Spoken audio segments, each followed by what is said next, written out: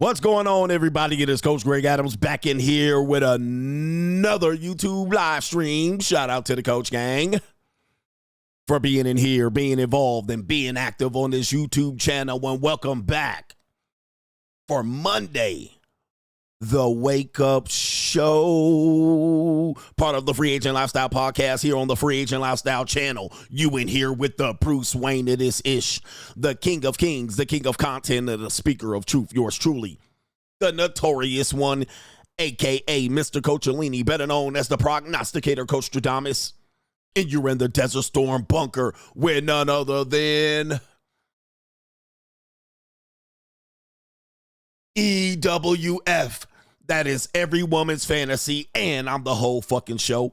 I'm the CEO, Niggero, of Fixes Binds LLC. There's no sounds, no soundboard. Oh well, wait, whoa, wait a minute. All right, wait a minute. We got to get the sound effects going on. I don't know why there's no sound effects. Hold on for a second. This is terrible. Oh, I see. There's no sound effects. All right, hold on for a second. We're gonna fix all that right now.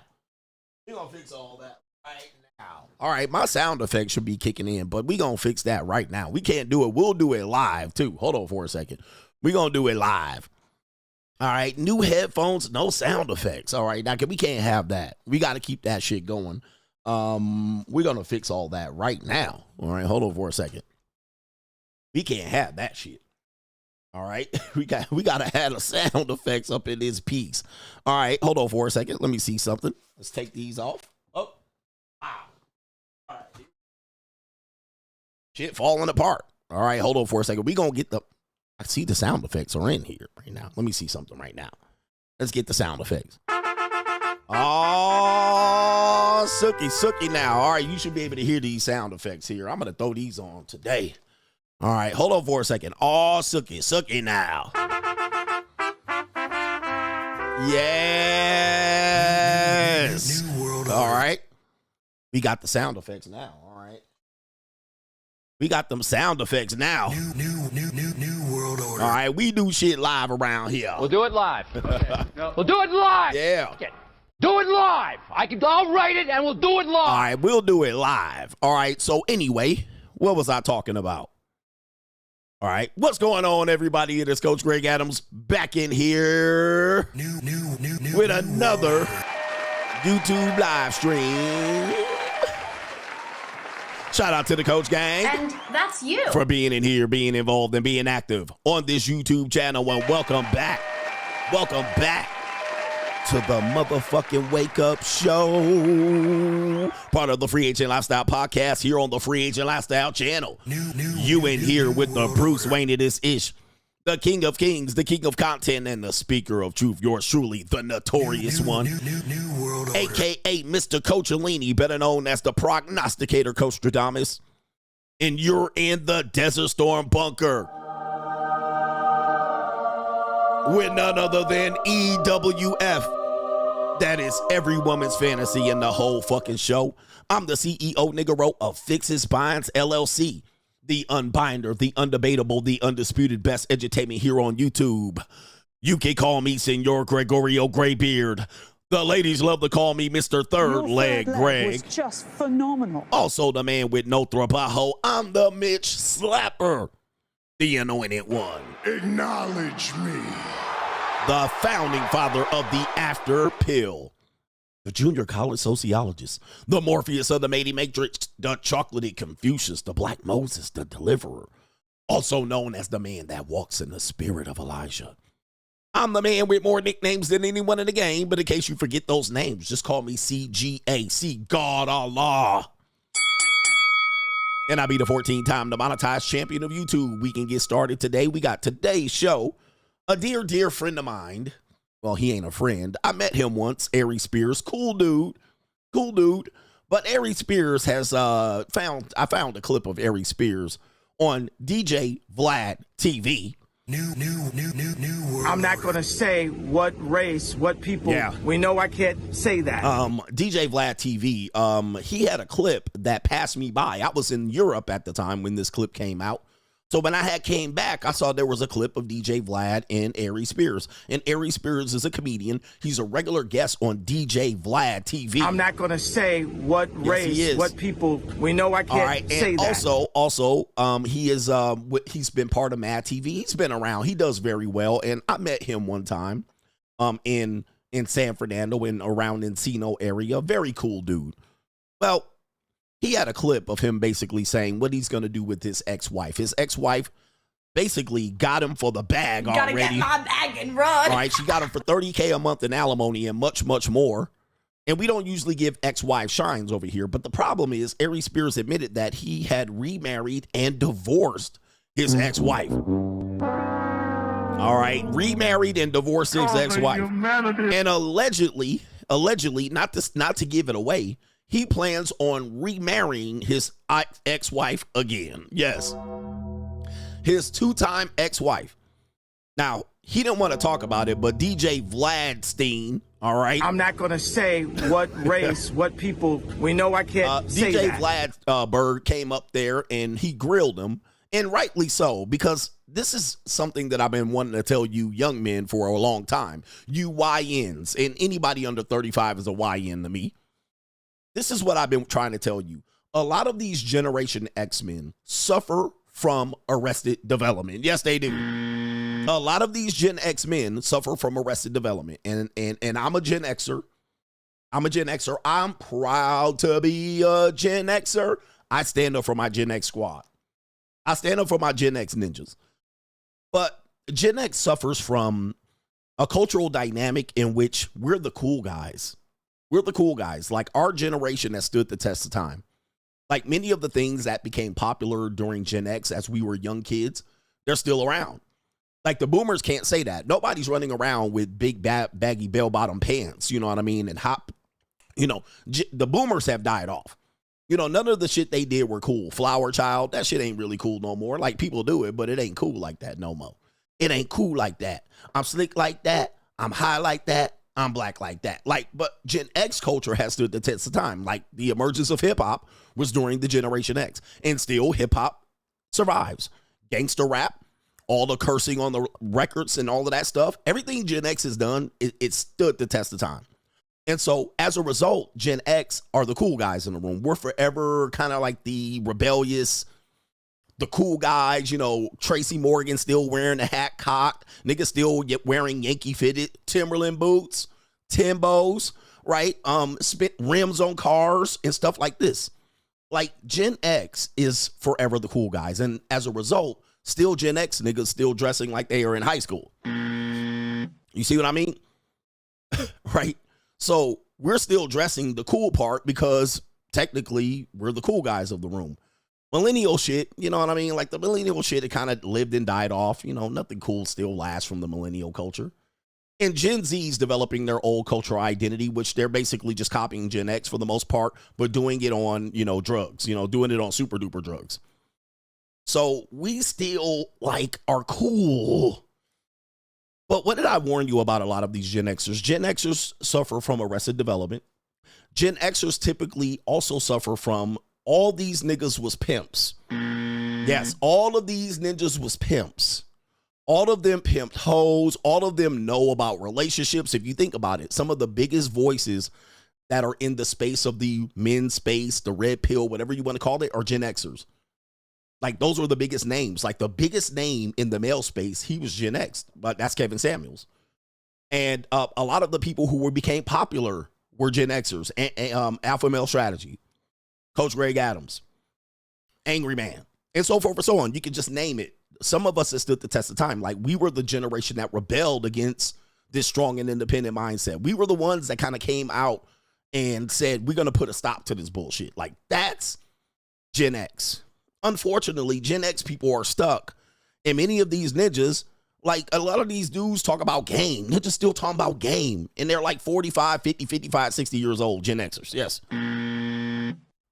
So Gen Xers still suffer from this idea that they got all the hoes in the 90s and you guys are lames and you got no game in the 2020s.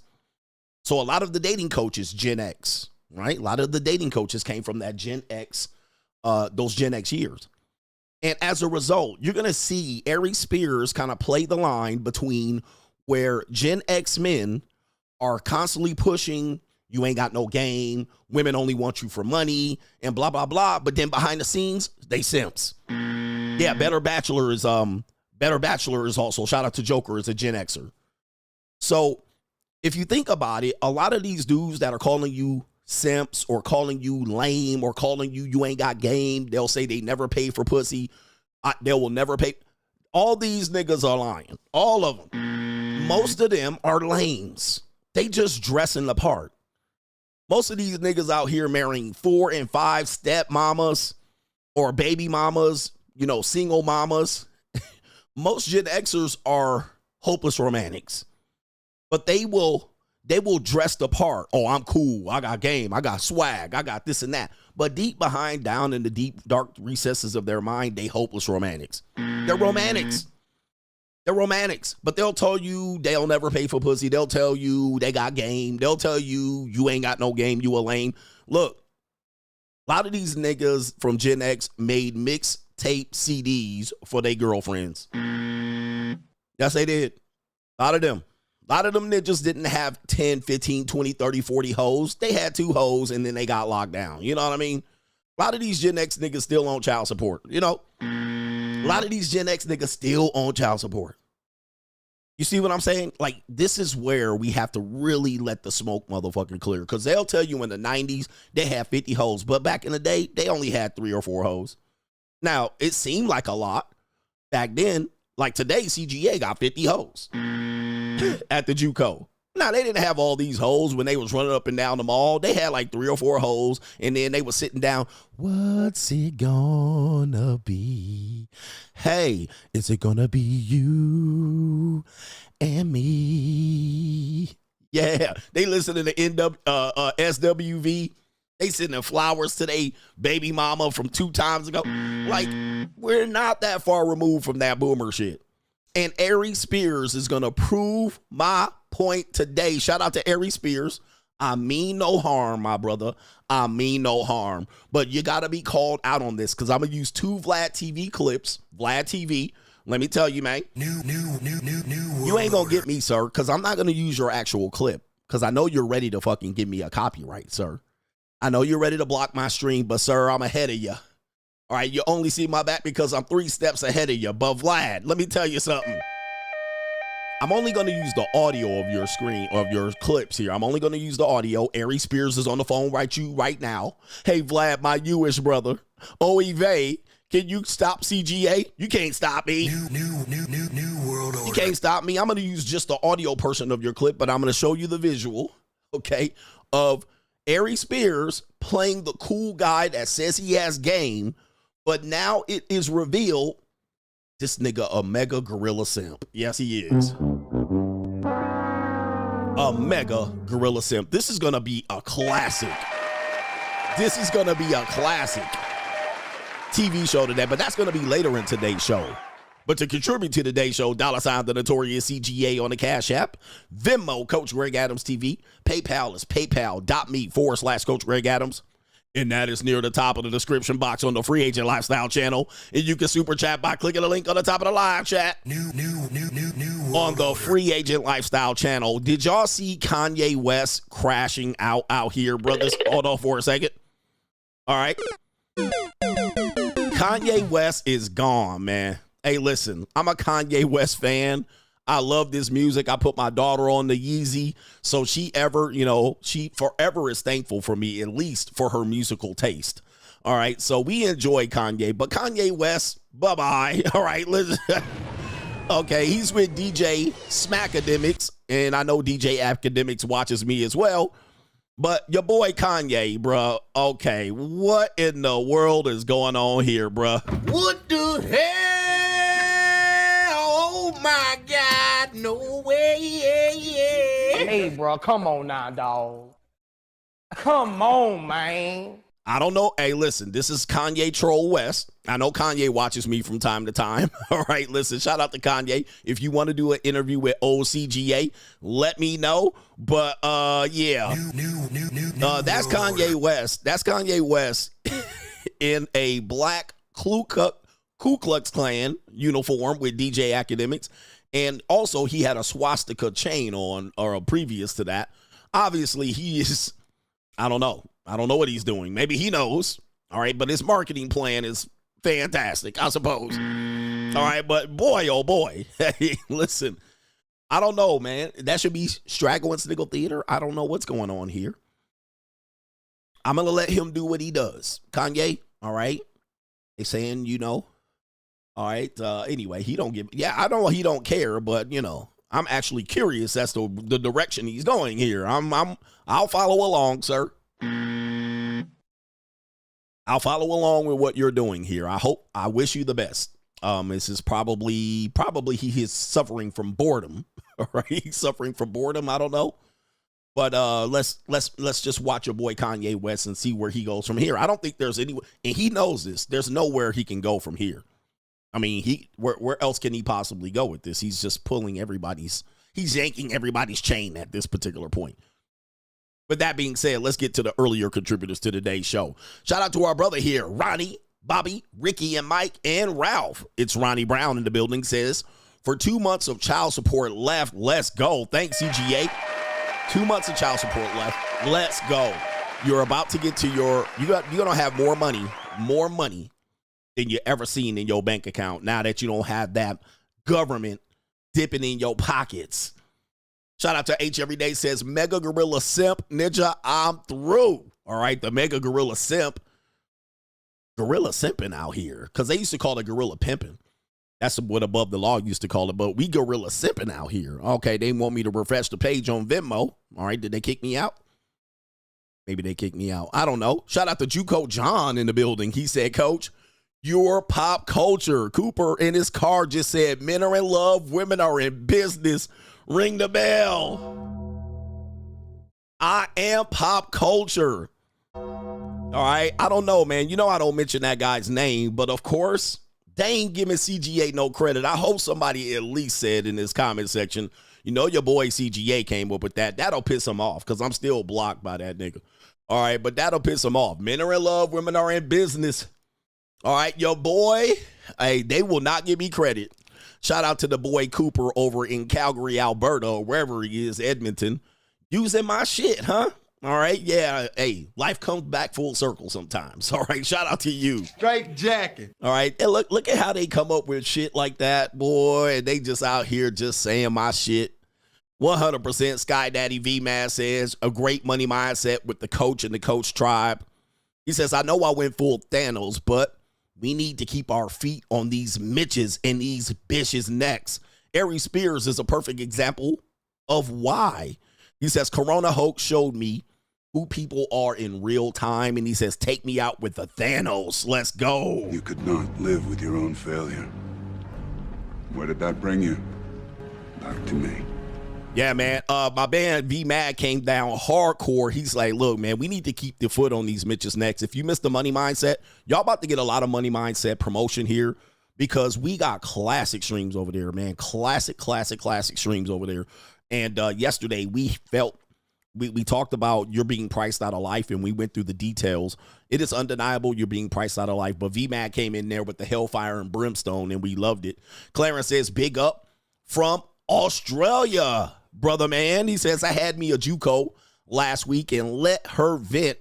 He says, you know, after she felt comfortable. And he says, it felt like I was on a stream listening to you, fam. She was a fine half ling-ling and 8. But, bro, I tell you, once she started opening up 50-plus bodies, and he says, Reverend X this beach. I don't give a fuck what you think, bitch. Cut that bitch 50-plus body count. Next call. 50-plus body count. A fine half ling-ling. What else was she half? Was she half ling-ling and white? All right, that sounds delicious to me. All right, delicious. But 50-plus body count, how old was she? You didn't say how old she was. But once you feel comfortable, once a woman feels comfortable for you, she's going to tell you some shit that you wish you didn't hear, bruh. You're going to be like, holy shit. Congratulations on that, by the way. And that's where you want them. A little bit of money and a little bit of soju opens up a ling-ling like a goddamn portal.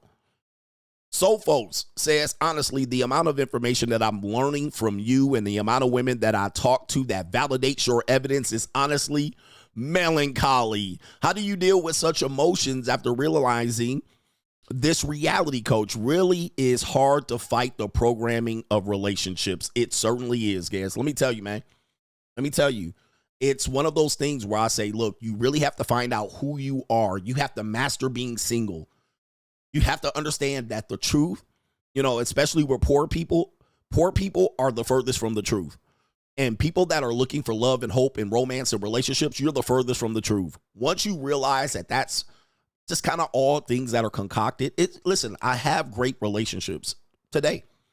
I have great relationships, but they don't hinge on love. They hinge on me being understanding of who they are and all of that stuff. I have great times with women today.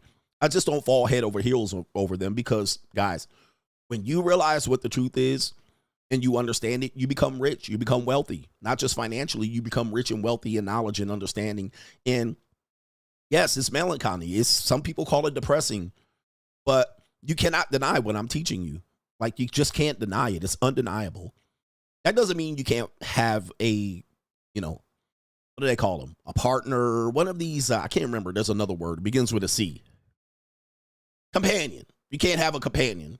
You can have companionship out here. You can have partnership or whatever you guys want to have. But the idea of romance and love is cooked. In the modern times, it's gone. These women have been fucked and fornicated raw, upside down, left and right, nutted in, right down the gut. They did know some wild shit. And any woman telling you that they ain't doing it, bruh, and you're believing it, you're insane in the membrane, bruh. You're crazy. You're crazy as cat shit. But, man, I'm telling you, man, you guys, all you have to do is listen. But that doesn't mean you can't enjoy women, because I love me some hoes. I love some hoes. Yep, I love hoes. I love special friends. I just ain't trying to marry these bras. And they trying to marry me, bro. They trying to marry me. They finding me. They want to marry me. They want to settle down with your boy CGA. They be like, I like you, CGA. All right, they be like. And that's you. And I'm like, bruh, just come in here, get violated, stay on the rotation, shut the fuck up, and just chill the fuck out. None of y'all hoes is getting married to me. Right, bitch. Just chill the fuck out. Y'all done been fucked sideways and upside down, nutted in and abortioned out. Shut the fuck up with all that bullshit. Shout out to the Real Fit Style, says, good morning, coach. You were looking like a prawn star yesterday on the Money Mindset with your cool shirt and your chains. Cool look, though. I almost wore it this morning, but I would have set ninjas off. I would have set too many of you ninjas off, man. And I got to catch up on these tuitions because you guys are donating. But we got it going on. This is this portion of the show. Shout out to our brother Michael Harper is in the building. He says, awesome tutelage. That's a co-sponsorship. I'm Rizz. Early in the morning, Michael, with the co-sponsorship. Shout out to you from way downtown. Shout out to Derek. I can't say that. What is that? WeMat? It sounds French. Derek says, when is CGA's ex-wife going to crash out like Linda Hogan on the internet? Yo, listen, I give her about 15 years. Give her about 15 years and you're going to see her fucking crash out. One of them going to crash out for sure. And Macaroni Tony, CGA might need to pull a Marvin Sapp. He says, tell the mods to lock the chat until we get 50-11 likes. Yes, indeed. I might need to lock y'all ninjas out for real. Straight jacket. Y'all have to. Y'all be disrespecting me. And y'all let the internet disrespect me out here. Men are in love. Women are in business. How long ago did I say that? I said that about 2.5 years ago. I would say at least 2 years ago. I know I said it, and I was in Newport Beach when I said it. All right, I was in Newport. I had to be in Newport Beach when I said men are in love and women are in business. Over and over and over again. Now, that was something that I came up with on the fly, but I did discover that there was a book named that. I didn't really realize that there was a book, but it wasn't popularized. It only became popularized when I started saying it. But of course, it became popular when people start typing it in. They start typing it in the comments and the chats and blah, blah, blah. Didn't give me any credit. Then Andrew Tate said it. Then now all of the white manosphere guys copy everybody. So that don't surprise me. All right, but it is what it is. All right. And they can hate me, but they got to love me out here. Straight jacket. Let me get to this part of the show, and I'm going to come back with some support. But we got Straggle and Sniggle Theater. All right, this should be fun, man. Buckle your seatbelts. Let's go. Like, ride with me if you ride with me. You can slide with me if you feel like 550 on the 5 sticky. Come get high with me. That's a deal, right? Straggle and Sniggle Theater. All right, who wants to piss off some pro-blacks? Who wants to piss off some pro-blacks? Let's piss off some pro-blacks here. This is a guy, I believe I've seen him before. I might have shared a video of him before. His name is Russell the Magnificent in the building. Yes, he looks familiar. He looks like a light-skinned Jamie Foxx. He also looks like Elliot Hulse. But this ninja saying something that I agree with. I don't know if I agree with him last time. I probably did. But I'm going to agree with him again. He says black people need to separate. All right? There needs to be a great separation among black people. Well, he didn't say black people. Let's hear what he has to say about the great separation here. Take it away, Russell. I had a very interesting conversation with a brother the other day who was explaining to me how in order for niggas to get back to the spirit of 1925, when creative genius and creative excellence between and among all niggas was the standard for all niggas, that all we had to do was just come together. And we come together and that'll solve all the problems. And I said to him, nigga, what? Hell no. If anything, we need to break apart. If anything, we need to separate from other niggas. He said, what? I said, man, if there's anything that we've learned over the last 100 years, and that is niggas who are inherently kind, compassionate, and empathetic toward other niggas can't do a goddamn thing with niggas who are inherently cruel, cold, and callous toward other niggas.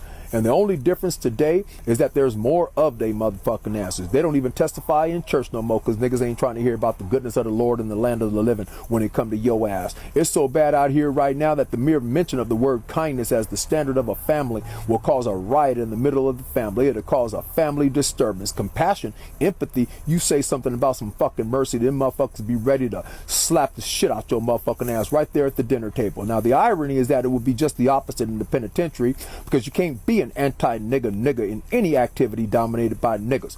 So yes, do niggas have to come together in order to achieve the high point of 1925? Hell no. What niggas need to do is break apart and separate the cruel from the kind. I'm trying to tell you some good shit.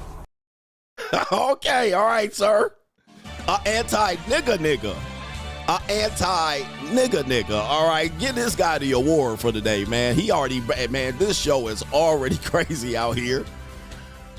Is he spitting? I think he's telling the truth out here. He said we need to break apart. I've been telling you that for a long time. I was like, the solution of the black community is to break apart. Yeah, we need to start, even Angry Man called it Beano.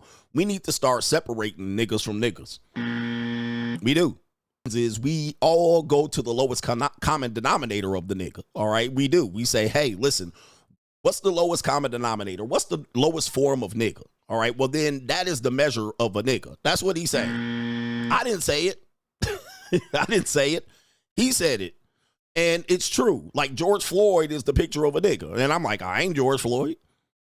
And so, yeah, he was like, we need to break apart. We need a new image. You know what I mean? We need the Bamas to stay Bamas. And we can be like, okay, you a Bama nigga. We need the talent intent elite. You stay the elite. We need the assimilated. Y'all stay the assimilated. We need the Uncle Toms. Stay the Uncle Toms. And let them be. Yeah, let them be. If they want to be Uncle Tom Sambos, if they want to be MAGAs, if they want to be Candace Owens, let them be. And we could just be like, hey, that's the Uncle Tom Sambos over there. All right, I ain't got no beef with them. That's just the Uncle Toms. The assimilated people are over here. All right. The Bamas are over there. The niggas are over there. All right. Yeah, we need a separation. I think I agree with this guy. Yes, indeed. All right, I do. All right, because we're not all the same. I agree with him. And why does he look like a light-skinned Jamie Foxx? All right, Straggle with Sniggle Theater. Yes, Boosie is in the building. Shout out to Boosie. Hey, bro, come on now, dog. Yeah. Oh, no. Boosie from Baton Rouge, Louisiana. I told you ninjas, most of y'all love your mammies. I've been telling you this for a long time. Most of y'all love y'all mammies. Anytime y'all get around mammy-ass black women, y'all ninjas fall in love. And look at Boosie right here, brothers. Look at him. Yeah, that brother's starving. Starving, bruh. All right, everybody act like they get bad bitches and fine bitches. But look, there's too many of these women walking around with 2 and 3 men's babies. And bruh. Yeah, that brother's starving. All right, all up in there on that thick mammy. All right, look at him. He right there. And somebody said he was poking something up underneath that Bam Bam skirt. Look at that gun. All right. You know how many niggas done smashed that? Thousands. All right. Hundreds at least. And look at that, boy. That is a big back right there. That is a big back. Big back, big back, big back, big back. All right. And he got a couple big backs up in there. And look at him grabbing around that gun. Look at him, boy. He's starving. Hey. Yeah, that brother's starving. Ain't no shame in your game. Ain't no shame in y'all niggas' games. And look at that hairline, brother, like Hulk Hogan. Ain't no shame in y'all game. He ain't even showing teeth. This brother got the whole, he got the whole, what you call it? The whole, what is this right here? He got the vein popping out of his head. Yes, indeed. Yeah, that brother's starving. Yeah, you know how many dudes smash that? Dudes will smash this and say they never paid for Punani. Swear to God. I swear to God. Like it's an epidemic out here. All right. But yes, indeed. He's like, mama. All right. Shout out to Boosie Collins. Right. Boosie Collins. I'm taking myself back. I'm aging myself. That's Boosie Badass. All right, let's take you to Traveling Sisters, Passport Sisters. Let's take you to Punta Cana, Dominican Republic. Apparently, Strag's on vacation. Let's take a listen at what's going on here. Look at this Straggle Daggle out here on this beautiful turquoise coral water here. And uh-oh, the bitch done fell into the swimming pool. All right. Come on, bitch! All right. right, so apparently here, this woman, I don't know what's going on. People said she was mad at the vendor here who was selling pineapples. Maybe they were overpriced. I don't know. That definitely is an American strag. Only black American women act like this. I'm going to tell you this right now. Only they act like this. And I don't know what he could have possibly done. He's not making that much money. All right. And he can rescue these pineapples from the water. I'm pretty sure he can. But look at her showing her whole ass out here. Looking all oblong and shaped like a football, sloppy and all of this shit. Look at her. Oh, my goodness. She about to fall in. Help me. She about to get her hair wet. Oh, that messed it up. How the hell was she going to rescue that big old fat sloppalopagus, all right, with her just hands and pull her up on the boat? How could that be possible? But apparently right here, look at her throwing. Why are you throwing his hard-earned? This is absolutely terrible, man. Look at this drag behavior. And you wonder, Coach, man, you need to get you a black woman. I think not. And she just steady running her mouth. And how come nobody don't push teeth in the back of their throat? It says right here, woman on vacation in Punta Cana, Dominican Republic, throws a food vendor's items into the water. It is unclear what started the incident, but it appears that they took her money after she tried to buy a product and didn't give her change back. All right. All right. Didn't give her change back. All right. Come on, man. Let them ride the change. Come on, man. These brothers is out here working hard and you mad about a little bit of change. Look at this nigga shit. Look at this. All these niggas on the boat back here. That's why I swear to God, I understand slavery. For every time I see niggas out here on boats and water, slavery makes sense. I was like, it only makes sense because all of y'all niggas could be on there touching down in Jamestown, Virginia. All right, picking cotton next week. All right, you can't even act right out here. And look at this oblong shaped person. Y'all telling me she thick? That ain't thick, man. That's 3 baby daddies in. Look at that. Oh, the humanity. Sloppy, Laffy Taffy. And look at this. How the hell was this woman going to lift her off from this leverage? A woman's going to lift her up off the boat. Come on, bro. How? Straight dead weight, right to the bottom. Sunken chest. A pirate's dream. All right, come on, man. Unbelievable, you straggles and sniggles. All right, anyway, so we got white girls going crazy here. Yes, indeed. Everybody crashing out in this economy. Here we go right here. Apparently, we have a white woman with her feet out at the police station. All right, something went wrong. Let's figure it out. Care about rules and laws or borders or enforcers because I don't acknowledge you. You're not real. You're a superhero like me, so act like it. Act like a god because that's what you are. I want to see my kids. Call my mom. She lies. And then I don't get to see my kids. No more lies. I want truth, transparency, and trust. No more enforcers. I want empathy, angel. Oh, this woman sound like she 8 years old. All right, she definitely sound like she been at the bottom of somebody's 2C bag. All right, but Where the white women at? all right, she definitely been hitting on somebody's 2C bag. And yeah, boy, she does look decent out here. And where the white women at? She does look decent, but she cuckoo for Cocoa Puffs, man. Look, don't never lay, man. A pretty face, man. And she dressed like Captain Marvel. I want empathy. I want to see my kids. No, they don't. The kids don't want to see you crazy, bruh. And she probably had custody of her kids, too. Coming to meet needs and make life more wonderful. I want integration and I want healing conversations that collaborate together. Jesus. To find a way to move forward together. Oh, my. No! I need us to ascend to higher consciousness so we are not running from our sympathetic nervous system. Fight, flight, freeze, spawn, fuck. Oh. Oh my God. All right, what's going on with the people out here? Where the white women at? All right, what is going on with them? And she got some pretty feet out here, but boy, I mean, damn. You know, if vagina was just detached from them, like, they would be useless. I mean, if we could just have the vagina at all. I mean, but of course it's attached to them, and so it's attached to their crazy brain. What's going on with this woman out here? The police. Look at how men have to deal with women like this. Look at how men have to deal with women. Like, you know, back in the day, you could just be like, why I oughta? You know what I smack her? You're hysterical. You know what I mean? Get a hold of yourself. Straight jacket. But no, we got to just listen to bitches be like, okay. We just got to be like, well, ladies, we just got to sit there and take it. Let's take you back here. Niggas got to just sit here and let women crash out, bruh. Like, just like this. Just, you can't hit her with the old Oprah Winfrey and the color purple shit. You know what I mean? Get over here like, pow, bang, zoom. Nope, can't do it. You got to just let them go off and be like, well, it'll be all right. We'll weather the storm. We'll weather the storm. She probably a good fuck right here. This one, I'm gonna tell you. I want us to attune to bodies and talk about body sensations. Say it, I'm a superhero. Look, you're dressed like a warrior and you're a king. Animals are meant to come to you because you meet the needs for the planet.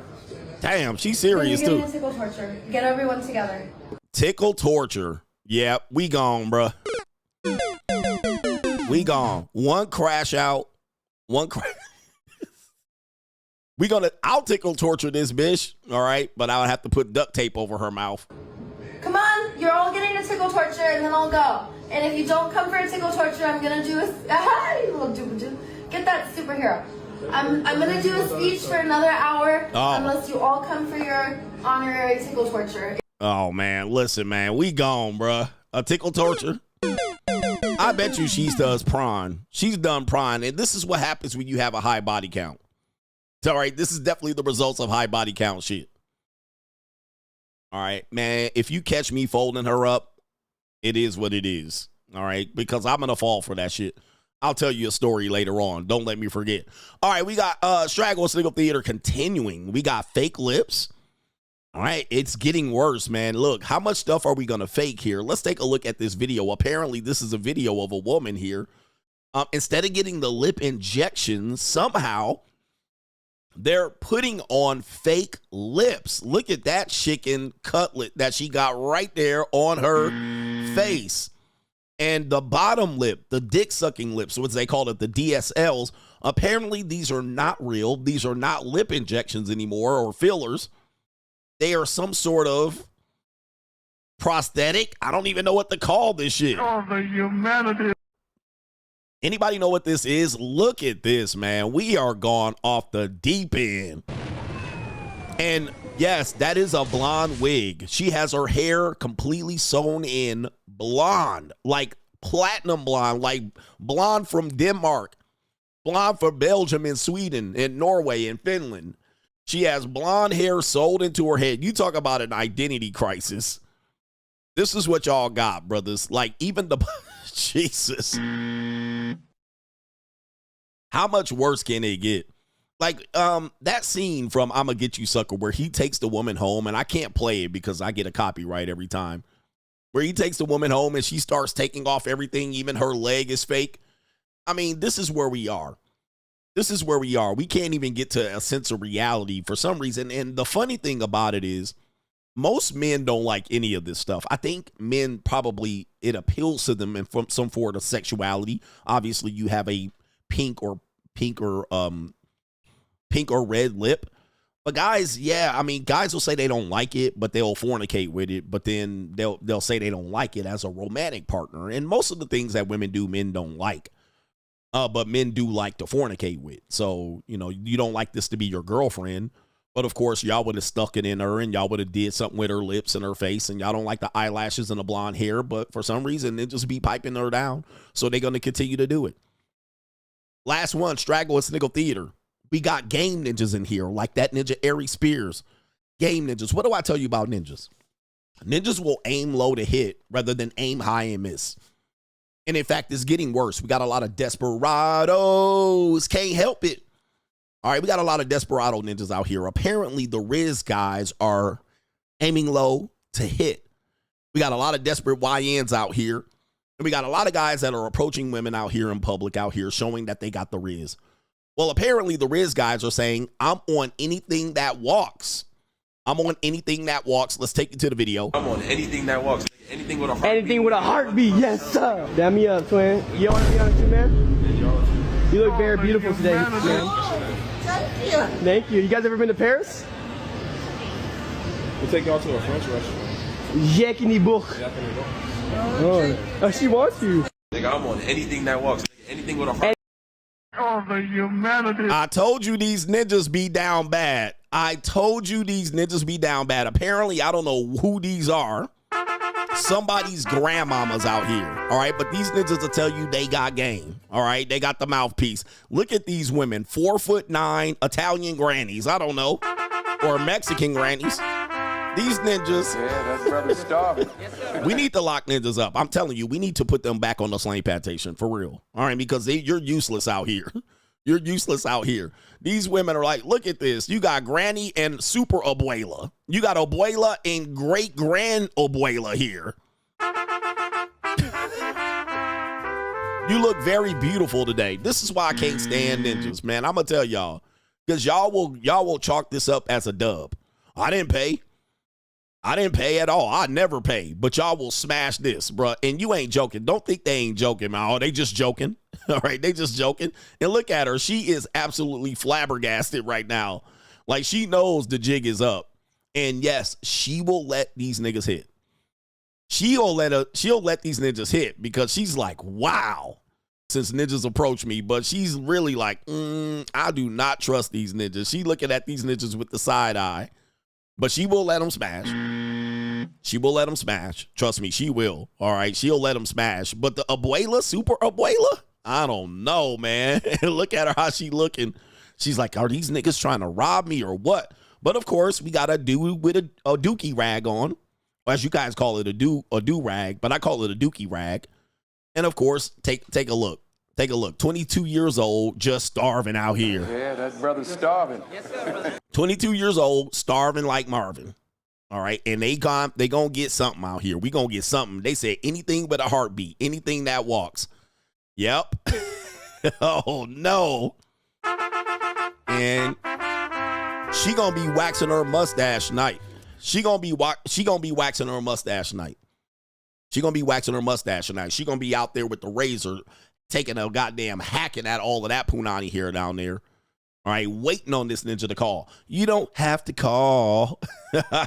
It's okay, girl, because I'ma be all right tonight. Boy, wait till you get that shirt off, man. You're going to see an oddly built woman out there. Well, never tell you I didn't tell you so. Ninjas are the bottom of the dating marketplace. That's Straggle in Sniggle Theater. Like, ride with me if you ride with me, you can slide with me if you feel like 550 on the 5 sticky, come get high with me, that's a deal, right? The Money Mindset 2025. Join us if you are looking to elevate your mindset to the next level and get your financial information and game back to where it needs to be. This is the Blue Chip Mindset on steroids. We have 80 plus episodes from the last 2 years that you missed available via playback. You can get all of those episodes. Also, every live stream on Sunday night with all of our great contributors with subjects, cryptocurrency, investment, money 101, money 201. Also, if you're looking to become a social media content creator, this is the group for you. 2 times a month, we give you content creator information about how much money you can make via content creation. What are the most popular forms of content creation coming forward in the next few years, and how you can capitalize on an opportunity to be a content creator. Join patreon.com/Coach Greg Adams to find the Money Mindset link. Let's get our blue chip mindset on. The window is still open. All right, man. Hey, apologies, man. YouTube is going through some shit. And apparently they don't like the stream, and it ain't my fault. It ain't my fault. But let me get back to the contributors to today's show. Thank you for support. You guys are fantastic individuals for supporting the show. We got our brother here, no government name, that has some shit to say right here that we need to acknowledge this morning. And he says, can you explain? Well, this was yesterday. This was 2 days ago. Can you explain why normies get mad when they find out someone that they thought was boring and poor is debt-free and has money but doesn't care about impressing random people? Is it because they know big bank take little bank, but they don't want to accept it? Why do they get mad when they find out that people they thought was poor, boring, and poor are debt free and living with money. I mean, we talked about this on the money mindset, so I can't go too far into it. However, a lot of people think people are down bad, right? I think I played a clip of somebody that said, I think it was Brian Tracy saying, most people think that you're like them. Most people think that you might be struggling financially. Most people think that you have as much time to waste as them. And then when they find that that's not you, they don't understand you. And he says, my new favorite quote, CGA original quote, you being priced out of life right now, CGA. He says, but Mitches are worried about being liked, loved, and genuine burning desire like the PUAs. I think the PUAs are just as worthless as pimps. Shout out to you right there. Hey, wait a minute. Hold on for a second. We'll give you a sponsorship. I'm rich, bitch. All right, you're being priced out of life right now. Yes, you are. Shout out to our brother, no government name, as an American that lives overseas and never gets old, but very annoying seeing how American men are the biggest thirsty simps and dirty macs on the planet. Men everywhere else aren't starving for women. Luckily, guys like you and Skylar are waking Western men up. Shout out to Skylar. Apparently, shout out to Skylar 1MT. Go subscribe to his channel. Apparently, he's exposing men for dirty macking. All right. Apparently, what's happening is Skylar has featured some women on his channel. As a result, he's featured women on his channel and put their Instagrams out. And I told you this happened on Fresh and Fit. Maybe I didn't tell you on here, but I told you on the Money Minds. I started you on the JUCO stream that men, when you put a woman on your broadcast and you put her links to her social media, men are going behind the guys back, the content creator, and they're dirty macking the content creator.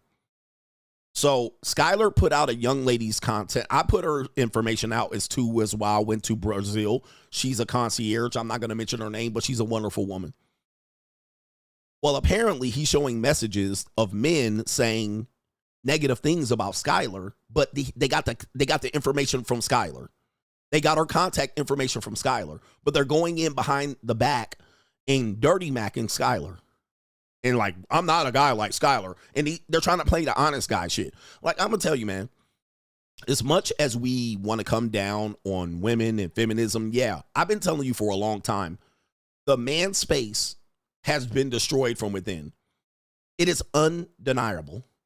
The man space has been destroyed by a lot of guys who watch me, hate watchers. There's a lot of guys that hate watch men's content creators.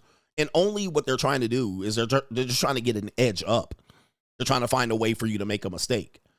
And they're dirty macking the guys on the backside. It is amazing. And I've seen it myself. This is why I've been very hesitant to bring women on my platform and then put their information out, even just for views. Because let me tell you, man. I don't know if I told you on this stream, but there's guys that go and fuck the girls that be on Fresh and Fit in the Everwhat podcast. Yeah, this is true. And I'm not gonna tell you too much information. You got to pay for that. But there are guys that watch the show just to go trick and fuck on the girls that they talk shit about. Now, listen, I don't mind you going to trick and fucking the girls that are on the show. But during the show, all of y'all are sending super chats to demean the girls. But the girls know, okay, go ahead. I got to weather the storm here for 2.5 hours. And then afterwards, I'm going to increase my tricks, my simps, my dirty macs, and so forth and so on.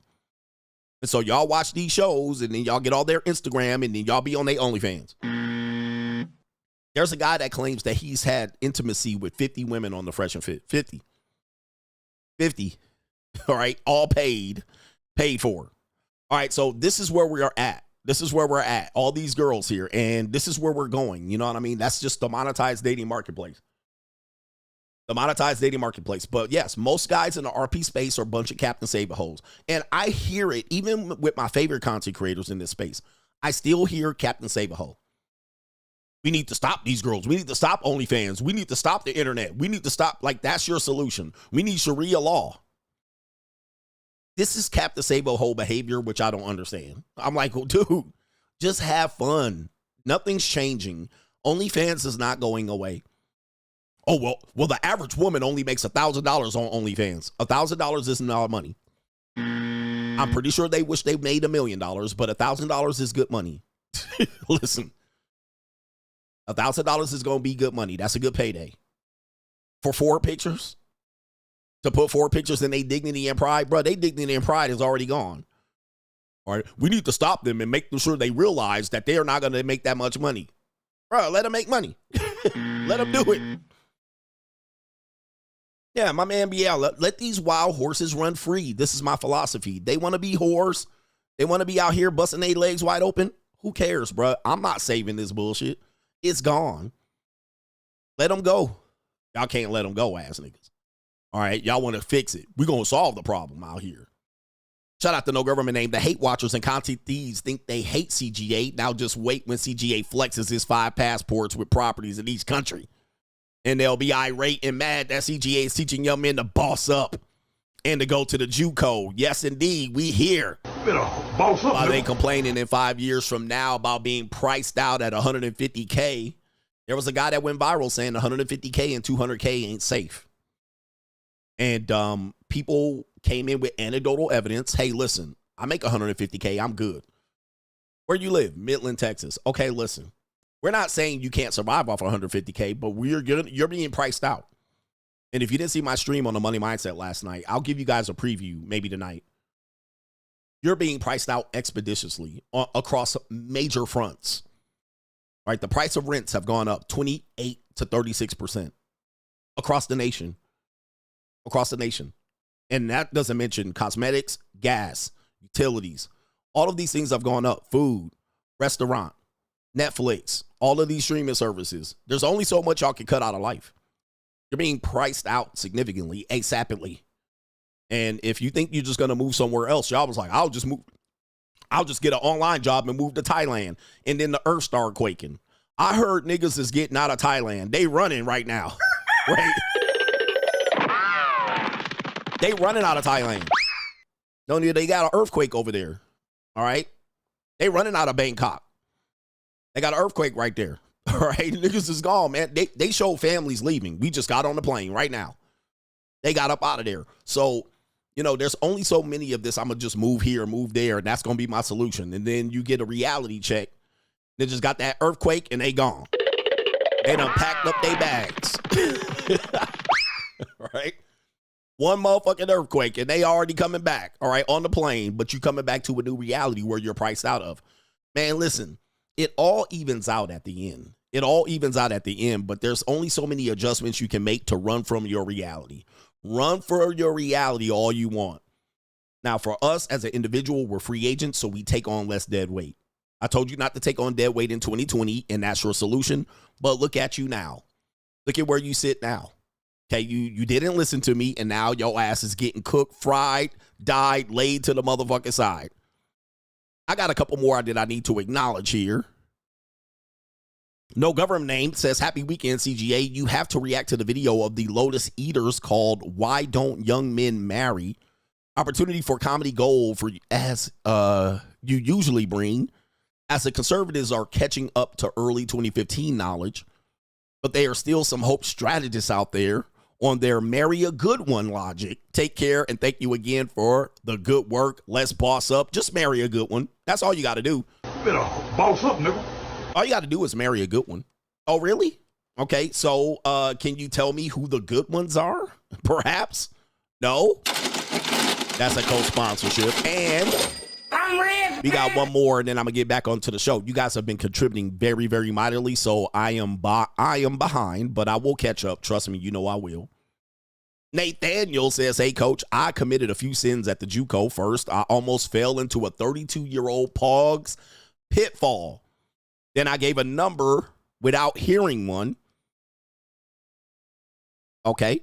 Oh, you gave a number without hearing one. I'm here watching the JUCO stream trying to learn some game. And I'm like, Coach Hep, shout out to you. Shout out to Nathaniel out here. Yes, we all make mistakes. We all gonna make mistakes. We all gonna make mistakes, gentlemen. So don't worry about making mistakes on the marketplace. Here's the thing. When you're making a mistake on the marketplace, if you get stuck with the mistake, that's where you have a problem. The best thing about the JUCO is when you make a mistake, you can just discard, right? You can throw it back into the sea, right? You pick up the fish, you're like, that ain't the fish I want, or that's a fish that needs to, it's a female fish, or whatever you want to do. All right, you can throw it back in there and keep it going. But many people make mistakes in relationships and they build a bad foundation on the relationship continually trying to fix the mistake. try to overcompensate for the mistake. You give up masculine frame. You give up leverage. And then you're like, oh, I'm going to get the leverage back. Right? No, you can't get the leverage back. Once you give up leverage in the relationship to a woman, you cannot get it back. You're not getting it back. So then you start building on it, trying to feel like how you can get it back. Once a woman figures out who you are and you make too many concessions up front, it's hard for her to switch. Like, for instance, if you want a woman that wants to be, like, say, for instance, you want her to be a part of your harem. You want them on your concubine. You want them to let you be out here having multiple hoes, which a lot of men would like that situation. Not all of us are monogamous. But let's just say you start off monogamous. It's going to be hard to flip her where you go back to the streets. But if you say you never commit and then she stays apart, just hovers around, she's just going to have to accept her reality or leave. So it's hard to flip her back to where you possibly want to. And shout out to our monogamous guys out here. But coach, I don't want to be out here fucking hoes. Okay. I mean, do you feel better about yourself? I don't care. It's dangerous out here. It's dangerous. I don't want to be out here. Okay. It's hard, man. It's hard to flip a woman back.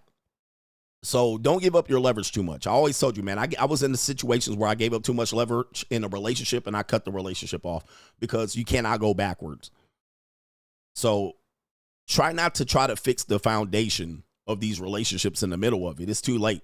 Like, if you already a gump, it's hard to come back in later on and hold frame. You cooked.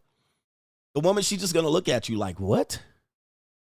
Anyway, shout out to y'all. Let's get the Crime and Law CGA. We got a great show going right now. I know you guys have contributed, but I got to get this show moving and on the road here with some other content. Apparently, an Ohio woman ordered 5 men. Wait till you hear this story. Ohio, y'all. Ohio woman ordered 5 men she has romantic relationships with to kidnap, torture a 26-year-old man. Oh, my goodness. What kind of story is this? We're in Maumee. I think it's Maumee. It's not Miami. Maumee, Ohio. Maumee, Ohio. Oh, the humanity. 6 people are facing multiple charges for allegedly kidnapping a 26-year-old man and torturing him.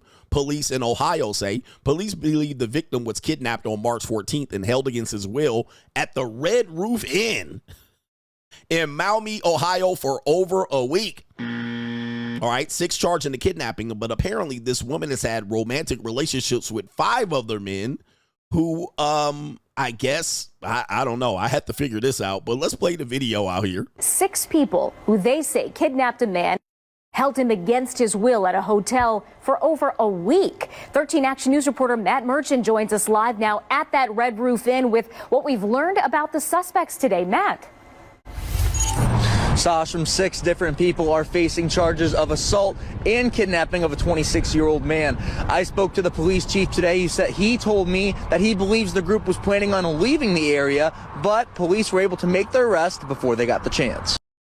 All right, so shout out to my Red Roof Inn ninjas. I told you about Red Roof Inn. I told y'all, man, y'all gotta up y'all game. All right, y'all gotta up your game, man. Red Roof Inn is a place for cranks, tranks, and alcoholics. All right, it is not a place for you to be hanging out at. All right, but anyway, shit could happen like this at the top floor of the Marriott too. A mother raced to the Red Roof Inn on South Reynolds Road to help her son, who she was told was being held against his will. Maumee police were called to the hotel for a disturbance. On March 21st, an investigation began. It resulted in the arrest of 6 different people with charges ranging from felonious assault and domestic violence to kidnapping. Maumee Police Chief Josh Sprouse says the victim was transported between 2 locations, a room at Red Roof Inn and a home in Toledo, being held against his will. Toledo. Being essentially tortured, assaulted over the time frame of a week. His injuries were results of being struck with a baseball bat, fist, elbows, stomping on him when he's on the ground, which over time resulted in multiple fractured bones, The chief said the group assaulting the 26-year-old deprived him of food, sleep, and made him stand for extensive periods of time. He said based on information gathered that Martina Esquada was calling the shots among the group. He says the woman had a romantic relationship with the other male suspects, which involved multiple children. What the fuck? Oh my goodness. Okay, so let's take a look. What? Oh my goodness. What the hell? Oh my God, no way. So this gets worse. What in the Leonard Skinner, Freebird, Dixie, Whistling Dixie, what in the mountain, West Virginia, man, is this? Multiple children with this goddamn slop-a-lop. Martina is calling the shots. How close to West Virginia, Huntington, West Virginia is this, bruh? Look at these ninjas. Look at these ninjas. He definitely an inbred. Aaron Bradshaw, definitely an inbred or an alien. Look at Austin Brad. All of these ninjas is pumping that fat broad. Look at David Cessna. Look at this. What in the Methody is Chance Johnston doing? And look at Michael Esquada. And she calling the shot. I told you ninjas is down bad. I told you ninjas are down bad, bro. Men are down bad. All of these ninjas has got a poly relationship with Martina. Multiple children. Wow, we cooked out here, bruh. Ain't no hope for us out here. Victim told police that she ordered them to assault him. Police say the group would let the victim out of the hotel on occasion, and that's what led to them being caught. Friday, he was allowed to leave the room to go to Speedway, and when he was there, he made contact with an individual who was able to contact the victim's mother. When she was contacted by this, literally a stranger, you know, she knew something was up. After warrants were obtained, Mommy police watched the hotel and caught the remaining suspects. As for the victim, the mother immediately took him to a hospital where he got treatment. It's clearly a strange situation when you have multiple adult men involved in a relationship with a female, and then this whole felonious assault, kidnapping taking place. It's definitely not something that is normally happening in our city. Main thing is that we did find the guy soon enough to get the medical treatment needed. Well, we know the other dudes, people who they say kidnapped a man. Well, the thing is, I've been saying that poly is going to be a thing, but it's not going to be what you think. It's going to be more women having relationships with multiple men. Even at the low end, the methany level, these guys are pussy deprived, right? The only people they probably can have sex with is their relatives in Ohio or Miami. I'm going to have to see. This is definitely probably bordering West Virginia. All right, but who are these guys going to have sex with? This is their only hope, all right? This is their only hope. So even at the low level, you're going to see this. You definitely have, this is a polyamorous relationship where this woman is having multiple kids by these men. These men ain't got a shot in hell to get no punani outside of that. Let me just look up where Maumee is. How close is Maumee, Ohio, from West Virginia? All right, let me see here. It's going to be, well, it's a 6-hour drive. So, yeah, I mean, it's closer to the border of, looks like Michigan. It's closer to the border of Michigan. It's a 6-hour drive to Charleston. All right, but yeah, I guess it was further away than I thought. All right, so it's further from it's close to Detroit. Detroit? It's close to Detroit. Yes, definitely is on the map closer to Detroit. Holy moly. Good luck out there, man. Detroit, Michigan. Detroit's finest right here.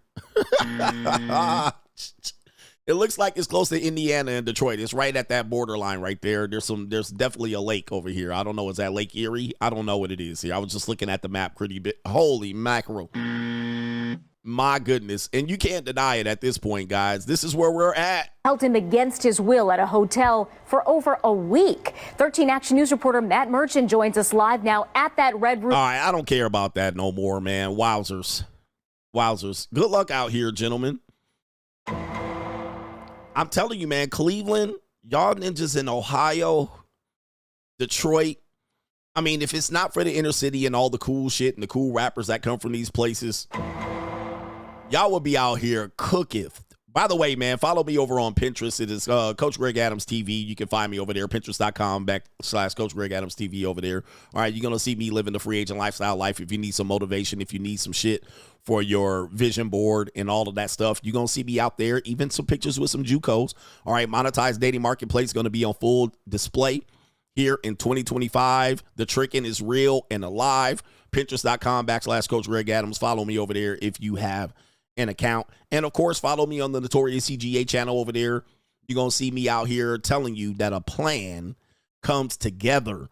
All right. What you thought was the plan. All right. Just to sit back and not do anything and be unmotivated. You're going to see me living that life. Receipts going to be shown out here. And if you haven't seen any of the YouTube shorts over on there, of course, these are all demonetized because they don't want y'all monetized over there. Receipts be shown, y'all. Receipts be shown. CGA living a good life, being a big old monster trick out there. You got them being out here, being the man, being a free agent, living and loving life. All right, follow me on the Notorious CGA channel over there. This is all for you free niggas, all right? But if you want to pay, there's another lane out there to find out how to live that life. Straight Jack. That's Crime and Law CGA over there. Links are in the description box, pinterest.com/Coach Greg Adams TV, and also the Notorious CGA channel on YouTube. You're going to see shorts and you're going to see stories of me living the life, all right? This is the plan. This was the plan all along, just to see if we can get to that next level, get to that top 5, 10%, 20% male, and mastering being single. Master being single. All right, a lot of y'all haven't mastered being single, and y'all out here trying to get relationships and love and romance. You haven't mastered being a single man, meaning that you're comfortable being single. You're feeling like you don't have anything complete. Well, I need a woman that could complete me, so you could go out there and parade her around just to impress other men. All right, look, I got me one. I got me a real one. All right, okay. Good luck with all that. We live in a free agent lifestyle. Hey, and it's for life, man. It's for life.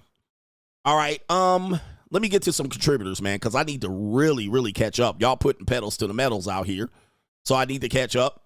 Coming up next, we got It's the Evil World We Live In. A woman gets ramrodded in the back door by 50 guys and needs an emergency operation.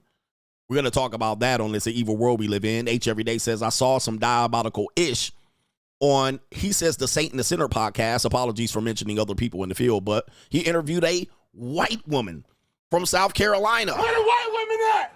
Oh, Southern California. She has HIV, but has it down to so low levels that it's undetectable. Now, how she got it was from her boyfriend, a surfer Chad, a meth head, and a needle banger. Plus, he's a bisexual. He openly admitted it, and she still effed him. It is danger. It is the danger that they chase. It is a motherly affection that they display, or is it plain stupidity, forgetting what's right, and you can't tell me anything? CGA, what you say? All right, apparently, I guess that's not a surprise. All right, Southern California, beach bum, and she banged him out. All right, she wants to fix him. I can fix him. I can fix him. Man, you got a long-ass chats. Your chats are long as fuck, bro. All right? They long as fuck, bro. I mean, you're asking me to read all this. Can you get that shit down to about 2 sentences? Because these are long as fuck. It's like 1, 2, 3, 4, 5, 6, 7, 8, 9. I appreciate the support. You be out here giving me the support, man, but likely that's 7, 8 sentences. How much can I fucking read? All right. All right, let's whittle this shit down, man. Get these thoughts down, man. Come on, man. I can't read 9 sentences, man. I can barely read 2. Caitlin says, what's up, coach? As someone such as yourself who have been coaching women's basketball, I'm curious, are there any attractive lady ballers who cheeks you imagine clapping? I can think of one girl. It's Haley Van Lith, all right, from TCU. She looks like a girl who could get it, if you know what I mean.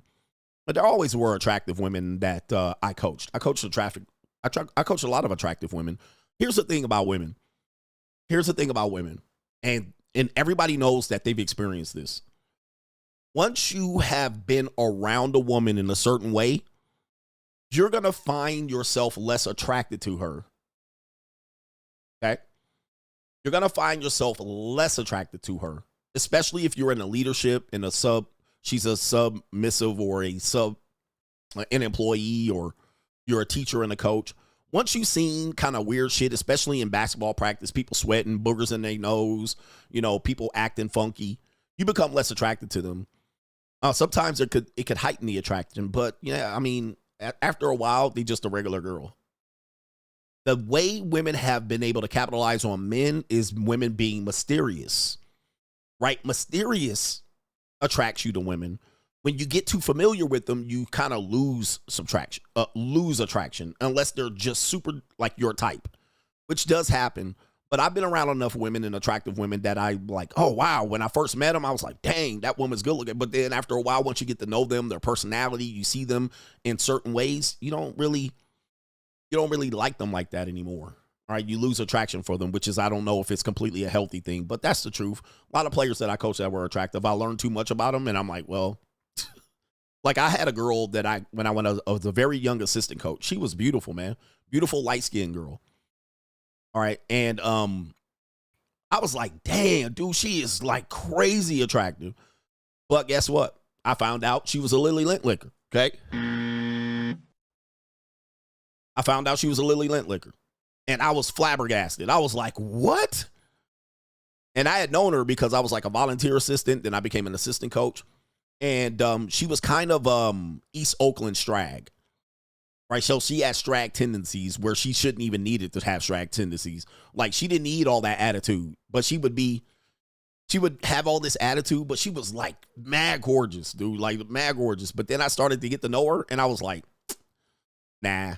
She was everything that I didn't like her personality, her interest, everything I didn't like, other than the fact that she had a pretty face. And she was a lily lint licker, and she was a strag. All right, so it was like, well, all right, anyway. But of course, I think where women have lost their edge, listen to me, ladies, where women have lost their edge is that they don't have any mystery. That's how they used to get over on men, mystery.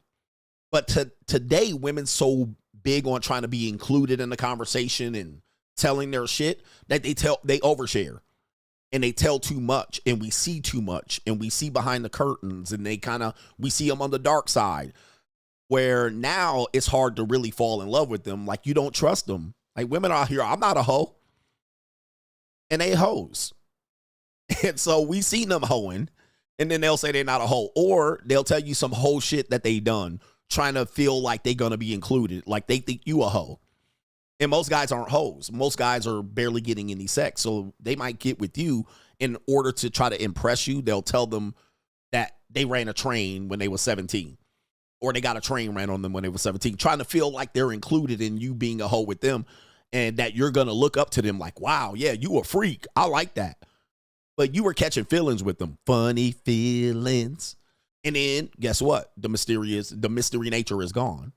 Now, do you want them to tell you, or do you want them to not to tell you? That is the question. Yeah, they smoking cigars with you. They're trying to be one of the boys. They're trying to be cool and normal and one of the boys so they can feel like they're fitting in with you. But that's not what you want. You don't want that shit. You want mystery. Or you can just put them as 304s. Brayon says, greetings, coach. I was watching an interview on Soft White Underbelly of a man whose ex-wife falsely accused him of essaying the daughter, and he found out.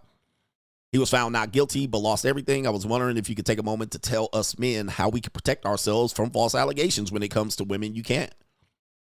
You cannot protect yourself against false allegations. All right? Unless you guys want to run around here with body cameras, and you want to run around here with cameras all in your house. You cannot protect yourself against false allegations. If a woman's hell-bent on putting false allegations on you, and you have spent time with her in privacy, or as they say in the United Kingdom, privacy, if you spent, that's what you got, guys. If she's hell-bent, mostly when you are attached to them emotionally, or they become parasitic, they're attached to you financially, you cooked. He says, how do you deal with false allegations? Somebody said, go to court. You're already in court on false allegations. All right. You're already at court. So you got to prove something that didn't happen, which is difficult. Once you've cohabitated with them and you've opened yourself up to an emotional attachment to them and that ends, anything can happen. So he's accused of sexually assaulting his daughter. You're going to be in court trying to prove that it didn't happen, which is going to be difficult. And we showed you cases of women coaching their daughters to tell them and tell the courts that they were violated by the father, which most kids don't realize is happening. Okay. He says you can record. Guys, listen, we're talking about relationships. You're going to record an entire relationship? You're not. You're going to record an entire marriage? Right? No, you're not. This is you can record. What are you going to do? Record an entire marriage, an entire cohabitation, an entire child being born? You're not doing it. You don't have that much motherfucking hands, bro. You ain't got that damn much time or tape. You ain't got that much space on your hard drive. All right, record. Record what? Nigga saying record. Record the entire relationship? Right? No. That's what I'm talking about. You can't defense that. You're not going to record an entire relationship. You're going to record conversations all through your relationship. Come on, man. Some of y'all show that you have no practical experience with relationships. It is very apparent that you guys have no practical relationships with experience with relationships and women. We're talking about a man that has gone to the point of having a child with a woman, and y'all niggas talking about recording. Like, record the relationship. Let's be honest, guys. Let's be honest. What the fuck are y'all talking about? You guys are out in your fucking deep end. All right, that's not how you're not going to record an entire relationship, even through birth, and then through some miracle, you're getting to the point where you're having some divorce, and now you're in court for a false allegation. That recording what? Right? Goodness gracious. All right, just record them. Okay, one interaction, yes. All right, the rest of the interaction, no. Shout out to Martin Muhammad, Jesus Christ, coach. He says, you mean what was once a comedy classic that serves as a paradox of blaxploitation films in the 70s? Keenan Ivory Wayne's I'm Gonna Get You Sucker. He says, I should now view as prophecy that is being fulfilled. Yes, indeed. Yes, it is. Oh, the humanity. Yes, indeed. All right. It is the real deal. Holyfield. Let me make sure I'm not too far behind. Kevin W says last night's money mindset was mind blowing. Pause. Every time I think I'm getting ahead, the brothers, they're always a show, another level to this ish. He says the current price is a steal. Fact. So shout out to Kevin W watching the money mindset, watching brothers getting ahead. We had some testimonies of men that are doing some great things financially. We have a guy that says he saves 90% of his paycheck. 90% of his paycheck. All right. Just when you thought you was getting ahead, we got brothers out here doing some amazing things. And guess what? They still on the money mindset. They still out here trying to find information to get them even further ahead. Remember, we're never content. We're never content. When you get content and relax, you're cooked. You're cooked in the relationship world. You're cooked in the financial world. As soon as you become content, money never sleeps. And they're going to tell you, man, we need to get out of this hustle culture and we need to get out of this. I actually heard a show where they were arguing between socialism and capitalism, which you guys know I'm a fan of capitalism because I'm ambitious. I'm not lazy. And I am I'm always trying to come up with an idea. Well, you will not believe the amount of people that were in support of socialism on this stream. Like the comment section was filled with people saying, oh, the socialism guy cooked the capitalism guy. This is America, y'all. This is America. And I think, dude, Americans are at a point where they giving up. They want to sit back, relax, fornicate. They want to live in the Dominican Republic at this point. And they were arguing for socialism. Oh, the socialism guy made sense. By the way, the odd part about it is you guys live in a place where there's airplanes, boats, and you can move to socialism right motherfucking now. You guys can move to socialism today. Mind you, nothing stopping you from getting a one-way ticket from a boat, train, plane, or an automobile to go right to socialism. You can move to it right now. There's places right now where y'all can go give up all of your shit to the government so y'all can get free school and free healthcare and free kindergarten. Y'all can get that shit right now today. Y'all can give up right now. But what y'all want is to live in this fucking paradise in America, the last bastion of capitalism, if you will. And yes, the winners are winning out here. You can leave right now. And guess what? Them niggas want to stay right here and turn America into a socialist goddamn country. It never ceases to amaze me the amount of losers in our world, in our midst today. The amount of cotton-picking losers, they think they're going to live in this world of America, the land of plenty and the nuts of honey, and then live with socialism, which half of you motherfuckers are doing anyway. And in the black community, it's completely socialism. So you guys are living it. But look at it. Look at the black community. Niggas killing each other left and right. But you think you're going to live your reality, your current reality, to be able to have what you have today with socialism attached to it. It's not going to happen. You're going to basically give up the majority of things you have to live in socialism. But you'll do it because we live in a country of people who are fucking lame losers that don't want to do shit but fuck and suck. And guess what they want to do? They want to take everybody else's hard work and hustle away. You want to take everybody's hard work. You'll be like, well, if I can't have it, they can't have it either. If I can't have it, they shouldn't have it. We just live with too many losers. We have too many losers in our midst. We have loser males. We have loser females. We have loser boomers. We have loser Gen Xers. We have just too many people that don't want to do shit. They're fucking parasites and they're non-producers. They're consumers. They just want to sit around scrolling their goddamn Instagram, spending money on makeup and so forth and so on. They want to be out here fucking, and that's what they want to do. We just have too many fucking losers. You guys are fucking losers, the epitome of losers. And then you have these people out here wanting America to be socialist. I mean, it's mind-boggling, bro. I'm looking at the comments and I was just sitting there like, and you can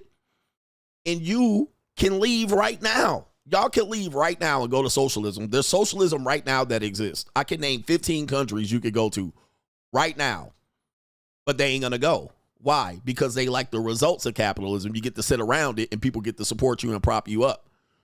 But then you're like, well, we should have equally and we should have some sort of, you don't want equality. You want to be a loser. That's what you want. We got losers in our midst, bro. We got people that don't want to win. People that want to win. Y'all literally calling socialism in here, bro. I'm like, man, we cannot. It needs to be fair. It needs to be equal. Get the fuck out of here. Well, only a few people are winning, coach. You part of the problem. See, you ain't winning. There's people out there that got millions and millions and billions of dollars. You think I care about them, bro? The fact that they got millions and billions allows me to get a million. Right? It allows me to have access to a million. Well, not all of us can get a million. So, oh well, bitch. All right. Just because you want to sit around and get fat. All right. Don't mean I want to sit around and get fat. Look at my body. Look at my face. Yeah. Too many losers, man. Too many damn losers. He said they can leave, but they won't do it. Dude, they won't do it, bro. You can go to Cuba right now. And they'll be driving around 1950s automobiles. You could go to Venezuela. You could go to the United Kingdom. You could go to Germany. You could go to Sweden. You could take your ass to a democratic or socialist country right now. Right motherfucking now. Go to it if it's so great. Go to it if it's so great. You like all of that free shit? Go take your ass over there. You could go to Canada as far as I'm concerned. Take your ass up there to Canada and go wait in the snow to go see your fucking doctor. All right, go ahead. All right, but they won't do it. But they can go. Go ahead. All right, anyway. Fucking losers, man. I swear to God. All right, but it's better system for everybody. I don't give a fuck about everybody. Have you understood what capitalism means? It don't mean give a fuck about everybody. Man, fuck everybody else. All right, fuck everybody else. What I'm supposed to lose? I'm supposed to lose because you want to lose? I think not. All right, anyway, let's get back to it, man. Look, did I get all the super chats? I think I need to get one more. All right, we got a whole bunch of contributors. Did I get My locals and money mindsets are getting better and better. It's funny how women brag that they pay. They admit that paying for punani directly is better, but ninjas will brag about paying $20,000 for a gold chain to impress a woman. You giving GZ the cheat code for a fee. Raise the prices ASAP. Coming up soon. Just trust me, it will. For guys 35 and aware, 35 and up that are aware of the dark side, press 1 if you wish. I'm gonna come back to that one. These are getting pretty long. All right, these are getting pretty long, so I'm trying to get back. It is making me go back. I don't want to make it about the whole stream. And Joshua Moon says we are all superheroes, coach, so act like it. And H Everyday says companion or co-defendant or codependent parasite. Kenneth Ames says thank you, CGA, from Kenneth. Shout out to you. Let's get back to the show. It's an evil world we live in. It's an evil world we live in. All right, thank you for the contributions, man. Check this out. Check this out. Listen to this conversation out here. We have some women doing some reckless stuff, including a woman that says she let ninjas, 50 guys go backdoor on her in a train segment for the internet. Let's start with this sister right here. All right, yes, this is y'all sister out there. Take a look at her. She has spider webs on her areola. Okay? This is definitely skeet material. What's her deepest fantasy? What's her deepest fantasy? Let's hear it. I want to get a train ran on me. Like single file, second tile, everybody lined up. I ain't gonna lie. 1, 2, 3. No, I'm just a joke at home, kids. Just a joke at home. Just a joke. Is kids watching this? No. If they are, get off. Get the fuck off. So this train, right? So is it the rush? Is it like a rush thing for you? I think it's just everybody waiting their Just turn. waiting? So okay, cool. But I will say though, that's a lot of women's fantasy. A lot of women just won't say that shit. But every time I bring it up, it's like, oh, I don't want to be in a room with another man, or I don't want to. And I'm like, okay, so whoever is down, comment below, because I'm trying to get this shit rolling. So okay, so do you tweet that just to see what kind of comments? I never tweeted it. I don't. Oh, you never tweeted it? Oh. Actually, I don't want to say never because I might have tweeted some shit like that. Yeah. But then it's just like random people from like Nebraska or something, you know, just like a random. Yeah. And it's like, it's protocol you got to follow, you know. What's the wildest you ever posted though on social media? I don't really feel like I've ever posted anything wild for real. Okay, what's the wildest thing you'd ever done in the bedroom? So it was during a threesome. It was a girl-boy threesome. And I basically let her eat the out of me. Yeah. It was a really good bonding experience. We need more people like you in the world because a lot of people don't understand that type of stuff. So I did a video where I had like a plunger on my head, like I did like a tape. Oh yeah. Yeah. Because I don't have hair, you know. I mean, first of all, let me like set the record straight. I have hair, but I shave it off every day. Shave it off, okay. Yeah, I just had to let y'all know I could grow hair. Like, Yeah, no. don't play with me. Like I shaved right before I came. Like, what do you do if your partner before you are done? I'm actually used to that, and I just I don't really. It's whatever. All heroes don't wear capes. All heroes don't wear capes. But I will say I do value men that prioritize foreplay and not just, you know, wanting to get right into it, because most women, we don't like that. Yeah. You know, because it takes different things to stimulate women, because men, y'all are easy. Yeah. You know? Easy. Y'all are easy. I have not come across a man that didn't.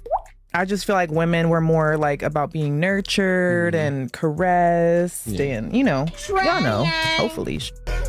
All right, so there you go right there. Her name is Desi for people who want to look her up. Yep, that y'all niggas will be starving in her DMs right there, but she's looking for a and she says that's a lot of women's fantasies, which, yes, it is a lot of women's fantasies. We talk about great fantasies, the amount of women who are aroused during great fantasies. So even Grape is a fantasy, even if it is traumatic. Some women do fantasize and watch pornography related to this particular subject matter, as well as trains. The amount of women that you don't know that have had a train ran on them or a tag team or stuff like that, especially when they're younger, All right. It would be boggling of the mind. All right. Now, they do look back and reflect on this as something that they may regret, or they may say it's a sexual assault and I didn't intend it for it to happen. But when it was happening, it was so euphoric. So there's kind of a line where they say it was euphoric. I enjoyed it. It was something about it. However, you know, I didn't like that they did it and they didn't ask me to do it type shit. All right, but I'm on the dark side, so I know and I'm aware, and people let me know that this is something that they do participate in 100%, and it's a reality for a lot of people. And yeah, I know you're going to say, well, this woman has daddy issues. She probably didn't have a father, and look at her. She has tattoos all over her face and head. I'm telling you, I've met women that look like plain Janes that are participating in it or have asked for it or said it was a fantasy. Okay. And they explore these fantasies not through visual imagery, but through smut magazines. All right. Or smut books like 50 Shades of Grey, and even in the underground. So a lot of women are engaging in reading about these behaviors, including sadomasochistic behavior, which you would call S&M or orgies, trains, what you would also call swinger communities and so forth. Some women do engage or indulge in this type of reading and or participation. So it is what it is. It is what it is. So don't just think, well, because she's a strag and she looks like she ain't got a daddy. I know women that got 2-parent households that engage in this type of smut reading and so forth and so on, especially suburban young women. And they know how to do this shit on the down low, and they know how to give men to keep secrets. But this is something that I talked about earlier in this evil world we live in. It's an evil world we live in. The aura or era of mystery of women are gone.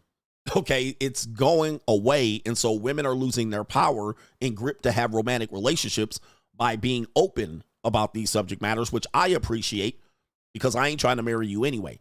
But they're being open about these kind of fantasies and relationships. And there are not a lot of women enough. There are not many women coming out and denying this. This is an all out denial. I rebuke this. We need to bring back shame. There's not a lot of women doing this. Right? They're doing this and they're going, yeah, you know, it was something that I thought about. Not a lot of women rebuking stuff like this. It's normally the men that are exercising their right to shame. Okay? There's only men. And also, let's not even talk about this. A lot of women are engaging in lesbian experiences, all right? Kissing a girl, all right? Even Lily licking a girl or committing scissor sister against a girl. So it's becoming to the point where it's an evil they're world allowed to in. experiment under the ground. They're also having relationships with bisexual men. And they know this up front. And they're trying to, you know, especially in the South, especially with black women, they're also having relationships and engagement with bisexual men that they know are bisexual. All right. And somebody commented about a woman that was being interviewed by The Saint recently that's the case. She knew he was bi and she participated in the relationship knowing the risk. And this is something that they participate in. And then what will happen is once they participate a couple more times, they'll have a gay best friend and they'll try to have him turn. And then all of a sudden he'll turn, he'll get aroused, and then boom, they'll have a thing, and then they'll keep it a secret amongst the hair salon people. Right? And they won't tell. Women are great at not telling, but they're getting more open to feel more included to talking about it. Or they'll tell you under situations where you got them drunk. And that's where we are. This is kind of where we are right there. Let me just go ahead and play that clip again, just so you guys want to clip it. Let's hear what she's saying openly. We also hear and listen, but we don't judge. I get a train ran on me. Like single file, second tile, everybody lined up. Train. And most guys are virgins. All right. And this is what a lot of women don't realize right here. Most guys they're telling this to are dudes that ain't getting no poon. Now, women think that the guys that they're talking to get a lot of poon. Right. This is where women do make a mistake.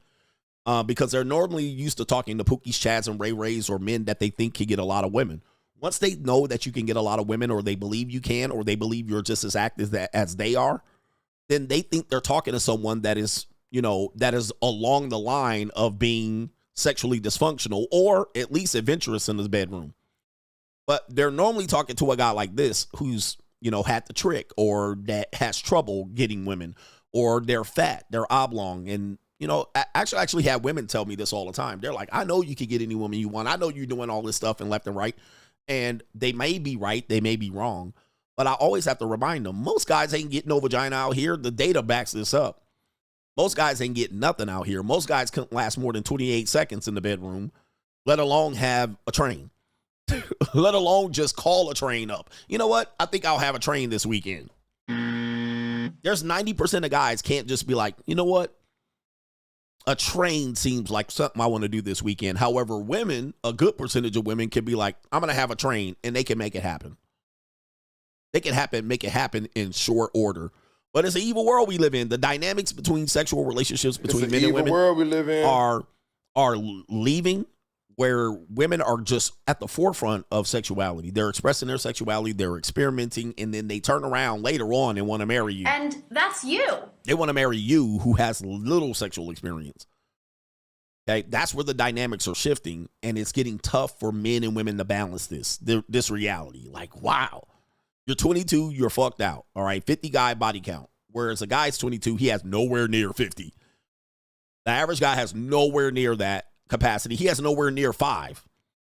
The average guy, 67% of men, the average guy at 22 has nowhere near 5 bodies.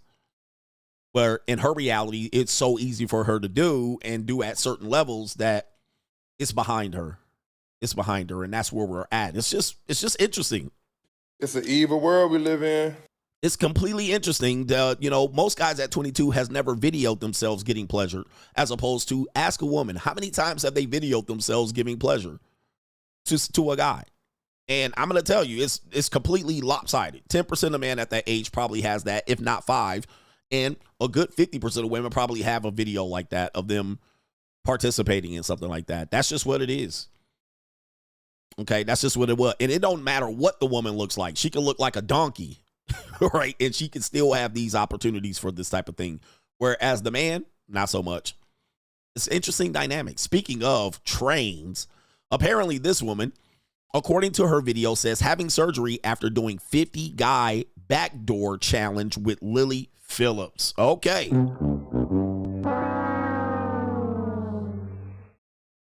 All right, so you heard this right. You guys know the name Lily Phillips. All right. We don't have to tell you who she was. Apparently, this woman right here, and she's a white woman. Where the white women at? Doing white woman things.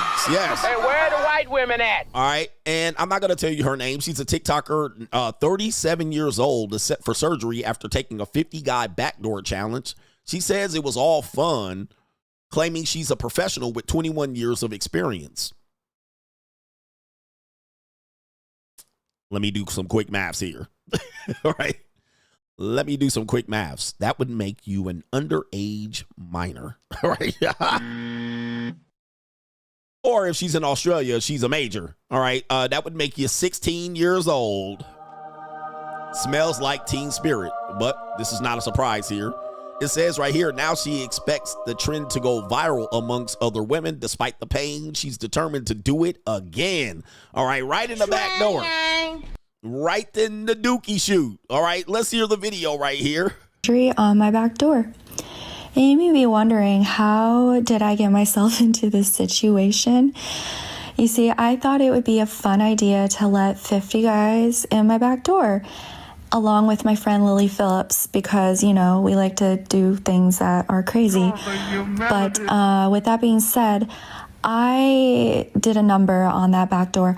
Not only that, but I've been doing this for a really long time, so for several years. And there's a lot of girls in the industry who haven't been doing it really long, or they haven't done it at all. So, I mean, if you think about it, I've been doing it for almost 21 years because I'm almost 37. So yeah, do the math. I've been doing it for a really long time. And with this line of work that I'm in. And of course, it's a muskrat, right? It's a plain Jane or it's a pog. All right. So look, a regular woman. Yeah. Somebody said average Annie. Like a regular woman can get shit done like this. All right. For a guy to do some shit like this and be like, all right, I'm going to take on 50 women tonight. Like, do you know who you would have to be? You would have to be Superman at this point to be able to do some shit like this. But, it's not like you want to. But here we go. It needs to look perfect. And, here I am at the surgery place. Hi. Yes. Tiffany. Tiffany, up the Duke shoot. Okay. Up the Dookie shoot. Taking a urine test to make sure I'm not pregnant, which I am not because, I only do the back door. Oh my goodness, man. I'll only do the back door. All right. Hey, yo, chill, son. Hey, yo. And there you go, man. Just not a victim, but a volunteer. There she is in her Master Splinter Bliss. All right, getting out there violated in the dookie hole, man. Woo, way. I really do think that this might become a trend, and I'm just putting this out there. Unless you're wanting to pay thousands of dollars, don't try this at home. Oh. Would I do this again? Maybe it's Probably, but that's because I'm a professional. This was one of the most painful recoveries I've ever been through. So you can see the pain. It was so bad because I had stitches in there. Oh. It was so hard to put. Jesus, stitches in it, bruh. Hey, man, we live in an evil world out here. What are we doing right here? What is it? Where's my toilet flush? There it is. She won't be dookieing for a minute. She won't be dookieing for a minute. I don't know, man. How you gonna get? You're gonna have to take a laxative.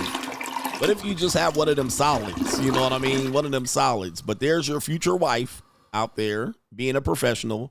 That's an average plain white girl out here. Anybody would marry that. Hey, where are the white women All right, at? thinking she's an innocent girl, but not so much. All right, there she is with her hair slicked back. She's losing hair too. She definitely, her hairline getting pushed back. How you gonna take a dump after that?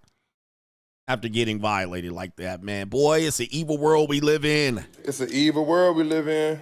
It's an evil world we live in. All right, we got one more video out here. Check out what's going on here. Check out what we going on here. We have some women. These are some young women. Take a look at that. There's somebody's daughter right there. I guarantee you her daddy is in jail without no bail.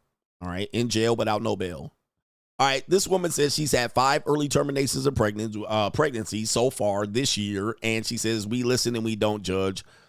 Is this possible? Here we go. I had like 8 abortions in total. We listen, but we don't judge. I had 2 abortions this year. We listen, but we don't judge. And there we go right there. There it is. All right, so the one woman says she had 8 abortions total, all right, which is not a surprise. It's an evil world we live in. And then we also have, look at this guy right here. They had 2 abortions this year. By the way, this is really easy for them to do, 2 a year. By the way, the data shows us that most women that are having these early terminations of pregnancies have more than one. All right, they have more than one. The data tells us this. They're having 3 to 5. All right, over the period of their fertility. All right, this doesn't mean everyone does, but when you look at the data lines up that women are having multiple of these. This is why the numbers are so relatively high, definitely in the black community. They don't just have one, they have several. All right, so of course, then when you have the amount of early terminations they had, this probably equals the body count of the average guy. And listen, look at how he looking like Merp. Larry Bird's not walking. All right, let's take a look here. You know, these things happen, brothers. Yes, TK. I had like 8 abortions in total. Yeah, man. And take a look at the girl here. I mean, she's a red bone. Her wig is wigging. All right, I don't think that's her real hair. 8 in total, she said. 8 in total. What do you think her age is? 22? 23, I would say. She does look young in the face. We listen, but we don't judge. I had 2 abortions this year. Yeah, that right there. And she's got a snake serpent on her leg. All right, so just so we see what's going on out here. All right, don't think these are lies. The data backs up all of this. We listen, but we don't. Yeah, there we go right there. And ninjas right here. All right. Ninjas will definitely get on this programming. Ninjas don't care. All right, we showed you ninjas don't care. All right, when it comes to this, ninjas are at the lowest of the dating pool right now. Ninjas will smash this and nut in her. 100%. We know this. So that doesn't scare young men at all. That's going to keep them coming. Oh, you say, okay, so you let all these other guys go raw. Pookie got it for free. Yeah, we listen, but we don't judge. There we go right there. By the way, the trend we listen and we don't judge is basically just women dodging accountability, right? And most of the time, I've never really heard men play this game. I've never heard men play this game. The purpose of we listen and don't judge is to not judge women against doing satanic things, doing things that would be considered unwifely behavior. So it's just a way for not them to shame. It's just taking away shame from things that are obviously should be shamed. That's what that game is about, but I don't know what to tell you. It's an evil world we live in. It is an evil world we live in after all. So be careful out there, protect yourself. And we are also, again, let me reiterate, we're living in a time where mystery is gone, right? Is it the aura or the era of mystery? I can't really put the name on it. I think it's the era of mystery is what I'm trying to say. Era of mystery. Yeah, era of mystery is what I'm talking about, which is the era of mystery refers to a distinct impression or appearance of something being enigmatic or secretive or a shroud of curiosity. So I meant to say the era of mystery. All right, the era of mystery in women is gone, right? Because, you might say, well, this doesn't represent all women. It don't matter. There used to be a time where women would be like, excuse me, we need to go to the bathroom and powder our nose. And you thought they were just going to powder their nose. No, they were going to go in there and gossip and do lines of cocaine off the goddamn. That's what they were going to go to do. They were going to go tell secrets. They were going to gossip and expose you. They were going to tell secrets about the conversation that you just had. And they kept it between themselves. They didn't try to hang out with men and impress them and join in the conversation. Okay, they would get quiet around the time where y'all was talking about these hoes. They would just sit around here and be like, well, I ain't one of them, so I ain't in this conversation. I don't know any women like that. As a matter of fact, when I was doing content, it was popular for women to say, women in the comment section, where are you meeting these women? Where are you meeting women like this? I don't know any women that you're talking about like this. Who remembers these days? Press 1 in the chat. Because I used to do content against all odds. Where are your statistics?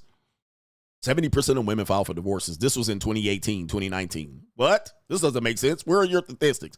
I used to do content in which I used to have to dig deep for stats and data. Now these are all well-rounded accepted.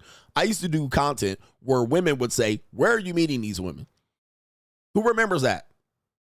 Like, I don't know any women like this. Like, where could you possibly be meeting women like this? 5 years later, nobody can ever say that. You can't say, where are you meeting these women? Okay. Like it's, so that means the era of mystery is gone, where women can be mysterious about it and act like we didn't hear it, because typically women didn't share bad information like this with other men. So it was always a secret between them about hoe behavior. Even if a woman knew another woman was a hoe, bitch, you a hoe, I'm a hoe, you a hoe, and they would keep that shit amongst themselves. Today, they leave it out here on the internet. They tell everybody. They openly tell you in privacy. And now it is impossible. I haven't seen a comment like this in years where a woman would say, where are you meeting women like this? Okay. It's gone because the era of mystery of women is gone. Like, women used to be some sort of floating mysterious virus that would float around, and we thought they were just sitting around smelling flowers, curling their hair. You know what I mean? Writing love letters, listening to poetry, having a crush on the guy. That's what we thought women did. We thought they were sugar and spice. Now we know, because the era of mystery is gone and that whole thing is gone. So now men overwhelmingly assume that women are behaving poorly. And women will still be like, well, I'm a woman. How could you think that of me? Okay, well. Like women still use that. You'd be like, I know you be out here cheating and doing dog hoe shit. They'd be like, me? Like, why would I do that? I'm a woman. Nah, you can't lean on that no more, ladies. You can't lean on that no more. Well, I wouldn't cheat because I'm a one-man woman. When I lock in on a guy, I only want to date him. Really, bitch? It's 2025, bitch. You sitting here single, bitch. You sitting here single as a Pringle. You sitting out here, and I suppose all the other men cheated on you. Well, let's get some DNA tests on these babies. Let's get them abortion records from Planned Parenthood. All right, let's dig into your financial history. Let's get your STI records from your doctor, bitch. Okay? Because all of y'all talking about you ain't doing this shit, bitch. Let me see all of your goddamn DNA tests on all of your baby daddies. Let's go, motherfucker. Because when we start pulling out fucking records, we gonna find out you a broken goddamn record. All right, I don't want to hear shit but a tampon. All right, I don't want to hear shit about a tampon. Give me the nappy and make me happy. Now it's all we listen but we don't judge. I was going through a phase. Okay, I was going through a phase. Okay, that time I was selling drugs for the cartello. It was just a phase. I wasn't hoeing then either. I didn't let the cartello fuck me. Okay, now we listen. Okay, all right. That time I was giving head on the bathroom on the dance floor. Yeah, that time you was giving head on the dance floor. Pause. He says, open that closet up, bitch. Tell me when you was 14 and you got a train ran on you by the basketball team. All right, well, it was a sexual assault. Okay, now it was a sexual assault. Now in hindsight. Okay, all right, now you don't want to pull up the fucking records.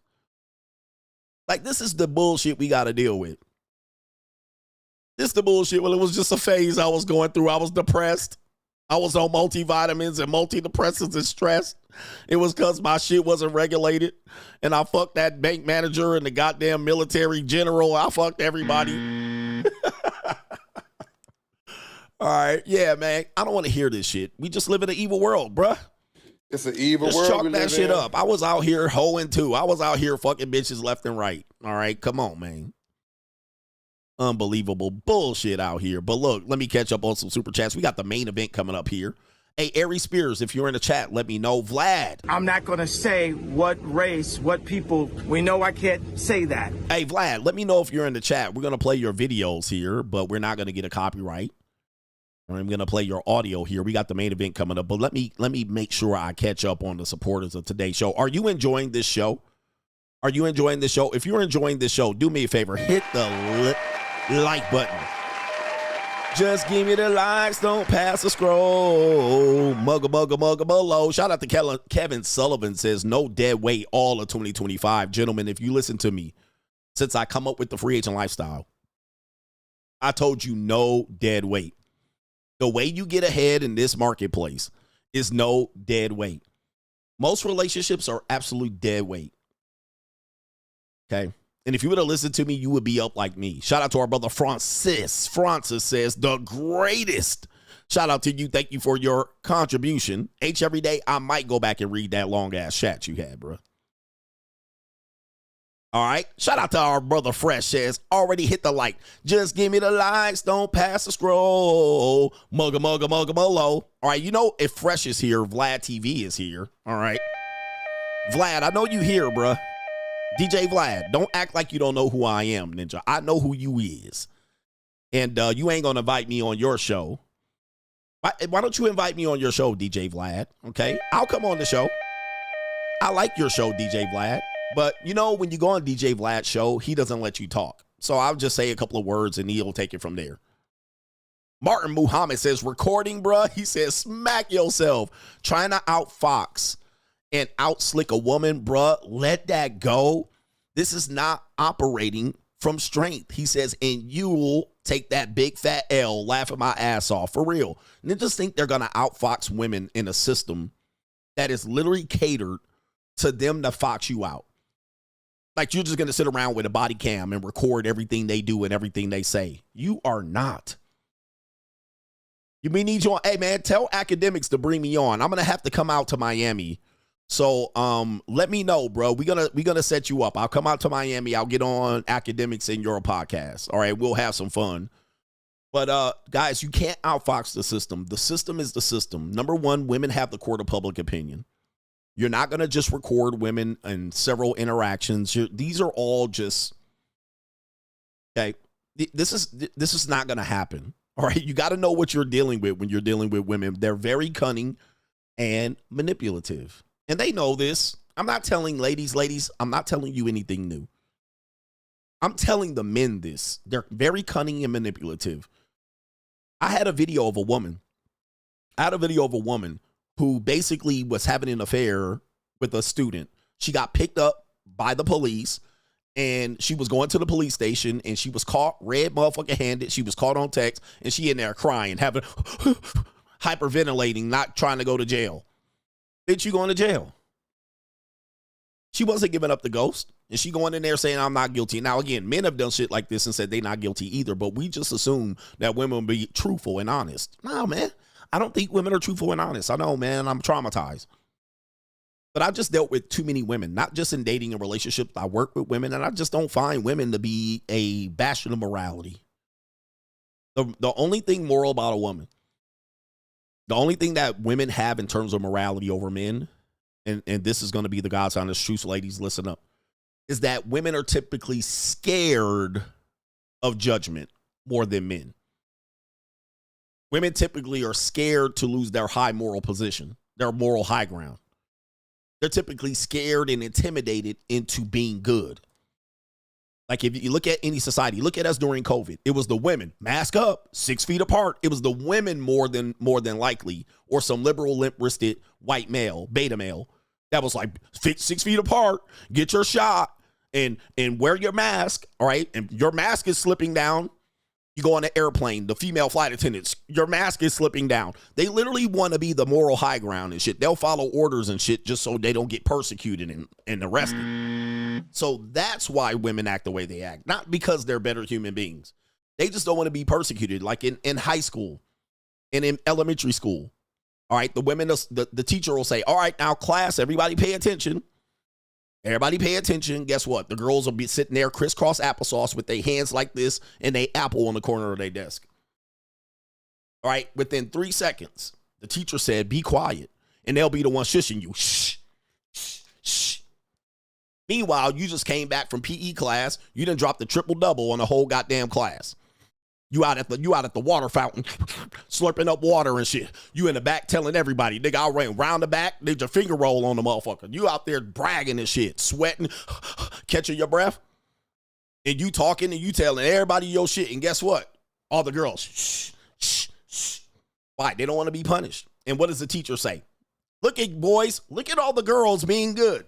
And they sitting up there with their pigtail and they apple on the corner of their desk and they teacher's love letter. And they being good. Why? Because they scared and intimidated into being the one called out for bad behavior. Men, on the other hand, would be like, what, man, motherfucker, I just dropped the triple-double. Bitch, I was around the back, scoop, doop, do the hoop around the neck. All right, you trying to tell a teacher, fuck the math lesson. I was out there, dropped the triple-double. Yep, I had 4 touchdowns in flag football today at lunch. Fuck math lesson. How about we add up them touchdowns I had? All right, so, but the girls sitting up there like this because they don't want to be called out. They don't want the dunce cap to sit in the corner. They don't want to be sent to the assistant principal. All right, because they all just fall in line. They fall in line. That's because they're scared of being like the stick out like a sore thumb. They typically are intimidated by this behavior, so they'll get in line real quick. Put your mask on. All right, put your mask on. Stay 6 feet away. Everybody single file line. They'll be handing out detention passes and demerits. They be the hall monitor ass bitch. All right, hall monitor. We gonna tattletale on you. So that's where their morality comes in. That's where their morality comes in. It's not morality. It's their inability to want to be called out amongst the others, especially the other girls. Because then they'll lose favor socially with the other girls. Men, on the other hand, we typically will be like, we ain't going to lose favor for being a class clown. We're not going to lose favor for being the one that stands out. All right, so we typically are like, man, fuck that all, man, fuck the teacher, okay? All right. So if you want to understand, I don't think women are more moral than men. I just think they're more intimidated by punishment than men and being ostracized from society and social circles. All right, so they tend to cooperate. All right, give a woman a rule book, she will make everybody follow that shit. Everybody to a T. Give her a rule book and say, this is how you do it. That's why they always in middle management, assistant management, they'll get their little rule book. Yep, the same face. They get their little rule book. Okay. You give them some power, you give them a little title, and they get their little rule book, and they'll come out. Soon as they see your ass, you chilling right there, 16-minute break, she'll come out. Now, you realize you only get 15-minute break, and you already took 2 smoke breaks today. I'm going to have to write your ass up. That's why they all work at human resources. They the fucking police. Human resources, middle management, any of these things. People give them a little title. They get a little title and a power. They pull their hair back in a ponytail, and they be like, all right, they got the rule book. All right, on page 2, according to code violation X, Y, and Z, And they be coming out, handing out demerits and hall pass. Okay, we going to write you up. We going to put that shit in your file. All right. Hey, we not going to give you a second chance. And black women, the biggest goddamn mammy plantation. All right. There, you give a black woman the middle management job. All right. In the rule book, she going to make all of y'all motherfuckers follow that shit. Right. She going to be on your neck. All right. We going to write you up and put it in your file.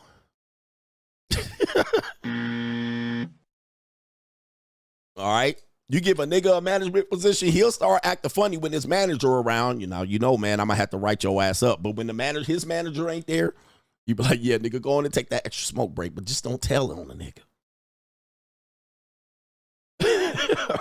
All right, but that's why slavery lasted so long. They gave all the mammies all that responsibility, and they was out there telling. Now, you know Kuta Kinte going to be running tomorrow night, so get the hound dogs out and get that nigga. All right, get that nigga. I wish a nigga would. Tell me I ain't lying. Same thing with marriage. Well, a marriage and a relationship is supposed to be, and they'll have it down by the rule. You're supposed to do this. You're supposed to do that. You're not supposed to get nothing back. Don't expect nothing back. You give a woman a relationship, and she'll tell you how the whole relationship gonna go right from there. All right, because she'll be all close. She'll be like, look, I just want to be with you. I just want to be in love with you, and I just want to have kids and be a mom. I just want to be this and that. And she'll tell you how everything going to be. I want to do this, and I'm going to do that. I'm going to open my legs to you. You're going to get my little pearl tongue whenever you want it. All right, we just want to be with you. I want to be with you. And then you be like, all right, baby, let's be together. The next motherfucking day, she's going to be like, all right, class. All right, you fucking maggots. All right, now that we're in a relationship, this is how it's going to go to a T. Here's the fucking relationship manual. Here's your manual. Sign a paper that you received, the motherfucking thing. All right, these are the rules of the relationships. And you be like, well, we didn't make any rules. Well, these are my rules. All right, this is what we're going to do. You're going to have one piece of pussy the rest of your life. And I'll give it to you when I want to fucking give it to you. All right, and I'll take it away right in the middle of it. All right, this is what you're going to motherfucking do. Anything I do for you is a gift. Anything you do for me, you supposed to do for me. It's required. All right, I ain't gonna do a goddamn thing for you. If I do it, I do it. If I don't, I don't. All right, this is how it's gonna motherfucking go. And you sit there like, I thought we was gonna have fun. I thought we was gonna cuddle and be in a romantic relationship. All right, that's not what a relationship is. See, a real relationship is blah, blah, blah, blah, blah. But you already locked the fuck in. You already locked in. You already done gave up your commitment. And she got the whole rule book of what a relationship is and what a relationship isn't. Oh, you know, sometimes I get pussy on the side. Not in my relationships. A real relationship, the man stays monogamous and faithful and wait for Punani like he waiting for a motherfucking drop of rain in hell.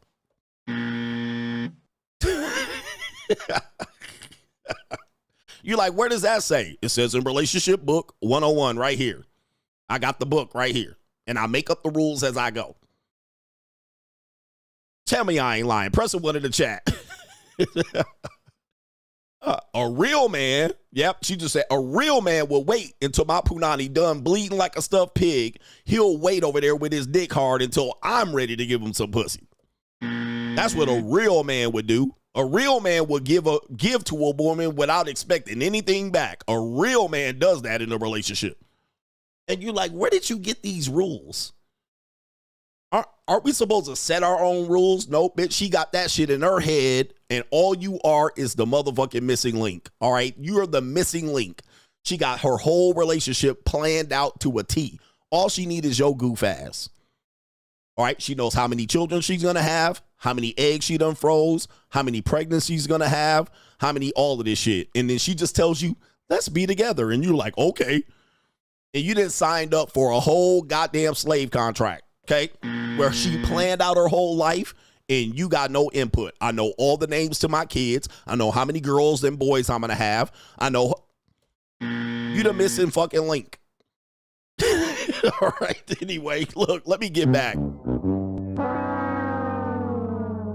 You the missing link. You just basically the silhouette of a male. Let me see something here. All right, and you be like, but I wanted 3 daughters and 2 sons.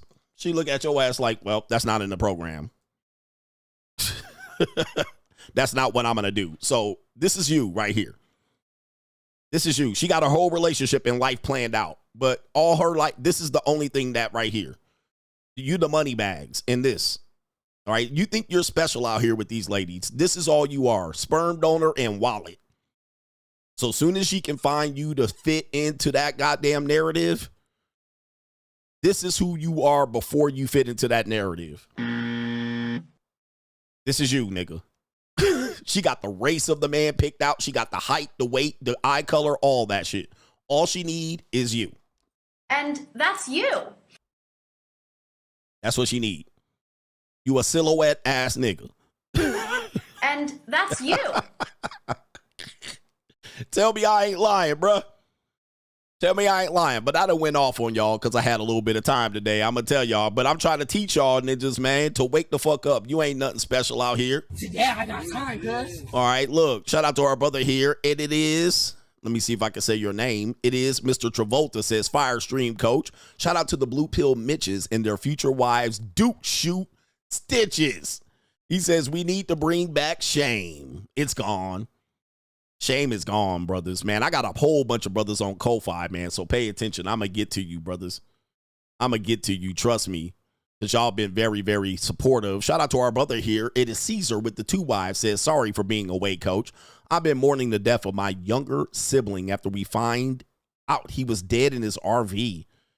He says, I used the pain to boost my grind, burn, making money, working 2 jobs, sold the Audi Q7, and bought myself an Audi S7, 450 horsepower V8 monster.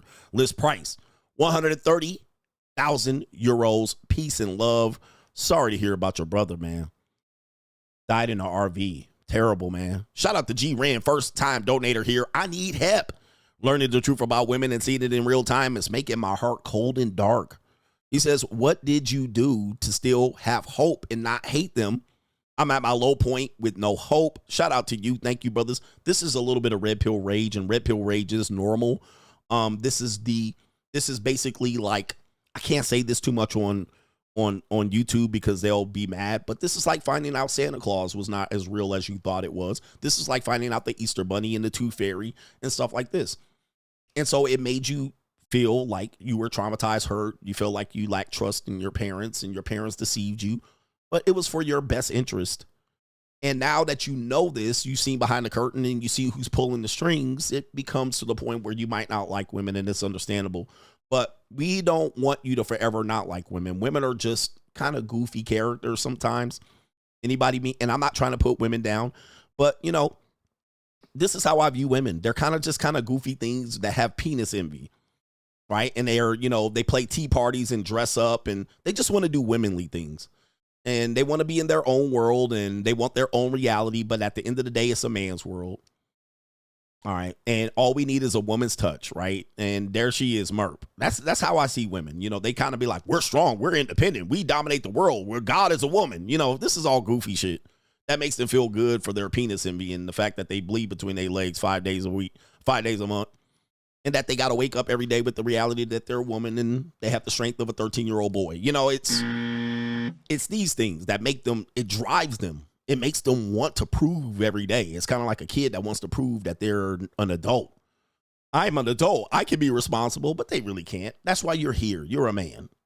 So if you understand, they just kind of goofy. They want to be goofy and dominated, and they want to be a woman when they want to be a woman, and they want to try to be a man when they want to be a man. That's kind of what our world is, and there's nothing to hate about that. There's nothing to hate about that. I don't hate women. You know what I mean? People think I hate women. Like, why hate them? I just treat them how they want to be treated, and some like it, some don't like it. But it is what it is. Shout out to you, man. You can get through this, all right? But having your whole heart cold and dark means that you're a grown-ass man. All right, shout out to MC Hamster says, Coach, the Mitches got time to record their relationship, but no time to boss up. He says, make it make sense. By the way, shout out to my girl. She's carrying a future free agent and subscriber to the CGA Juniors channel. Congratulations, you got a baby on the way. But yeah, they got time to record relationships, but don't got time to boss up. Man, he says, Urban Naturalist says, you are much appreciated, Coach. You're absolutely right. Everyone who encouraged us to get married will disappear when you get divorced. I'm dealing with it right now. They definitely will. Okay. So they'll tell you to get married. They'll tell you to do this, and it's a rite of passage into adulthood and maturity. and they'll press you and they'll say, when you gonna make her an honest woman? Soon as you get divorced, they missing. In action. All right, they ain't gonna be there to try to help you through your divorce. Mr. Handsome Paul says, welcome back, coach. Looking forward to a book in the coaching call next week, along with joining the money mindset. That crime and law was wild. All those West Virginia Charles Manson rejects were raw dogging that butterball beach.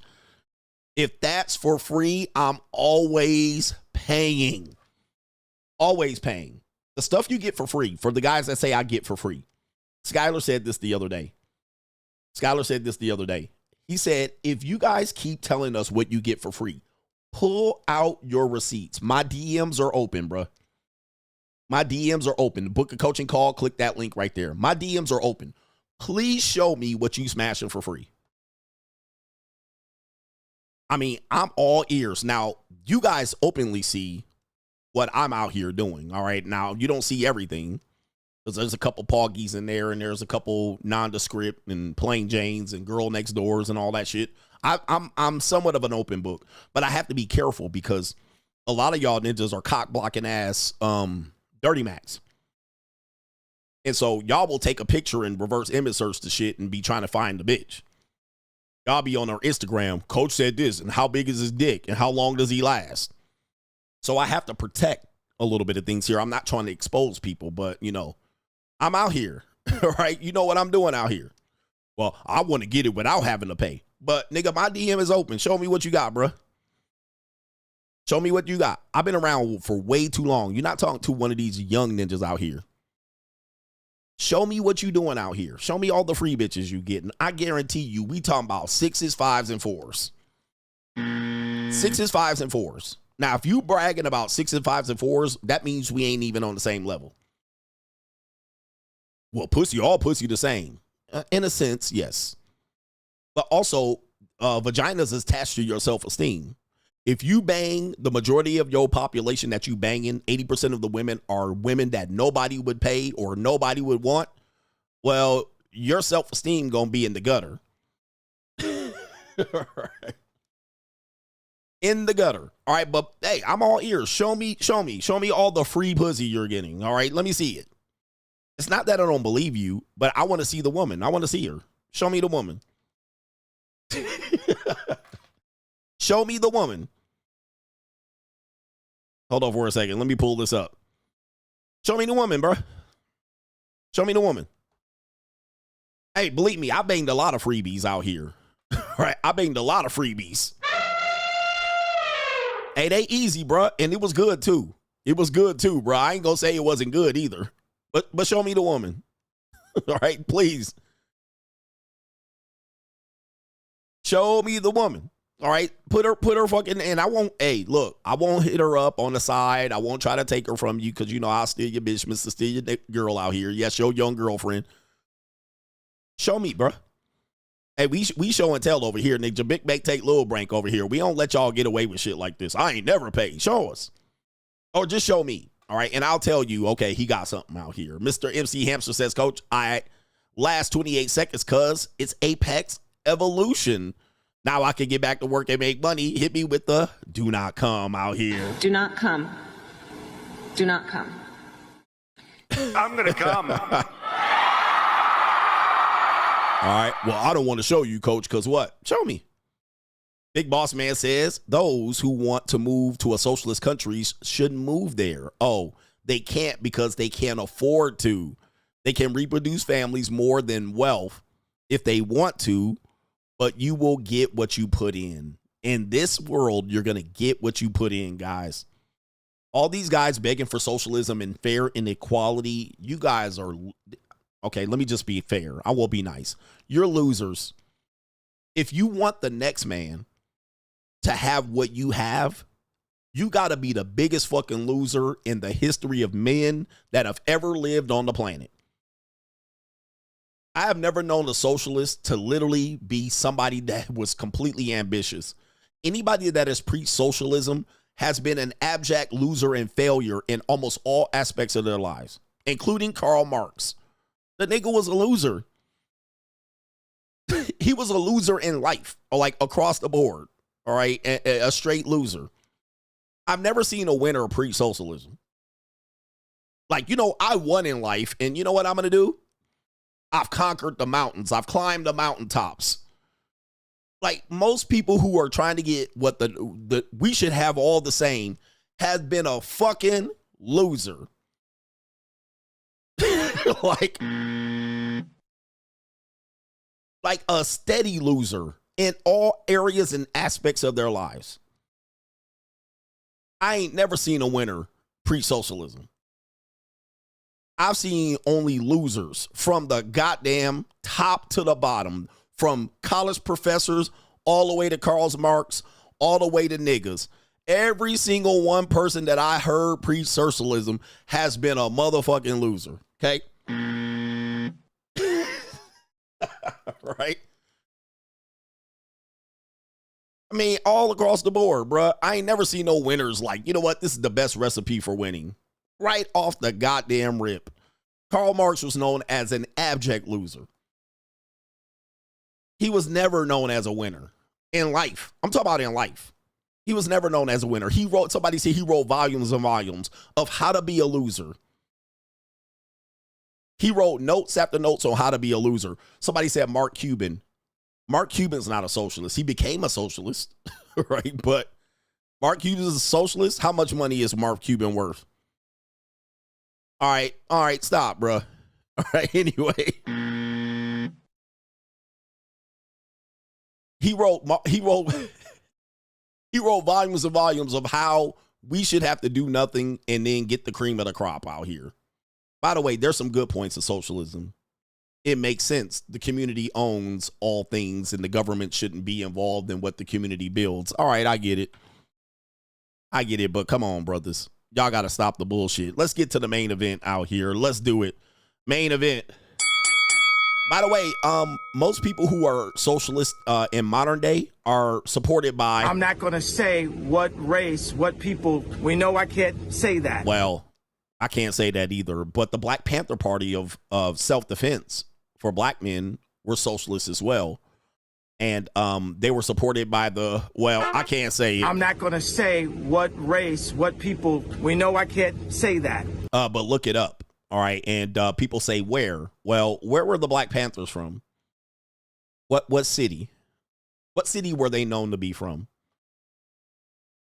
All right. They were known to be from the city of Oakland. All right. And a lot of their 10-point program was socialism. Right? Free education, free bread. We want bread for all of our people. Socialism. We want free breakfast programs and shit like this, right? That was all, that 10-point program was just socialism. Now, here's the part about it. When you go down, much of their financial support came from the people of Berkeley. University of California at Berkeley. I'm not going to say what race, what people. We know I can't say that. All right, so that's where a lot of their financial support came from. All right, in one way or the other. Once that funding ended, they basically was kaput. All right, once that funding ended, that was the end of the Black Panthers. All right, but much of their support and financial support and backing came from the University of California at Berkeley. All right, and the students and the faculty that were mostly communist socialists that were pushing that agenda. That's where they had to get money from somewhere, bro. Where you think the money came from for them to continue their program for free breakfast? Where do you think money comes from? Where do you think free breakfast and bread comes from? All right. All right. That's where it comes from. And shit don't come out of thin air where they're just feeding all of these impoverished people. You got to have money come from somewhere. Food got to come from somewhere. Resources got to come from somewhere. All right. But anyway, let's continue. Not all things can be self-sufficient. Not all people can be self-sufficient. Let's get into this right here. Main event. We'll do it.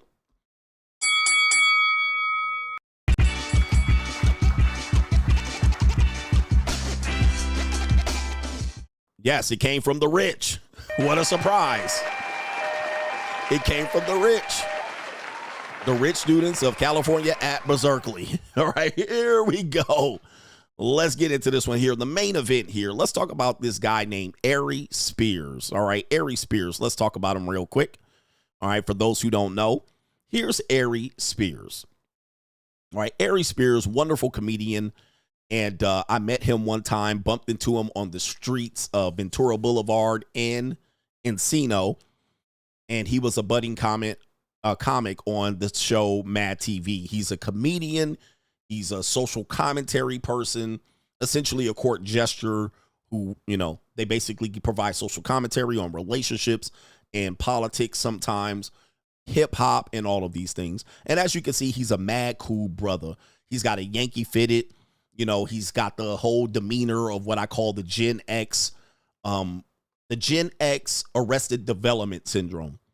The Gen X Arrested Development Syndrome. What is that, CGA? If you weren't in the earlier show, the Gen X Arrested Development Syndrome comes from the fact that many of the cultural things and the cultural reform of the Gen X still exist today. And thus, it is the cool guy in the classroom. We're the cool kids. We always were the cool, rebellious kids. We were the ones that shaved our heads. We were the ones that wore baggy basketball shorts instead of the nut huggers. We were the ones that made sneakers part of the general culture. Now everybody's a sneakerhead. Now we wear sneakers with suits, baggy pants, whatever it is that Gen X comes with, hip hop music, right? It still exists today. So thus, it looks like we were the winning culture. The boomers don't have that. Disco is dead. Flower child culture is dead, right? All of their people and their heroes are dead. The boomers. All right, millennials don't really have shit to stand on for the most part. They shit didn't fly. And Gen X, maybe their Gen Z is kind of like Gen X. We'll see what happens and how long their shit lasts.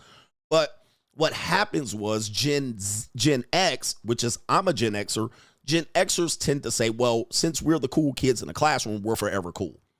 And thus, a lot of the things from that culture tends to kind of exist today, and we want to hold on to it. Like the 90s are dead, but Gen X tries to keep the 90s alive. Well, in the 90s, we did this. In the 90s, we did that. Well, Gen Z says we done with the 90s.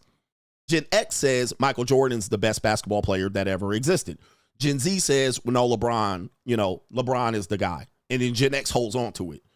Like boomers gave up Wilt Chamberlain. Boomers tried to hold on to Wilt Chamberlain when Jordan was going ham, and then they finally gave up. But Gen X saying, no, Michael Jordan. And by the way, Michael Jordan is the GOAT. Fuck y'all. But we held it on to Michael Jordan. Gen Z is like, nah. Okay, you see what's happening here. We're still the cool guys in the classroom. As a result, a lot of the cultural phenomenons of Gen X, we want to hold on to, like pimp culture. Pimp culture comes from the boomers, but Gen X was educated, and our sexual education has come from pimps. So we uphold pimps and pimp culture and game and all of these things. These are all Gen X strongholds in which when a Gen Z has a problem with a woman, we go back to Gen X culture. Well, game worked. And we used to go to the mall and we used to get phone numbers on napkins and we used to have a pen in our hand and we used to mac these bitches and we used to run game and we used to run through hoes and hoes couldn't run out here and be hoes. Like we always want to take the culture back to Gen X because Gen X is the proving ground. It's the standard. Until we die out, Gen X shit will still try to be ran. And what'll happen is lame ass dudes will still say they was the man back in the 90s because there's no evidence, there's no proof. What do Gen X men say? When I was 16, I was fucking 27-year-old women.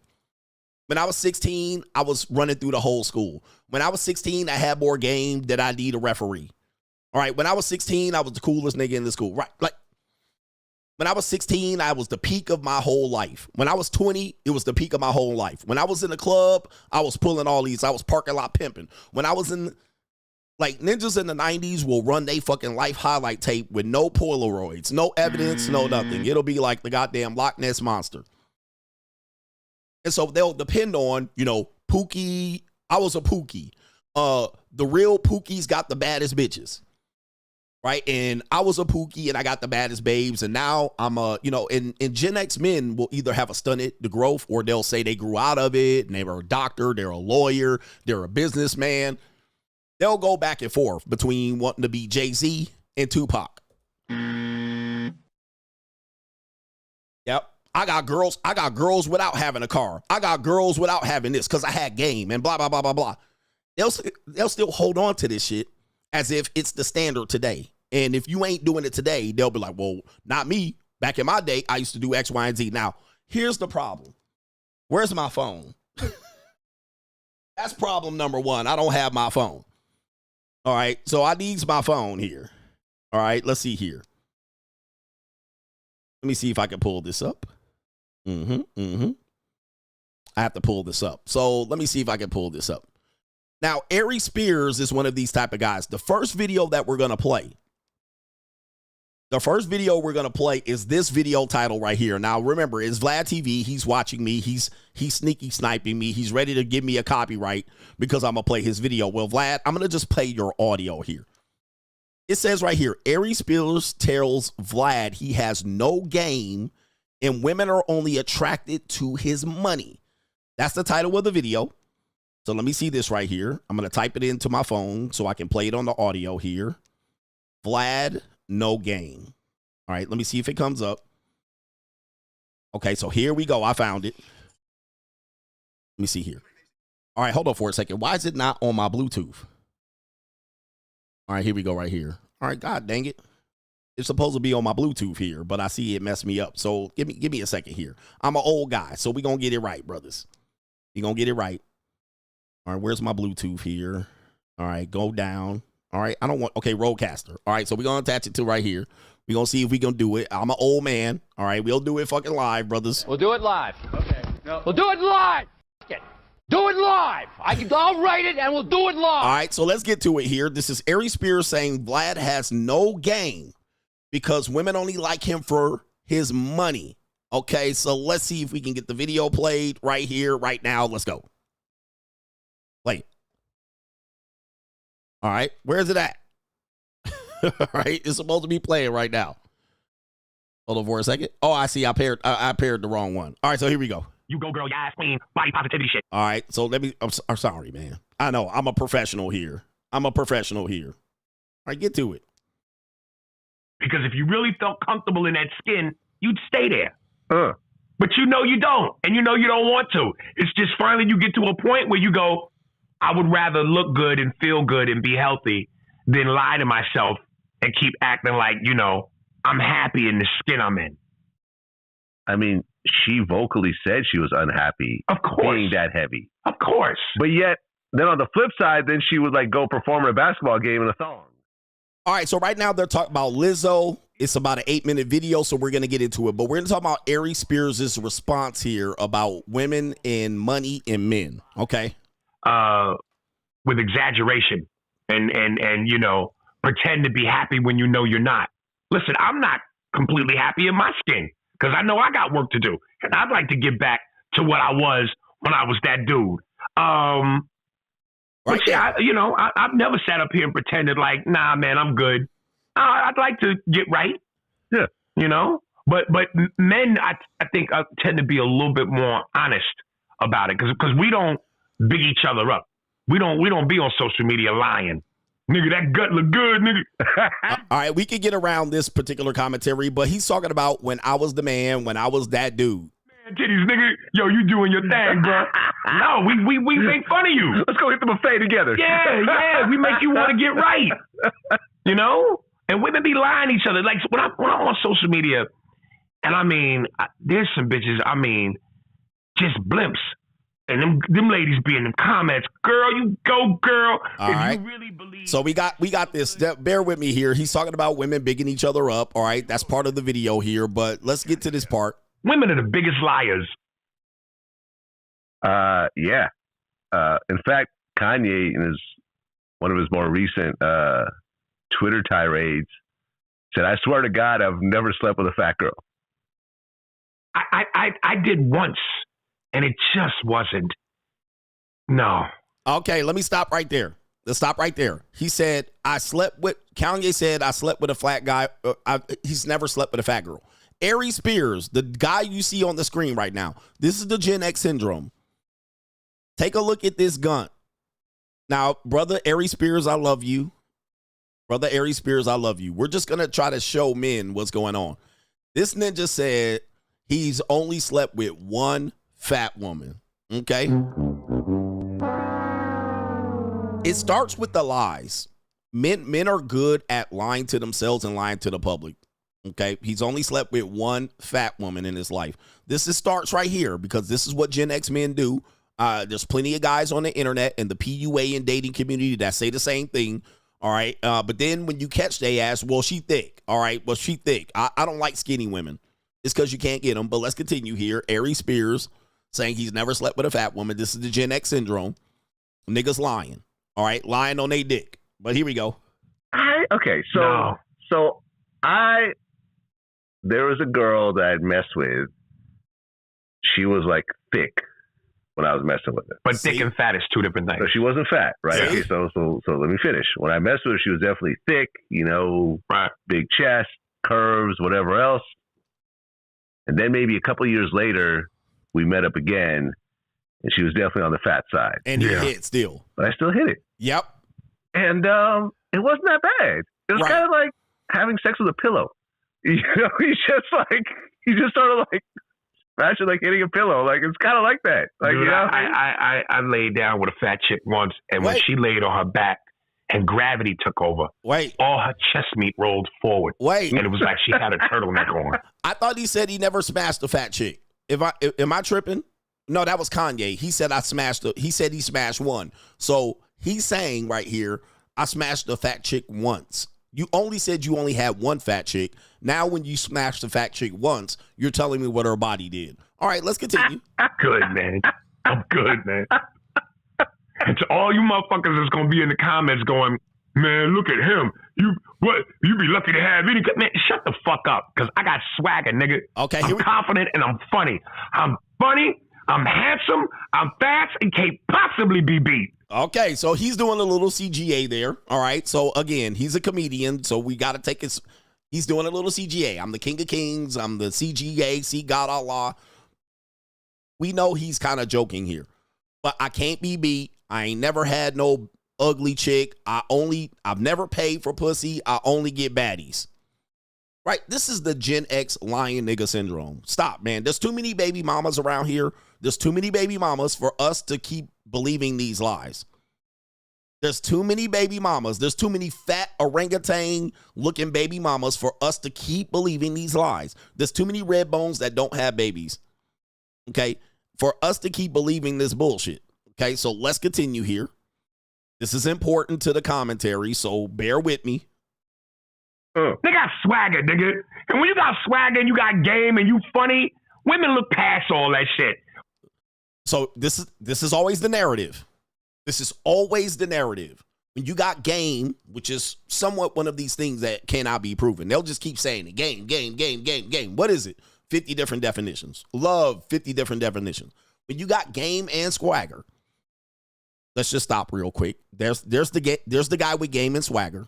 I'm putting an end to all this Gen X bullshit. This shit that done carried on way too far. When you got game and swagger, women don't care about all that shit. Okay. All right. This is the guy that says he has game and swagger. This is the arrested development of the Gen X. And when you find out how this ends, you're going to see why I've been calling this out. Because these Gen X guys will be out here marrying single mamas. These guys, Gen X guys, will be out here being stepdads. These Gen X guys will be out here remarrying their ex-wife. These Gen X guys will be out here with fat bitches saying they get them for free. And then you be like, well, they thick. Thick and fat is different. Okay, so these guys will say they ain't doing none of this shit and that they mega gorilla pimping, but they mega gorilla simping. Okay, he got swagger and game. All right, let's continue. We're not held to the same standards that women are held to. That's why Sean Connery at 70 could get some pussy.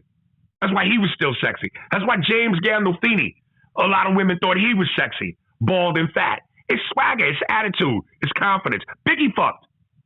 Yeah, the money doesn't hurt either. Oh, that's the garnish on the plate. Oh, that's the plate. Yeah. So now, when this conversation comes up, you really see the bullshit. So now Vlad says, well, those guys had money, which is true. Which is true. See, they had swagger, they had characteristics, they had confidence. But all the men he mentioned were also wealthy. So when you put the money on top of it with the Gen X nigga, he gonna try to minimize the money. Well, it wasn't about the money. And it ain't always about the money. So now he's going to pull out the red herring. Now he's going to pull out the impossible nigga. The nigga that's ugly, fat, cockeyed, and still get bitches, right? He's going to pull that person out because he had game. He had game. All right, so we're gonna hold that, put a pin in it. Let's go back. Now he's going to try to take the money, the relevancy of money away. Coochie communism. Oh, well, You're going to go to coochie communism now. Let's continue. Everything else is garbage. No, because there's a lot of dudes who ain't got money who look like Biggie or who, you know, may not be attractive, and they fuck. Game go a long way, man. There you go right there. So we're going to stop. And listen, game go a long way. There's a lot of dudes I know, anecdotally, that don't look good, that fat and cockeyed, that fuck bitches because they got game, right? This is the Loch Ness Monster. And of course, we know guys like this. We've seen it.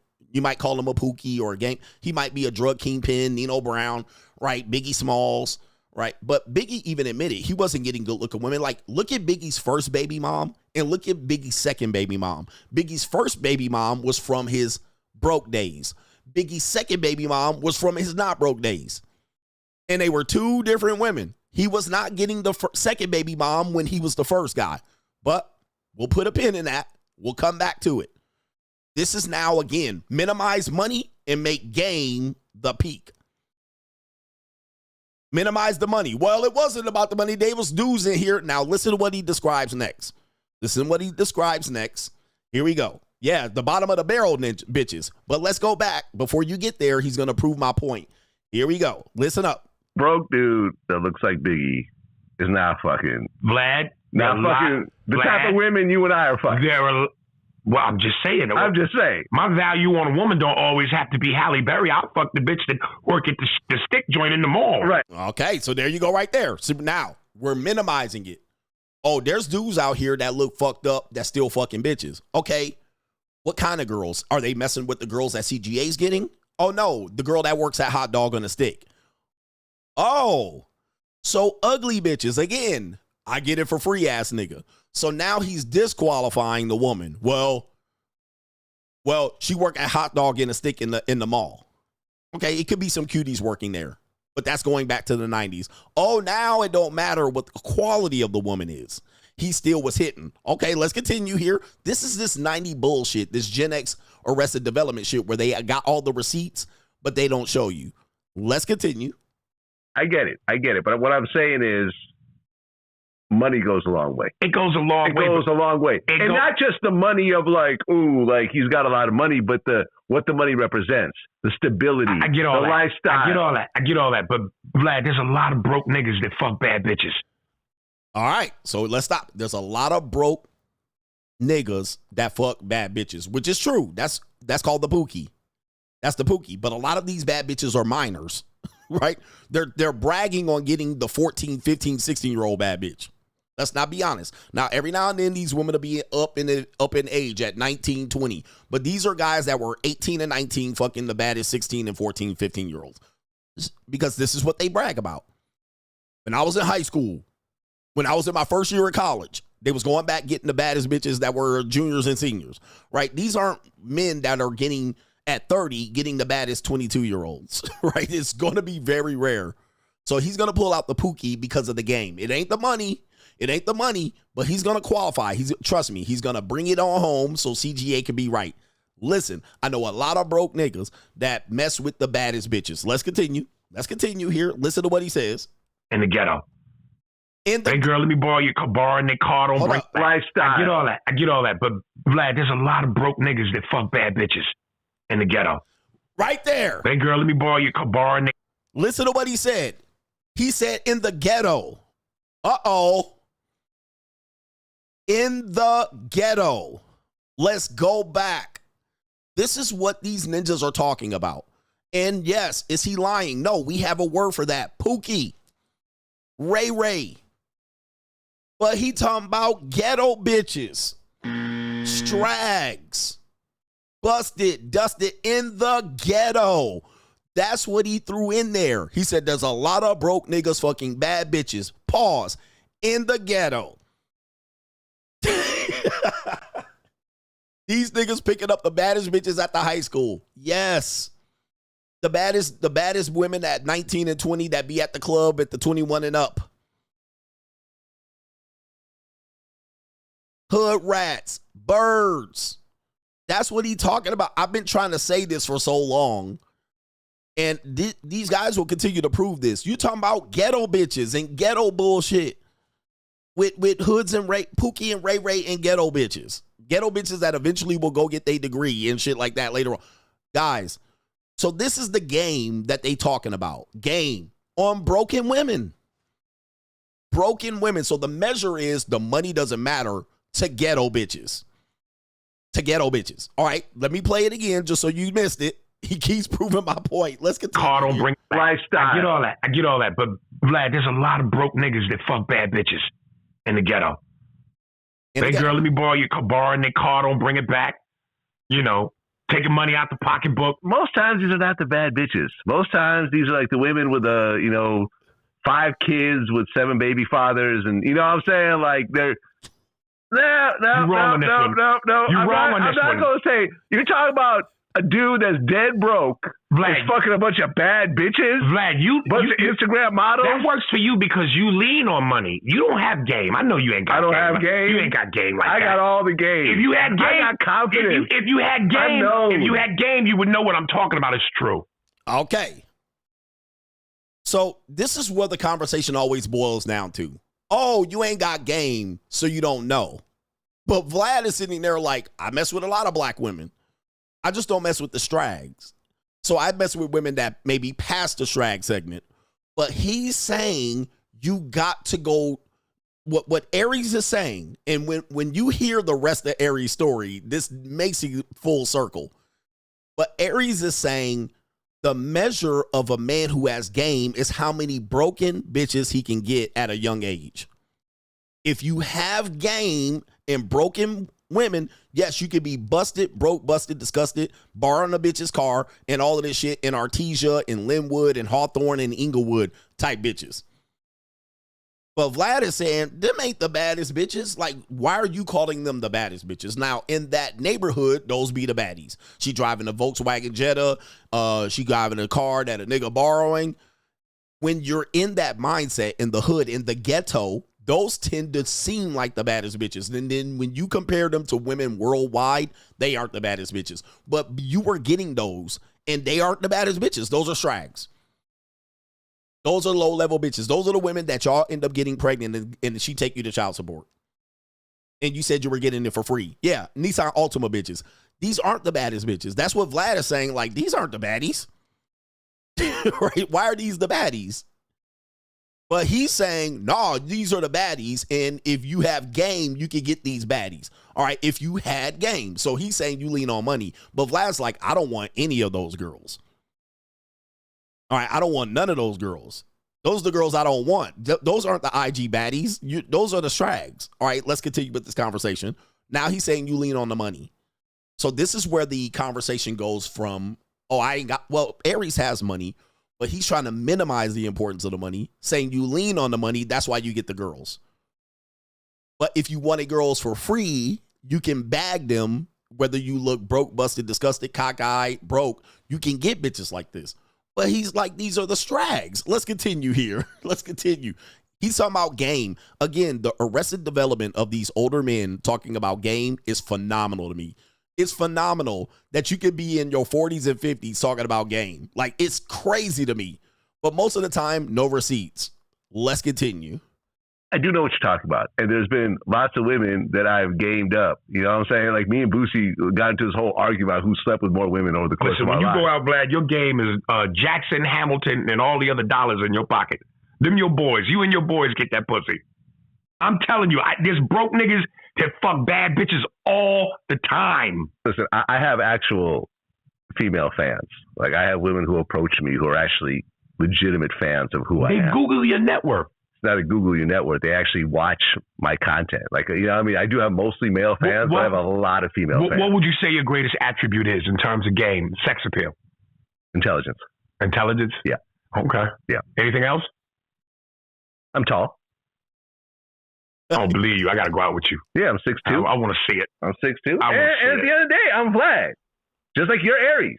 I know, but you and I don't have to sell ourselves to a woman. Hey, no, we don't. No, we don't. That's what I'm saying. But before I at the point where you don't have to sell yourself, at the point that they know who you are before you even introduce yourself, it's a very different dynamic. That's all I'm saying. I know, but even if you unless you're just astronomically famous and rich, even when you're famous, if you a cornball, they'll see through that. Okay, let me stop. So it always boils down to the game guys got it figured out, and everybody else is lame in a cornball. You lead with money, you're losing. You lead with status, you're losing.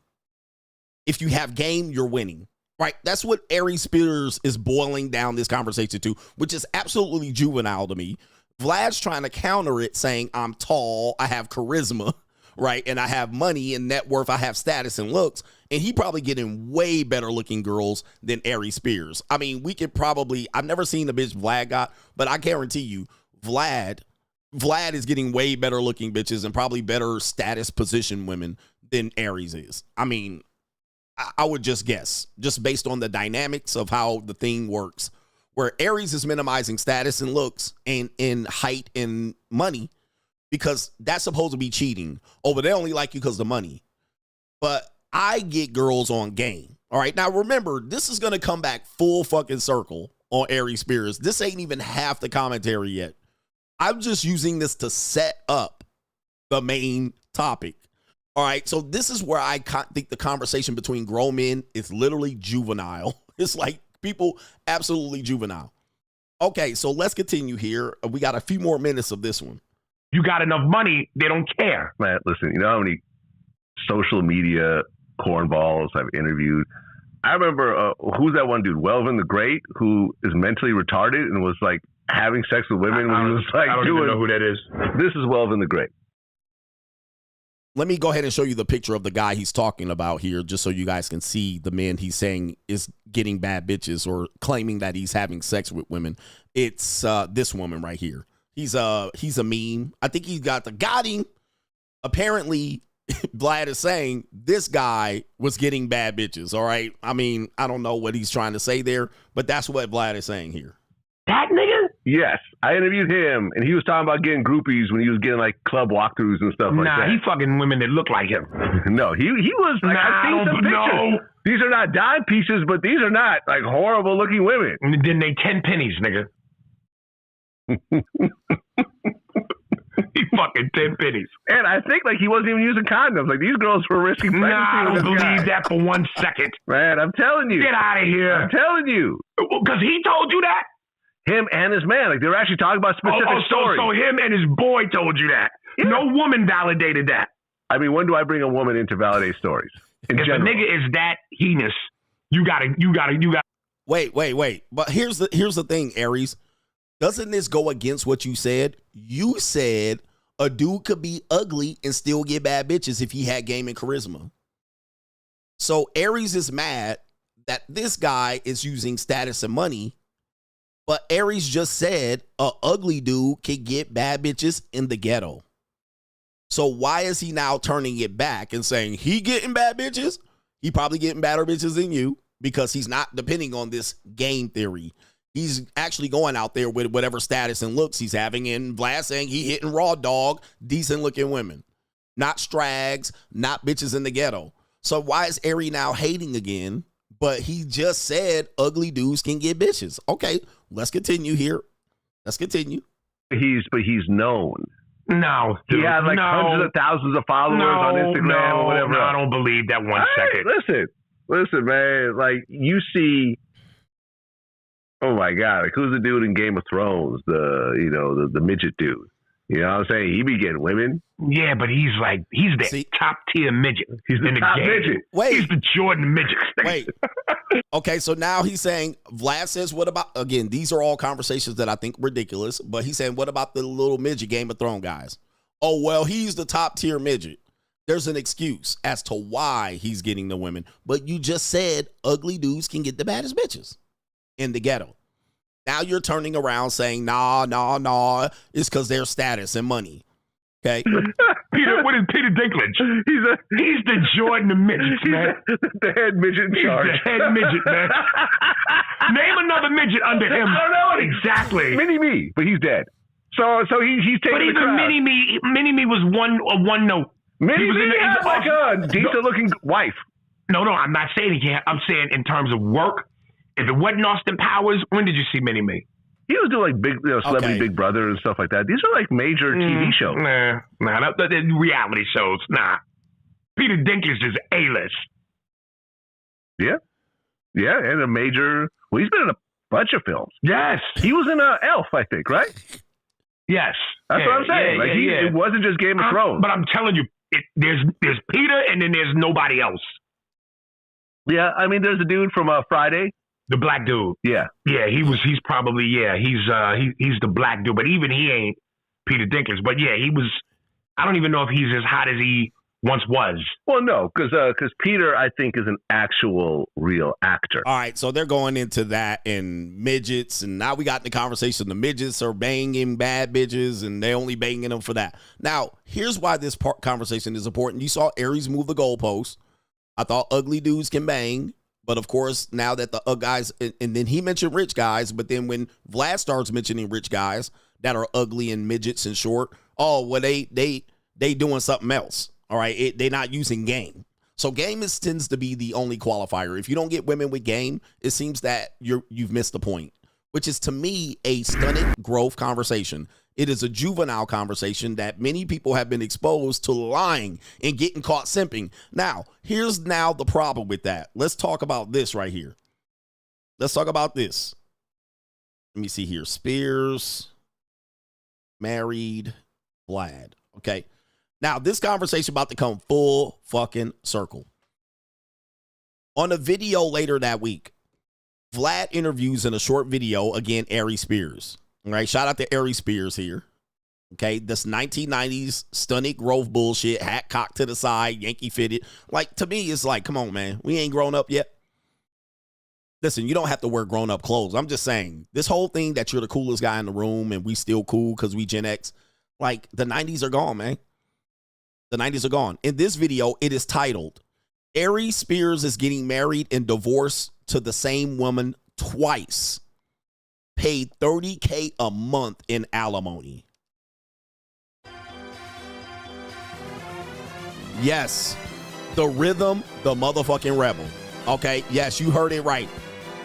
You heard it right. All this game and niggas is smashing the baddest bitches in the ghetto and all of this shit. Yes, Aries Spears. And listen, we all lose Aries in marriage and divorce. Aries Spears. Divorce, I owe my ex-wife a loaded Escalade and a new house. June 10th, 2014. June 10th, 2014 was the first divorce. Comedian Aries Spears' ex-wife is walking away from the 2-year marriage with some high-priced parting gifts that could cost him over $400,000 right off the bat. This is according to TMZ. Spears' divorce from Elisa was finalized May 23rd, according to court docs obtained by TMZ. He's obligated to buy her a home of her choosing in Florida with a very specific price range of $300 to $375K. The ex-Mad TV star also has to buy Elisa a 2014 Cadillac Escalade. And again, the devils are in the details. According to the doc, the wit must have a backseat entertainment center and a sticker price of $60 to $75K. Elisa, who already has full and legal and physical custody of the 4-year-old son, also gets $5,000 a month in child support. Don't cry for Aries. The doc lists his salary at $48,000 per month. Okay. Now remember, gentlemen, these 90 niggas, these Gen X niggas will tell you game. But in the background, behind the scenes, these niggas are romantics. These niggas are stepdaddy extraordinaires. These niggas are lovers. They lover boys. And they'll tell you all this shit. I got game, charisma, blah, blah, blah. Nigga, you getting marked for $30K a month in support, and you make $48K? You get marked for a house. You get marked for $5,000 in child support. Now, listen, me all been getting cooked on this, but stop the bullshit. We got to stop this bullshit, man. Now, it get even worse because that's the ex-wife right there. And I don't give ex-wife shines over here, but that's the ex-wife right there. She looked like a Puerto Rican, a New York City Puerto Rican. Okay, but she in her 50s now, bruh. And a lot of these dudes that say they had game, one after the other. They'll have two children by 2 different women. On child support by 2 different women. And they'll tell y'all then just game. They'll tell you they was out here killing the game when they was 20 and 21 and 22. But if you do the math, they now 45 and 50, and they got kids still right now on child support. Do the fucking math. Go back 20 fucking years, 18 years, 15 years. Where was all that fucking game at? But when you was getting these bitches pregnant, all the bad bitches in your community, and you still on child support today, we gotta stop. These bitches running game on these guys. We gotta stop with this whole thing about I was doing all this and all that, but when the receipts come out and the smoke motherfucking clears, you a whole big ass goofy wide mouth bass ass simp. Right? And I don't want to call men a simp, but let's get down to the story here. Let's hear this one right here. Vlad TV, fair use. I'm using the audio, Vlad. I'm using the audio. I've been proving this for a long ass time. Okay, a long ass time that this is the narrative they want you to know, because they can't, there's no receipts. There's no mobile phones. There's no video recordings. There's no none of this shit. And they be married to a whole woman that got old kids, bruh. Like, and then they'll tell you, well, I'm pimping her and I'm getting money off of her and I'm living off of her and I really got her Stop the bullshit. Stop the bullshit. All right, you heard the game proposition. Now let's hear why. Let's hear Vlad call him out on marrying his ex-wife twice. Like, he divorced her, married her again and divorced her, and gonna marry her again. Yes. Let's continue.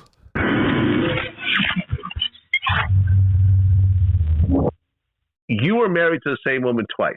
Mm-hmm. And you might be married to her again for the third time? We'll see. Is this a real thing? We'll see. I don't know. We'll see. Okay. All right. So let's talk about this for a second. The first. Okay. Have you ever been married to anybody else? No. Okay. Is this your soulmate? There's a lot of could be's here. There's a lot of could be's, man. What did I tell you? Is this your soulmate? He did not say no. There's a lot of could be's here. I can do some shuffling too. Look out, man, what you gonna do? Look out, boys, it's coming through. Yeah, man, yeah, man. When I tell you, brothers, a lot of these Gen X dudes be like this, talking all this shit, and then get the stammering and stuttering. All right? Now there's a lot of could be's all of a sudden. Is this your soulmate? Oh, well,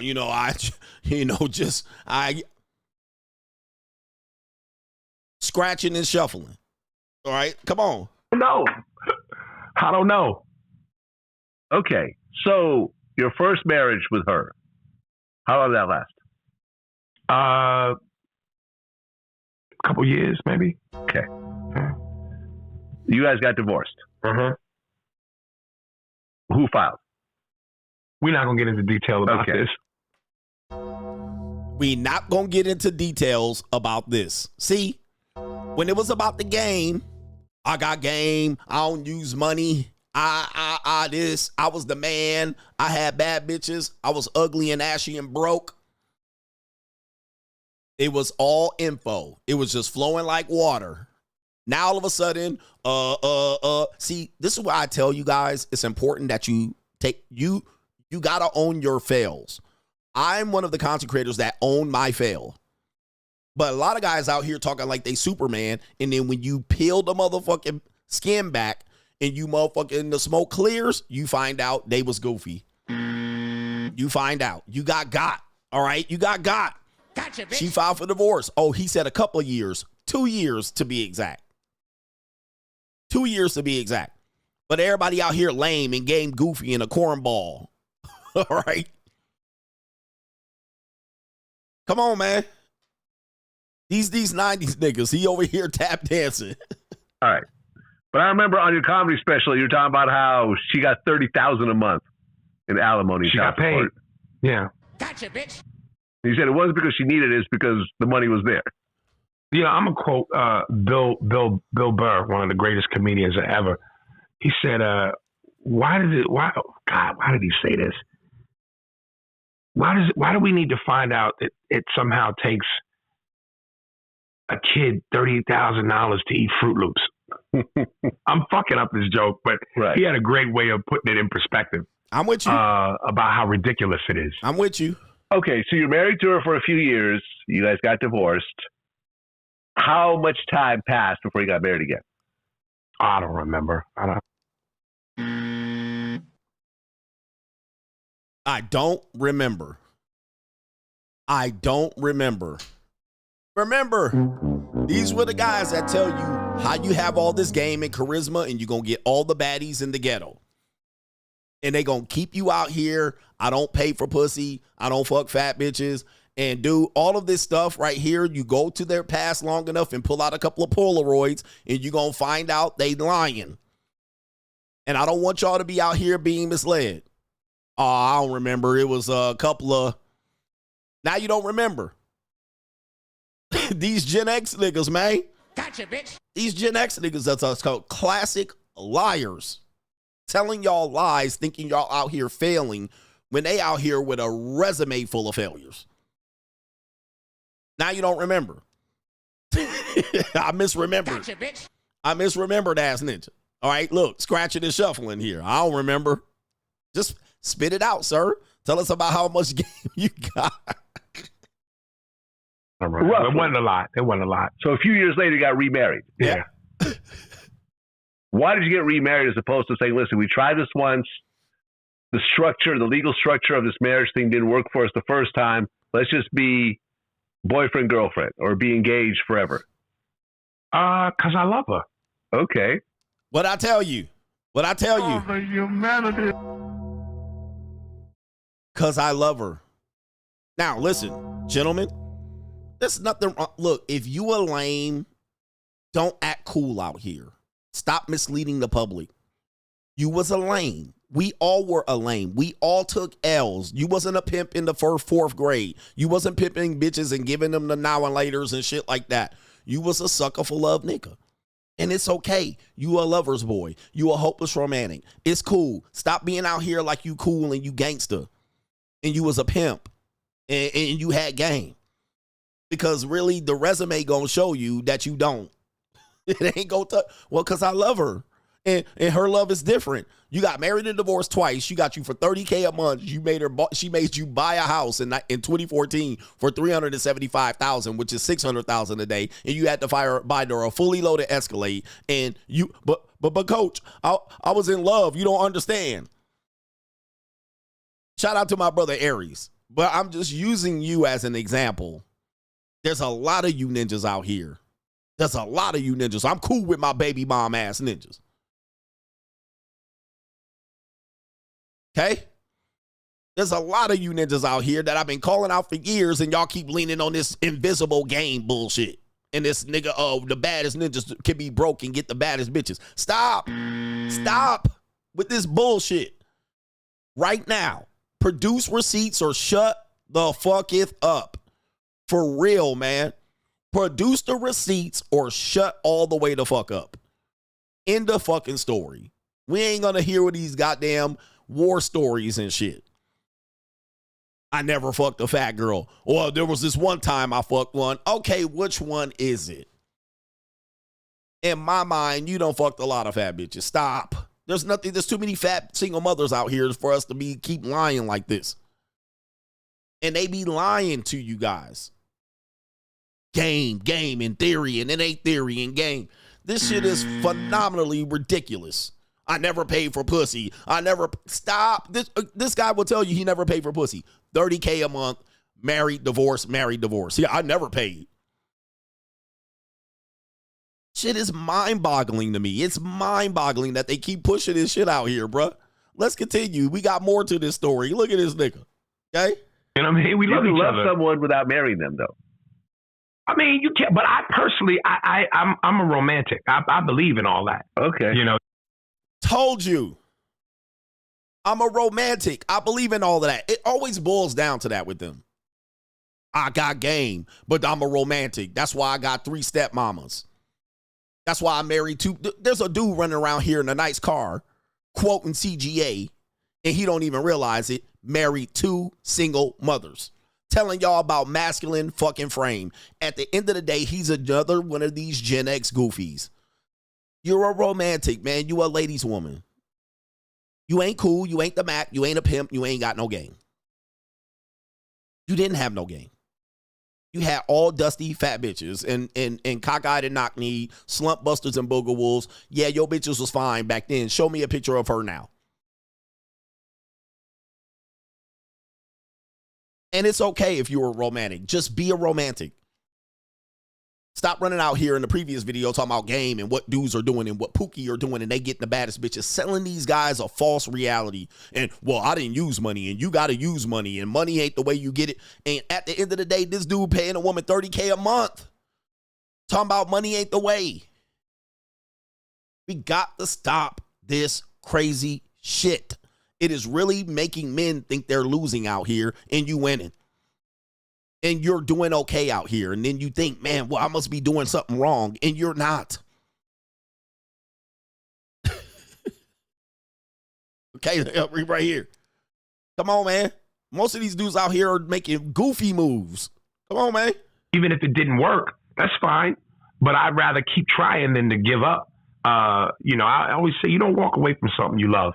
If you truly love it, you might put it on pause. You might need to take a break. You know what I mean? And do something else. But if you really love it, you ride it out to the end, man. If you really love it, you ride it out to the end. Really? Really? That's what we telling dudes? What part of the game is this? What part of the game is this? That's why I have to show you that game video first. What part of the game is that? All right, let's continue. Till the wheels fall off.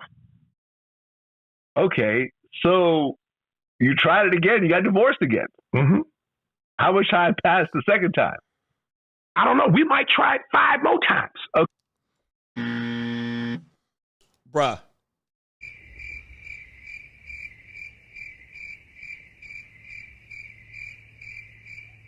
When somebody gonna prove me wrong?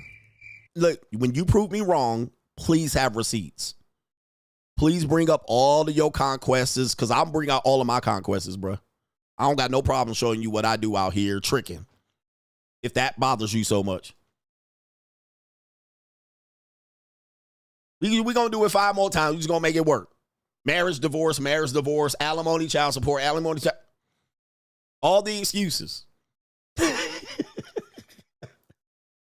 But gang, these dudes be out here lying to you guys.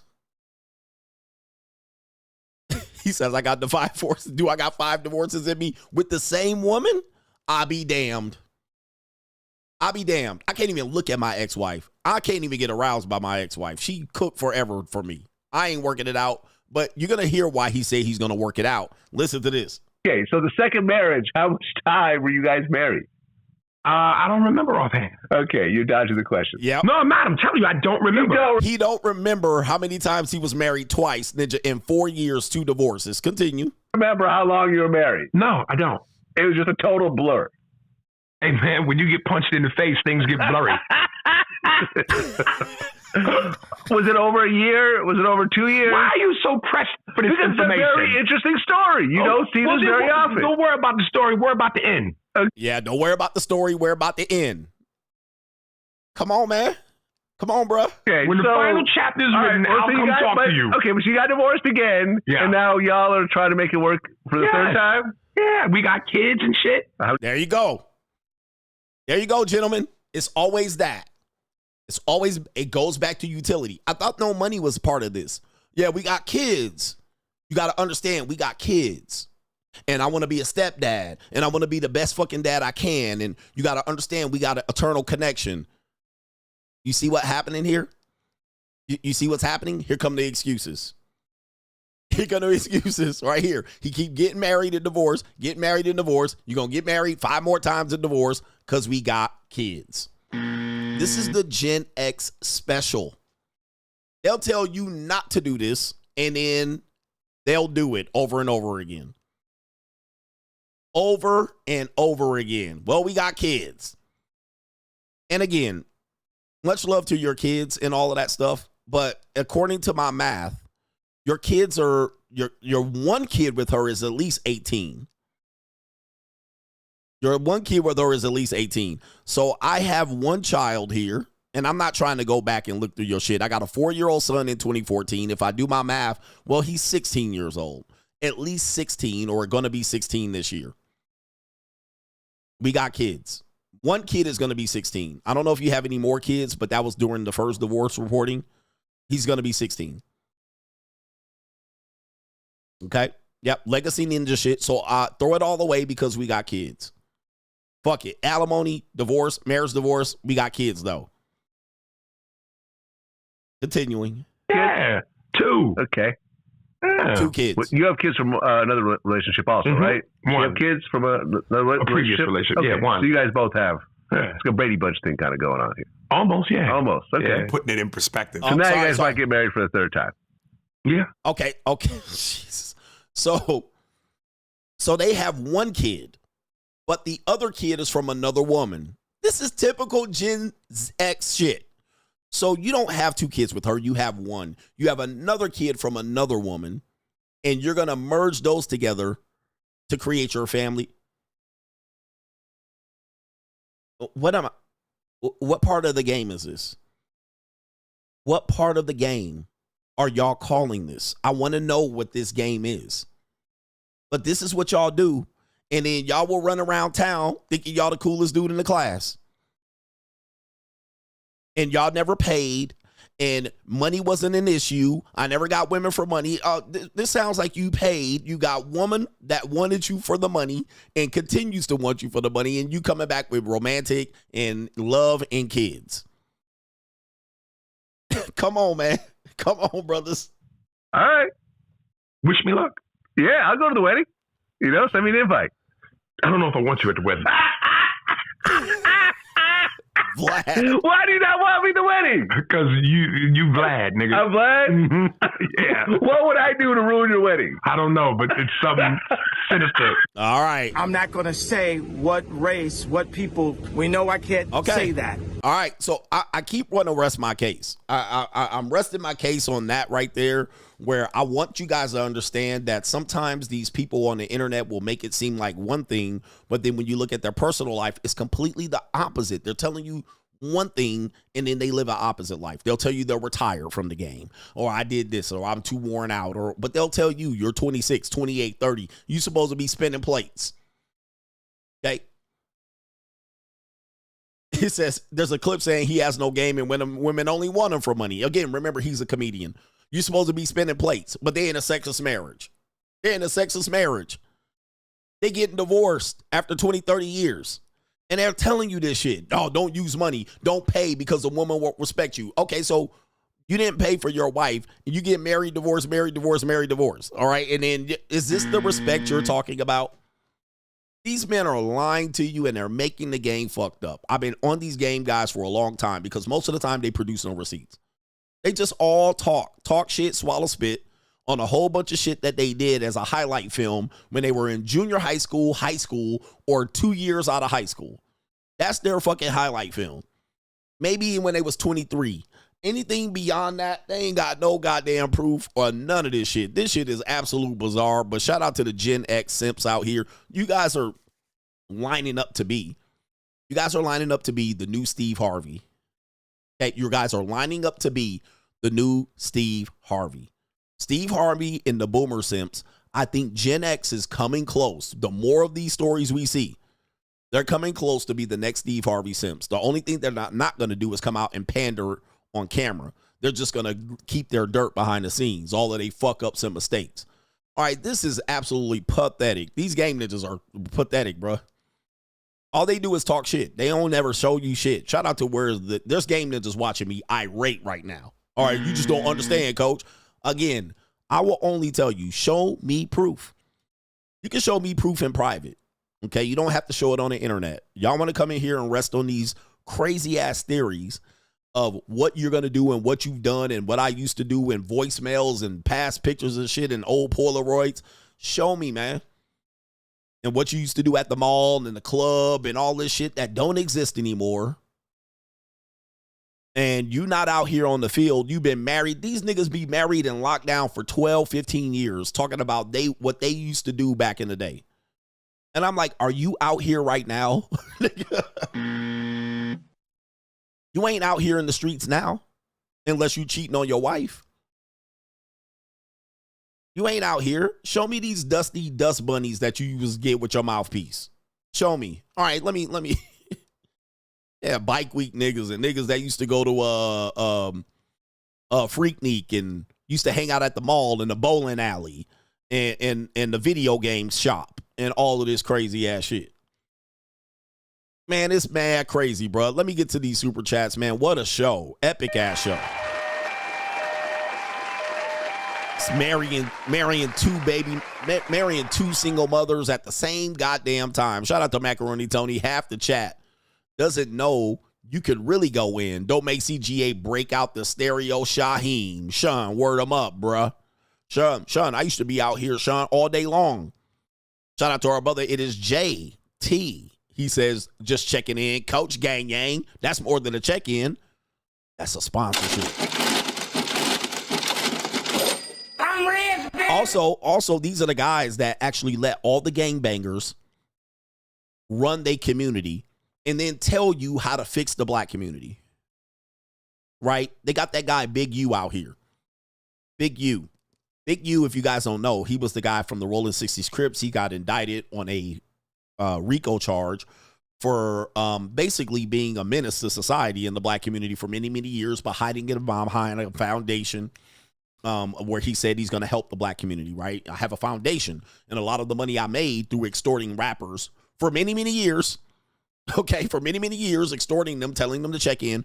He took that money. I don't know what he did with it. Apparently, he was going to help the black community. Now, you guys watch dudes in your neighborhood do this. Didn't call them out, didn't snitch on them, didn't do shit. And guess what you did? That's what you did. Then you guys will watch them do this and then try to come up with a reason to solve the black community. We need to do this and we need to do that. Meanwhile, you know these niggas out here extorting the whole goddamn community, making the whole community a mess, shooting niggas getting shot for not checking in, and y'all like, well, that's what it is. And then y'all will play gangster 1 minute and then goddamn Dr. Umar the next minute. Knowing that these dudes are all in your neighborhood doing this shit. Shooting your favorite rappers, shooting niggas that's trying to rap, shooting gang members, shooting innocent bystanders. Y'all just ignored it like this. And watch these dudes run over your hood. King Von run over your hood, shooting people and left and right. And then y'all want to what? Y'all want to what? Say how we going to save the black community. And we going to do it one stepdaddy at a time. The pastors don't call them out. The police don't call them out. Nobody calls them out. All the so-called cool Gen Xers, they know the stories up and down, left and right. They know the jail stories, the prison stories. And then they come out here talking about they got game and used to run the block. What the fuck? When you were scared of Big U and you were scared of these niggas like you were scared of that the ninja on Friday on the bike. Right? What was the dude on the bike's name? Debo. By the way, did you guys know Debo said he formatted his character after Big U? Just Debo and people for 20, 30, 40 fucking years, right? And watching King Von run up and down. And y'all didn't know the stories behind the whole killing. And then y'all get on podcasts and start snitching. And then people catch your cases. I mean, and these the cool dudes. These the cool Gen Xers. So, yeah, man, yo, no, I used to run the block. I used to do this. But then when Debo come around, all right, Debo come around, he fucking knock your block off and steal your bike. Like, it's mind-boggling. And then y'all don't call out none of these actions. All right, y'all don't call out none of the actions because, again, y'all scared and terrorized in the hood, but y'all was getting the bad bitches. I think Debo was getting the bad bitches. You was getting the leftovers. You was getting your chain snatched, talking about you was cool back in the day. You was getting your chain snatched. I mean, yeah, they was banging Felicia, talking about they was banging the bad bitches, and you was banging Felicia and Freddie Jackson looking bitches. All right, you wasn't with the bad bitches because they was with the ninjas running the block. Was you running the block? No. You wasn't running the block, but people will tell you all these war stories and shit and got no stripes. Not that they're gonna tell you they got stripes. I wouldn't tell anybody I got stripes out here at all. But that seems to be what you pattern your life after, and then you jump on the internet and tell everybody you was the cool kid and you was a gangbanger and you was a pimp and you had hoes and you didn't have a goddamn thing, okay? You had leftovers. Shout out to our brother. It is the streaming service says Aries Spears is a perfect example of the marriage wheel. He invested so much that he's compelled to stay attached. Meanwhile, the wife keeps baiting and switching him into perpetuity. Marriage will is undefeated. She keeps pulling at his heartstrings, and then she keeps getting him right, on the back end. And, well, I got kids. Okay, shout out to you and you got kids, bruh.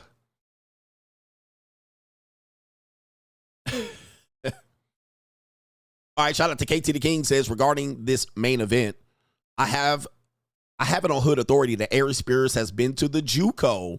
The exact woman in question is Jenna Shea. Look up the pictures to see who she is. Again, man, these guys will tell you up and down, I ain't never paid for no punani. I don't know what it is with black men. But black men are the notorious liars of the dating marketplace. They are literally the catfish of the dating marketplace. They pay for punani, they trick, they simp, and then they jump on the internet and tell everybody else that they simps. Jenna who? I might have said the wrong name. And you over here snitching. All right, KT King. Oh, it's a thick white woman. All right. Oh, he got, oh, okay. So a lot of people tricking on her. A lot of people tricking on her. This white woman right here. Right here. Where the white women at? All right, but men have this complex. The black community, which is the lowest dysfunctional group of men and women to ever walk the roaming face of American landscape, have the most dysfunctional relationships, the most dysfunctional marriages, and they will run up and down here like they got it figured out. I ain't never paid, and I ain't never had a fat woman, and I ain't never had, like, really? Like, y'all go still to push this agenda? Like, y'all never had fat women? 80% of black women in the communities are fat. And they never had white women. You know what I mean? They never touch white women. Like, what the story gonna be next week, nigga? I'm tired of these ninjas getting on the internet lying on they dick. Hold on for a second. I'm trying to pull up a clip. Get up here lying left and right. I never tricked and I never will. Like, okay, come on, bruh. Come on, bruh. And be on child support and never tricked. How you on child support and never tricked? How you on child support and never paid? Like, we got to get the story straight. All right, listen to this trick right here. This trick ass nigga. This woman's going to talk about why she would as a man pay for punani. But let's continue here. So selling pussy, like I go through it, then I'll be like, I'm not doing it. Then I would do it. So was you like a streetwalker, or was it just like? I didn't have to. I was Craigslist girly. I was a tag girl at first, then I was a Craigslist girly. Because it was with the white men. Once I figured out that white men bought pussy, it was like a whole nother lane. You know what? And I don't like that, because sometimes you go to, not me personally, but I have been down the lane where I was, just looking. I just look. See what I'm talking about? Ninjas like him. You see what I'm talking about? Don't pay attention to the woman. Pay attention to the guy. This is what I'm talking about. He too cool for school. He not Gen X. He probably an older millennial. Tattoos on his forehead. Well, I've been down the lane where I was just looking. I was just looking. I was about to buy some, but I didn't. Like this is the nigga shit that I talk about, bruh. How did you get to that point? With all of them, I got game, and all of them, I got to the point where I was just looking. You was just window shopping, huh? Let me continue. He further puts his foot in his mouth. All right, niggas lie like a rug, bruh. Like a rug. And you have some black women on there like, no black men. I'm like, how dare you? How you know about this? How do you know about this? Yes, in the tricking community, they try to avoid black men for this precise reason. I was just on Craigslist just looking, ass nigga. All right, continuing here. Here we go. First of all, because listen, I used to, when I finally got the courage to sell it for $100. The courage to sell it. See, that's what pimp comes in. Look. So there it is. There it is again. This is why they try to not deal with black men, because they try to get discounts and then they try to pimp them. Oh, I could get you more if I pimp you. Because black men only see themselves trying to pimp, right? Because they ain't got no job, they ain't got no future. So you went from looking at Craigslist to now trying to be a pimp expert. See, that's where a pimp comes in. Bruh, which one is it going to be, man? You going to be a trick or a pimp? Because pimps are tricks. You don't know this. All right. That's how they kind of try to boost their stable. It's tough out here. It's hard out here for a pimp. You went from pimp to trick. You went from trick to pimp. See, that's where a pimp come in. Niggas always think they know how to pimp. And they ain't turned one pimp dollar. Not a one. But let's continue here. Right? Let me continue. These niggas is crazy, bruh. The courage to sell for $100, I would pull up to a black man and he'd be like, I gotta tell you, only got 80. White men would never do that. All right, so there it is right there. All right, niggas trying to get a discount because y'all some discount hounds, pussy hounds, and fiends. God, they got extra. They tip you. That's exactly. Yeah. So I'm like, nah, this a different world fucking with the white man. You know, I got $350. Then the nigga gave me $70 tip, like just because, and he's going to keep coming back. So do you know any women still selling pussy today? Because I got a question. I know a lot of women that sell pussy. Yeah. Still to the day. To the day. So when I send my deposit, are they still going to come? You know the question to this. You know the question to this, sir. What do you know about deposits? You know the question to this. You didn't send the deposit, you broke ass nigga, and you got finessed. No, she's not coming. Okay? But I never, watch this. Depends on the girl. Okay, some of them just run off with a deposit. Yeah, some of them, I don't know. I feel like today a lot of girls. Not saying that I'm about pussy, because I have you know I've never bought pussy. See? These guys, man, I swear to God. I swear to God, these guys right here, bruh.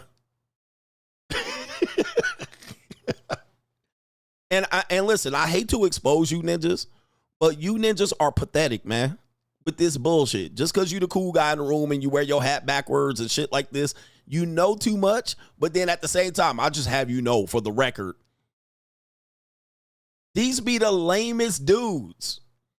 But they act like they cool. They act like they banging the baddest baddies. But then you find out they ghetto strags and you find out they fat. Well, she thick, coach. She ain't fat.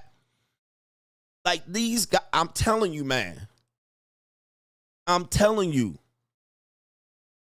They lying to you, man. On left and right. Hold on for a second. I got more proof because we do got time. I'm going to get to the super chats. I got more proof of these lying ass niggas. I don't trust a nigga as far as I can throw a nigga. All right, come on, because these guys are pathetically liars, man. Notorious ass liars. And if you're a guy saying this shit, you a lying ass nigga too. All right, here we go right here. All right, here we go right here. Yeah, I've been married for a little bit, and I still be going out to strip club having sex with strippers. I thought you just went to the strip club. How much does that cost? Nothing. As long as you're using protection, brother. No, you do not cheat on your wife. For sure. You're using protection? Why do you think you do that? Yes, I'm just sir. curious. What make me do it? Yeah, like why? I would say because I be bored a little bit and don't be having nothing else to do, for real, and it's exciting. So would you be upset if your wife found out and wanted to leave you? Oh yeah, already. Yeah. Okay. Do you care? Like, do you think about that? Like, what if I get caught? No, he's supporting the naked hustle, though, right? He go to strip club. You're not just standing around with his hands in his pocket, right? You really supporting the naked hustle, He's getting it right? for free, he said. For free? Oh yeah, for sure. You go in there and don't tip? I mean, I tip something, but I ain't throwing thousands like everybody else. I ain't say you had to throw thousands. So mouthpiece. how is you getting laid and all that if you ain't doing nothing? I mean, it's all about mouthpiece.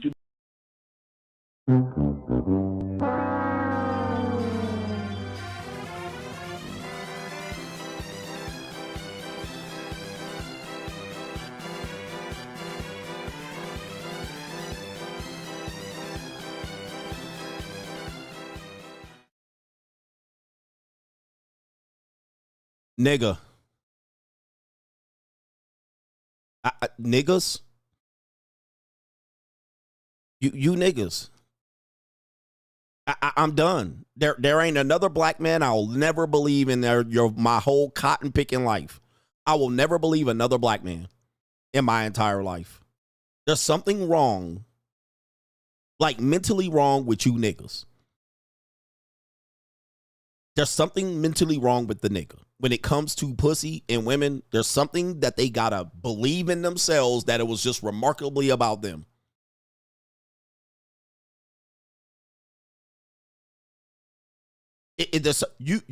You're at a strip club. Even Mano, who's a rapper that goes to strip clubs, knows you got to pay. And of course, you're using protection every time. The numbers tell us that's a lie. Oh yeah, man, I'm using protection every time. Lie. I'm at the strip club. I don't pay. It's about the mouthpiece. Lie. Then guess what? I mean, I ain't paying thousands. I do tip. I thought you didn't pay. But now you tipped her? Well, I ain't tipping thousands, though.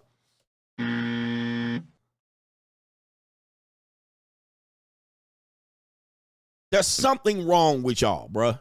There's something mentally wrong with you. When it comes to the conversation about dating and romance and sex and money, there's something wrong with the nigga that they will go into a state of lying that can be vetted out with a few questions, and you just be like, bruh, it's okay, man.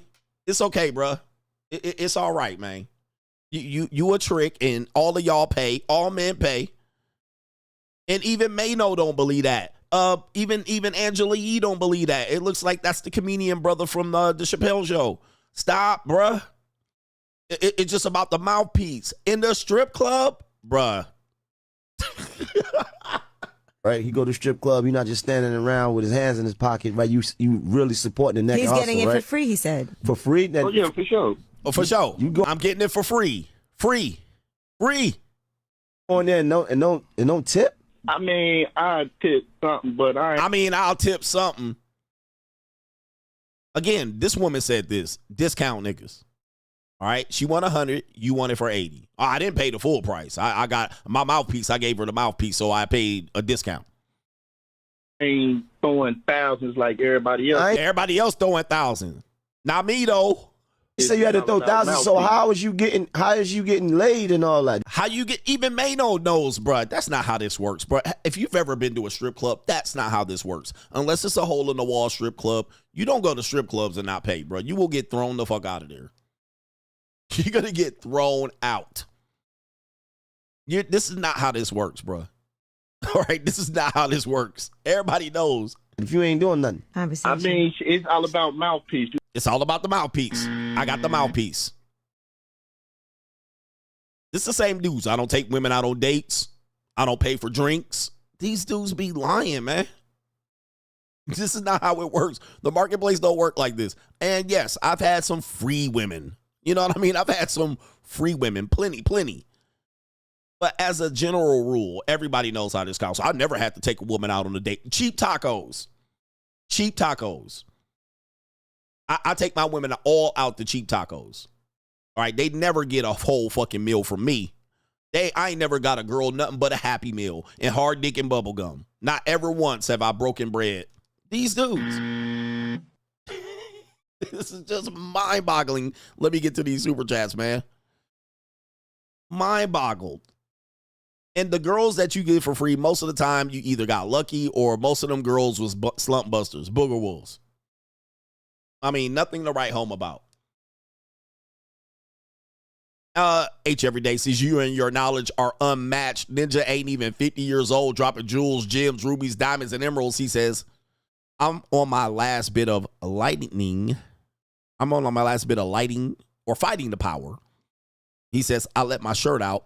He says, I don't tuck it in when I'm conducting business with the overseer mammies and the cuckold Larrys and Brads. He says, in my eyes twitch of Arrested Development that I should let go. I still got that effort attitude. Shout out to you. Thank you for expressing that. All right, expressing that. Britt Price says, if she bad, she get a bag, period. That's how it been working since the beginning of time. The baddest bitches get paid. Every now and then you might look out on some girl who got down on a low self-esteem. I got super chats. Come on, man. I'm going to get y'all, brother. Don't worry. You know me.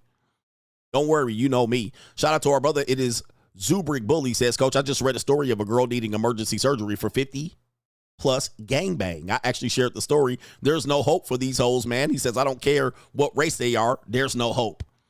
J Flow, shout out to you. I shared that story already. All right, Profitable Pat, keep your foot on their neck of these pro-black bitches, Larry-ass ninjas. I'm planning on joining the Money Mindset on the next payday. Please don't change the price just yet. Give me a week. Also, I'm still working on my future and bossing up. Hit me with the career lady out there. Shout out to you. So I could focus on my career. All right, I've had a couple of baddies, hot women, but most of the time they were down on their luck. All right, they were just broken up, divorced, and it doesn't last long. All right, please got to be honest. I had a couple it don't last long.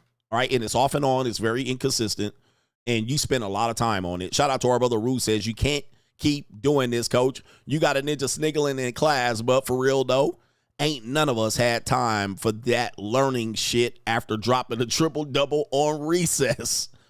100%, man. Kevin says, oh, this is KS.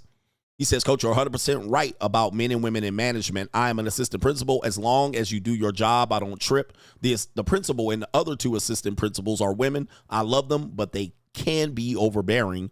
I stay ready to get out of our meetings. It's too much. Yeah, when you give women power, they are definitely good at displaying that power. All right, so you give them a management position, it's tough. They are tough.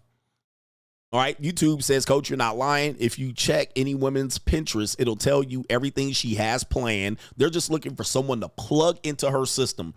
That's you. And that's you. I talked to a woman. She told me how many kids she was going to have, their names, and their genders. And I was like, do you have a man yet? She was like, nope.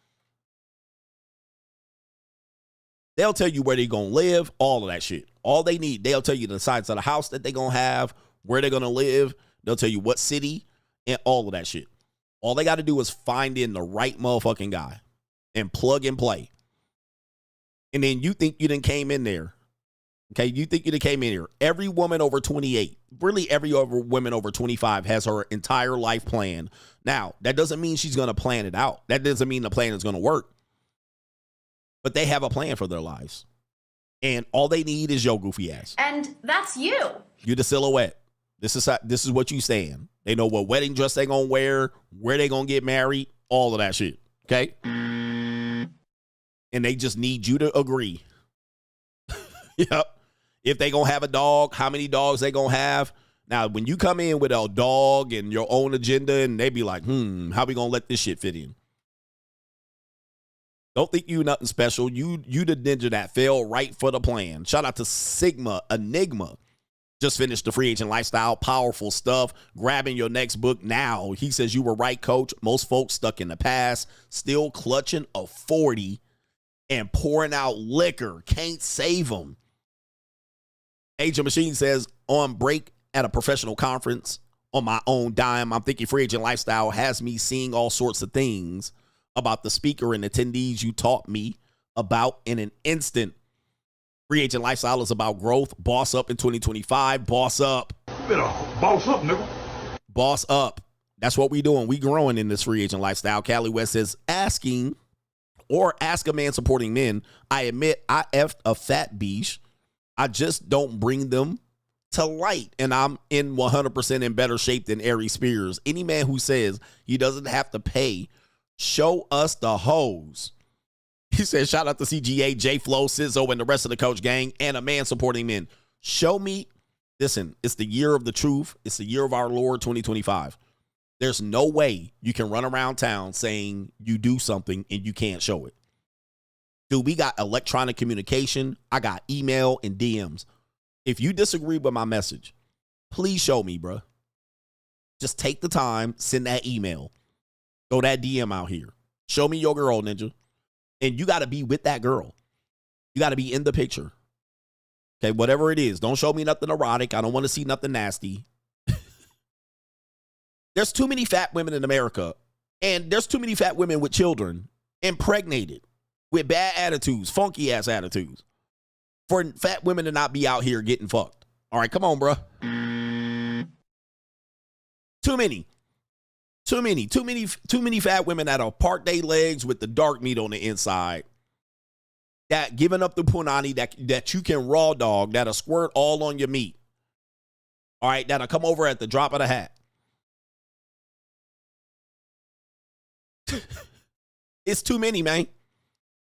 It's too many for them to not be getting raw dogged and hot dogged and flayed out here, bruh. It is too, dude, the entire country of women in America are fat.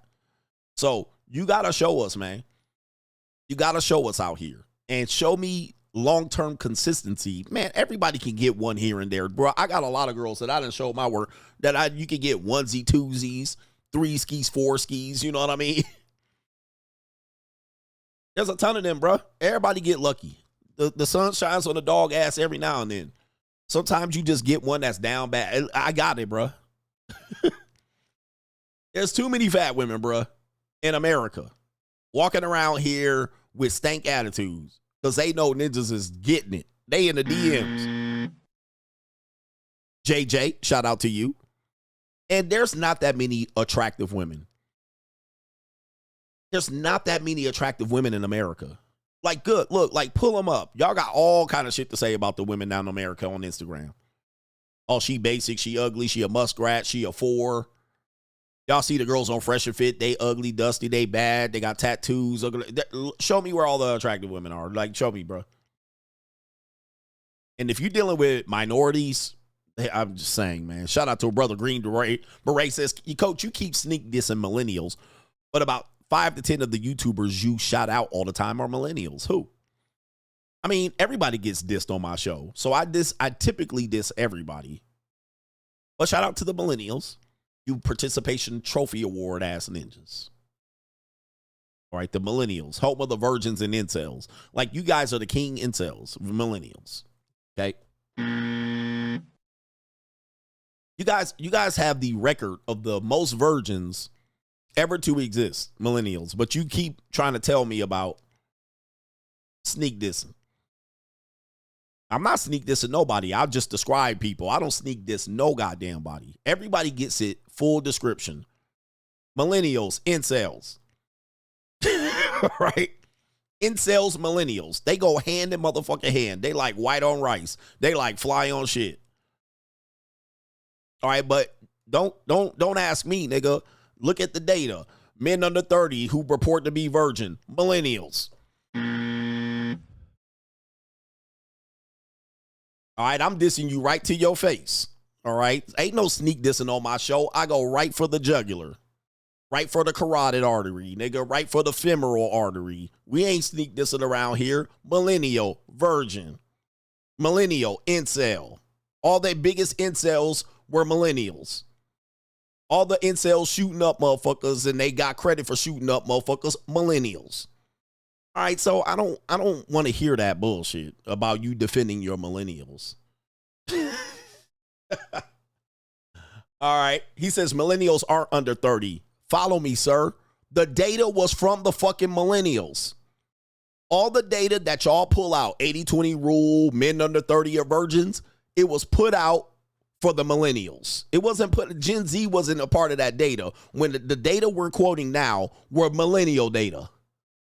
They weren't talking about Gen Zs. Now the data ends up lining up together for Gen Zs. But all of that data that we've been quoting for the last 5 years was the motherfucking millennials. Let's stop the bullshit.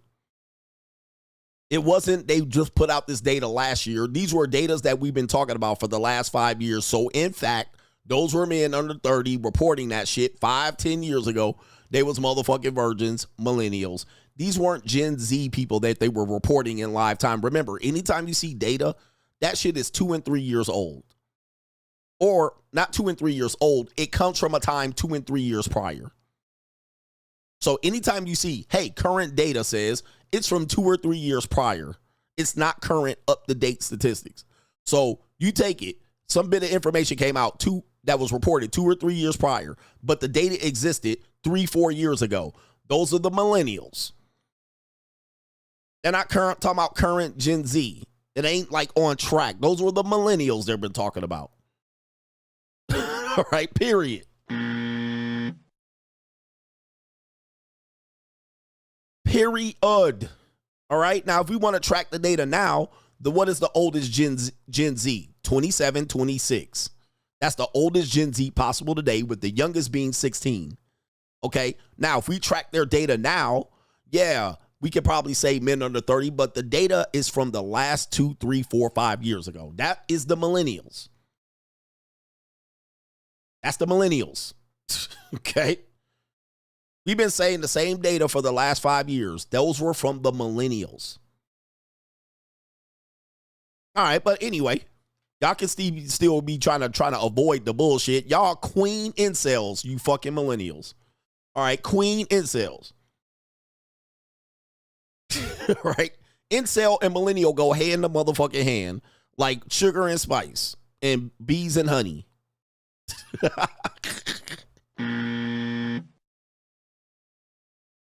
All right, but it's okay. Ninja, everybody call L's. I got on Gen X's ass today. Millennials, take your L.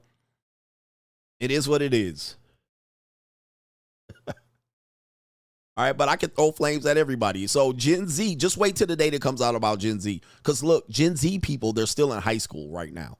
There's Gen Z still in high school. So how the hell we getting data from them that is accurate, right, and exact to be able to qualify what Gen Z is doing when they're still in high school? They're still juniors and seniors right now that are Gen Z. Juniors and seniors. So all of the data we talk about, 30% of them are virgins and 30% of them, 60% of them checked out of relationships under 30. Those are the millennials. That comes straight from the millennials. All right. So, all right. The younger millennials. And by the way, the older millennials out here getting fucking torched in divorce court right now.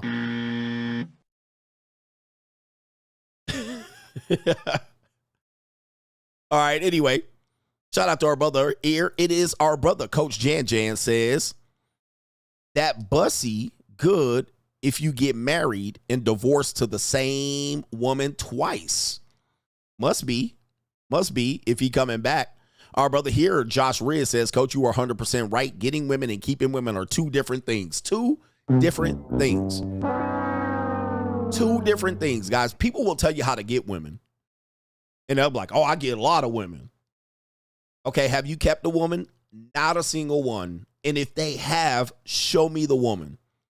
There's a guy, a dating coach, and BBL guy. I think his name is BBL or MD BBL, whatever his name is. This nigga talk all this shit about this and that, bruh. And the girl he kept, nondescript, tranny looking Asian. Stop. Can't keep a bitch. Not that some of y'all will want to keep one, but stop. All right, shout out to Gunspeed says, words on Rom Will's body game, CGA. If you think status pays the same as paying fee, example, backstage passes for groupies, why regular dudes lie about game, LOL. Shout out to Rom Wills. His whole thing is body game. Like, he talks about game, but I think importantly, he talks about how you look. And how women react to how you look. I agree with it, but I would say that's temporary, right? A woman's only going to be aroused with you for a short amount of time. So that's going to work with women for a short period of time, which that can benefit men. But if you don't have your body right, then you would have to use something else, right? Or you would have to get your body right. So he's right, but he's talking about arousal on attraction level, which to me is all short term.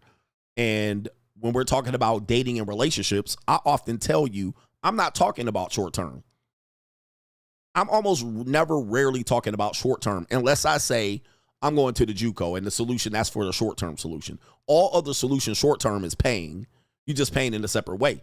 What I talk about extensively is, okay, once you get past 3 weeks, 6 weeks, what happens?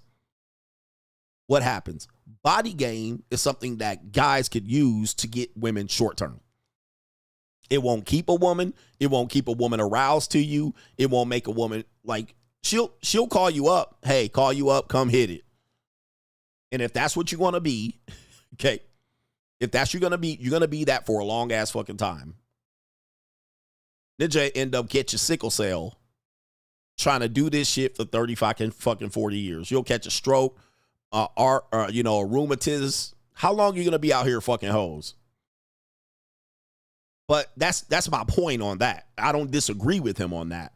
Again, when people are talking about it, I'm like, we're talking about short-term solutions. If you want to be out here fucking and plucking, right, for 30 and 40, trust me, guys, it gets old. And it takes a lot of time to be out here, with your body.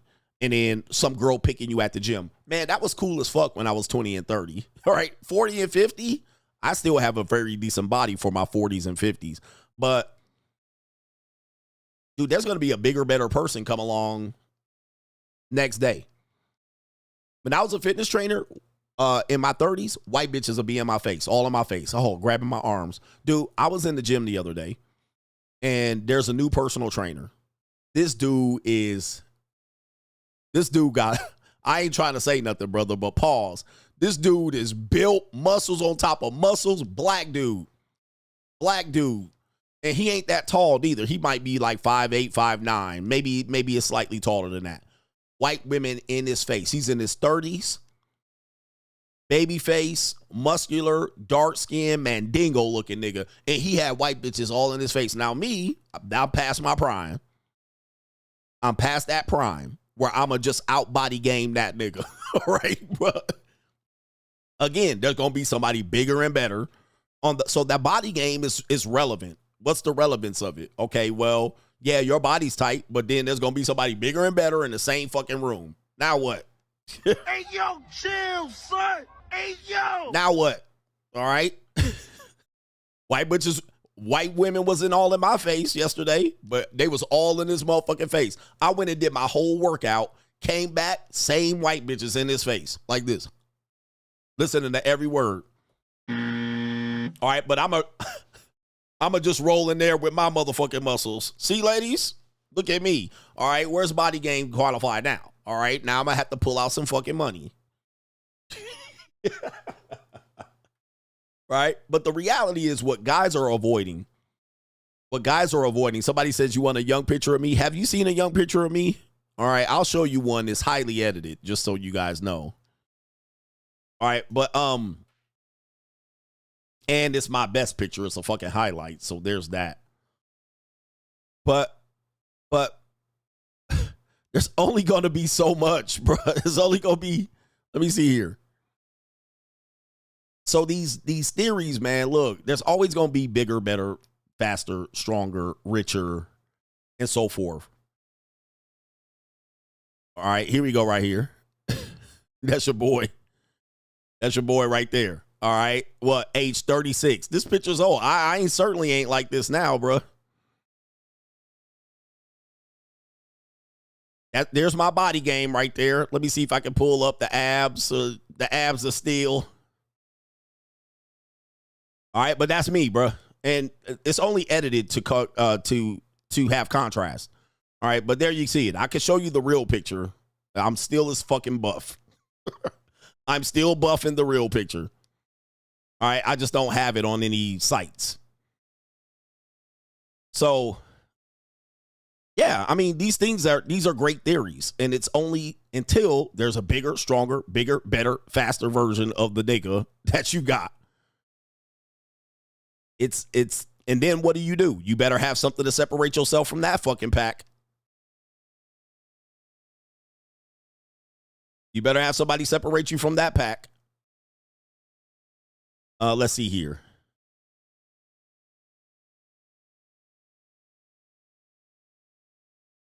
Okay. Look at that. Look at them goddamn triceps. Okay. Yeah, I mean, you can pull women temporarily, quickly with a body like that.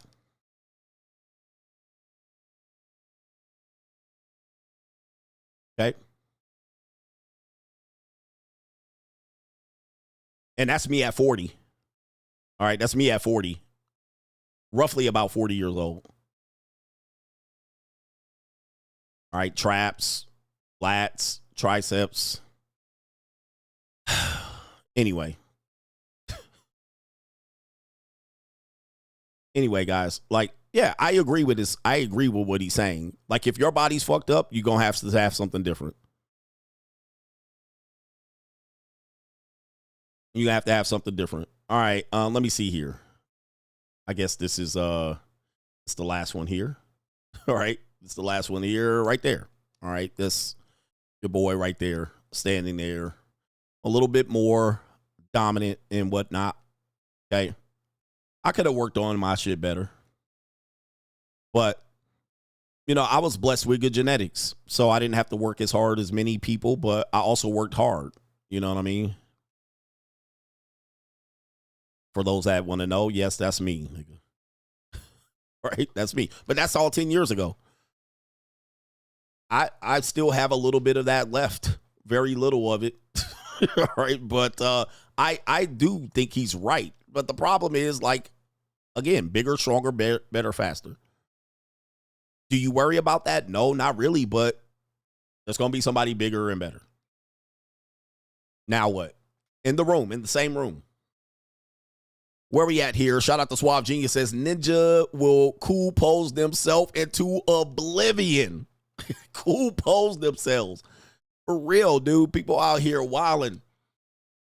All right. But yes, shout out to you here. Shout out to Kevin Sullivan says, Coach, I had a homie call me and tell me he was tired of his wife after 3 years. I told him to cut bait while he only had 2 kids with her. Ninja ended up coming clean and said he got twins on the way.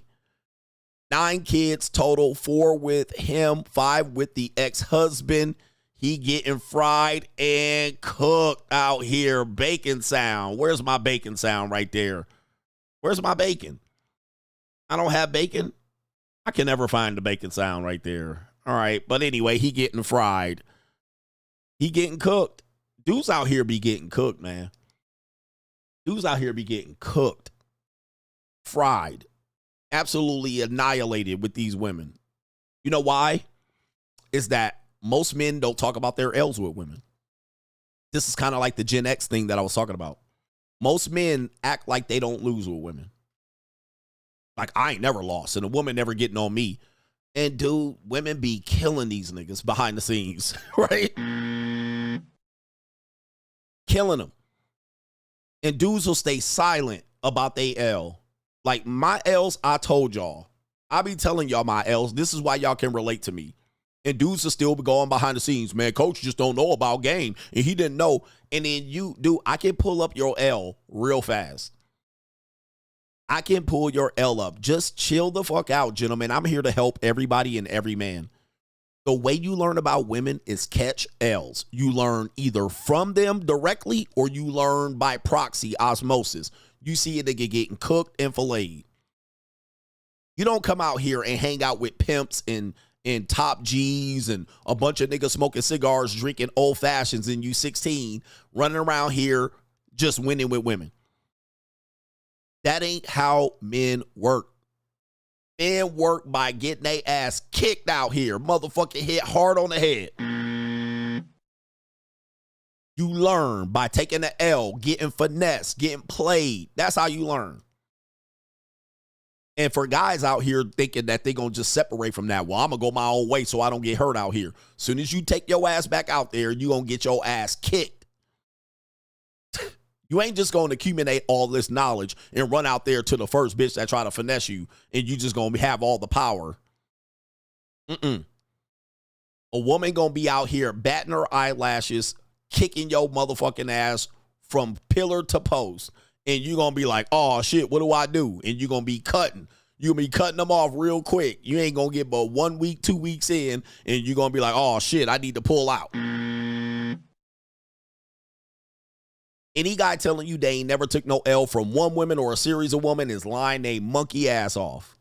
What they do is they cut bait. Men are good at going, okay, this ain't going nowhere. Let me get up out of there.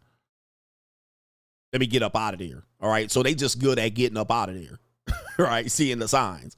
But it ain't like there's a group men out here that ain't playing, that ain't that women ain't challenging. All men get challenged. Like women, I don't care if the dude has got body game, money, status, a woman is challenging you. You guys go to the JUCO thinking that's an easy layup and you just gonna put your wallet out there. These women gonna take your wallet and twist your fucking pinky and have you drop your wallet. You gonna come out here like the Jetsons and give her $100. She gonna snatch the whole wallet.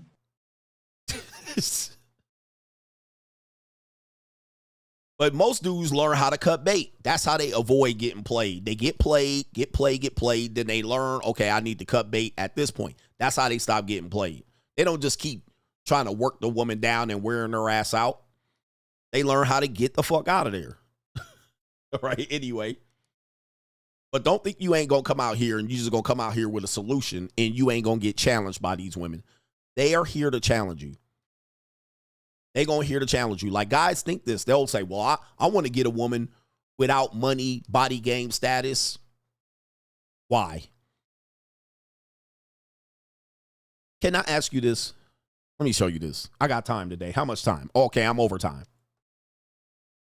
I'm over time. Let me see here. Why? Gentlemen, why? Why do you do this to yourselves?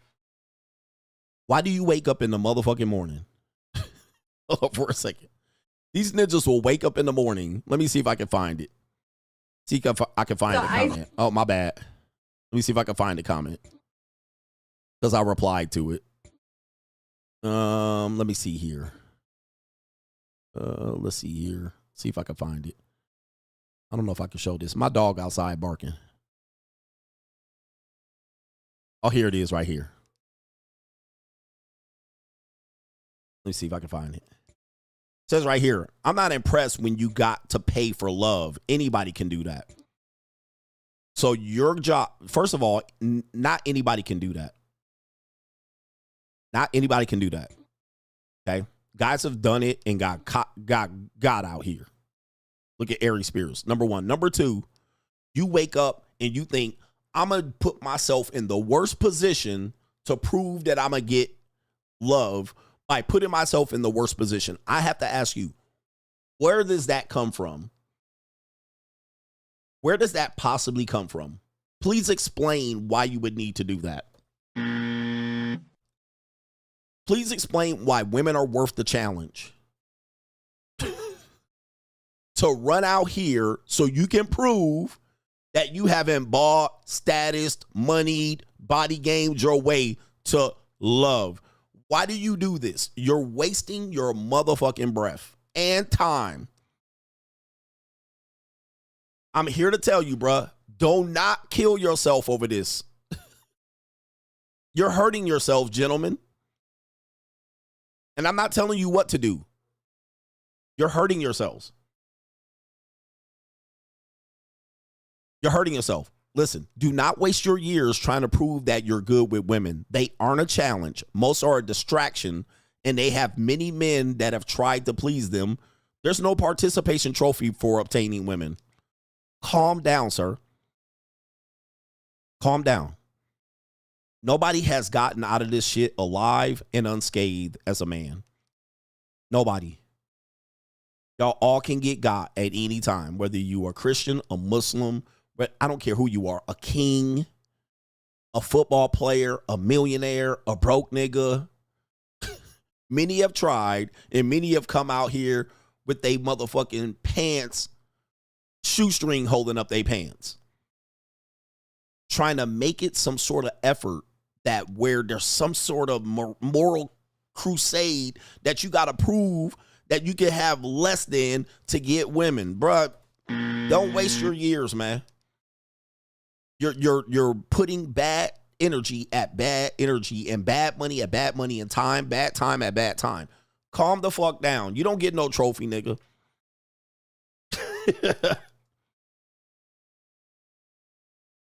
You don't get no trophy. There's no trophy for this, man. Hold on for a second.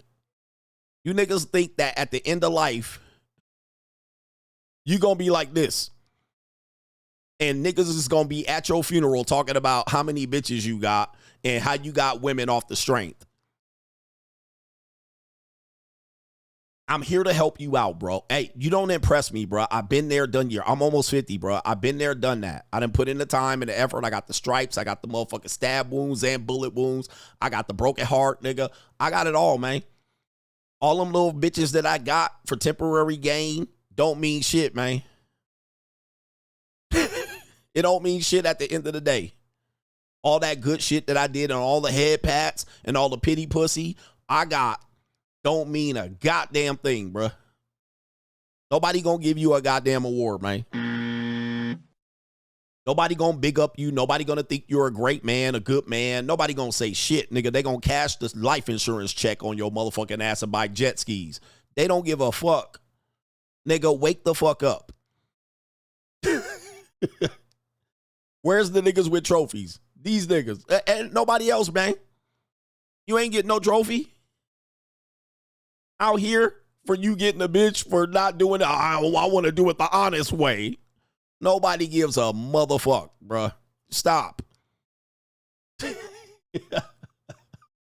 I know J. Cool says $30K a month. Imagine how many tips and how many pieces of peace leave a man could get in just that month alone. And you're paying $30K a month and then say you don't pay.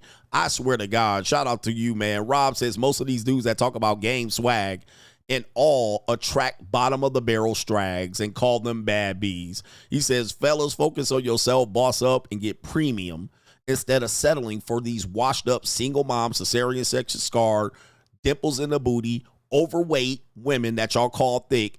That's on the Jesus spectrum after being smashed by everyone. Everyone. And the girls they claim they got for free, dude, the woman don't even count you as a body. They don't. Ask them. Don Yee says Gen X learned nothing from the failures of their parent. Nothing. NGN, it's funny how PUAs in Japan that left it because he couldn't get free punani with his mouthpiece in game anymore, saying that Japanese women are too transactional nowadays, yet got liposuction in the BBL to look better for women. And he said they out here tricking, turning tricks. Teron McAdams says, I'm glad you put it into words that I couldn't articulate well to my brothers. They are married and I'm the only single man, but they still say things like back then, they just don't know, coach. He said, shout out to the coach gang for real. Back then. And that's back then we used to take girls to the damn Dairy Queen for a banana split. Can you do that today? Nope. Back in 1950s, I could wear a white t-shirt, roll a pack of cigarettes in my sleeve, walk outside with a leather jacket and put my thumb up right here talking about, hey, jump in a goddamn heavy-ass Chevy, convertible, drive up and down the boulevard, and then rest at the Dairy Queen getting fries and motherfucking sundaes and shakes. All right, and I can get all the bitches in the world. I can get a bitch by getting what? I could drive down on the cliff and we could play motherfucking chicken. All right. We could play chicken driving on the cliff and the bitches used to jump on my arms like Olivia Newton-John. Nigga, them days are cooked. That shit don't pop off today. Bitch, you want to go get a banana split? Guess what? Guess what? Okay, so that used to work back in the day. Used to get a bitch from the sock hop and run up under her skirt with the poodle on it. All right, when she got the little frilly socks and the white fucking shoes. All right, that used to work back then. Today, it don't. That shit don't work today, bruh. All right, you used to be able to get away with that shit when it was a Dairy Queen and that was the only goddamn thing open. All right, today.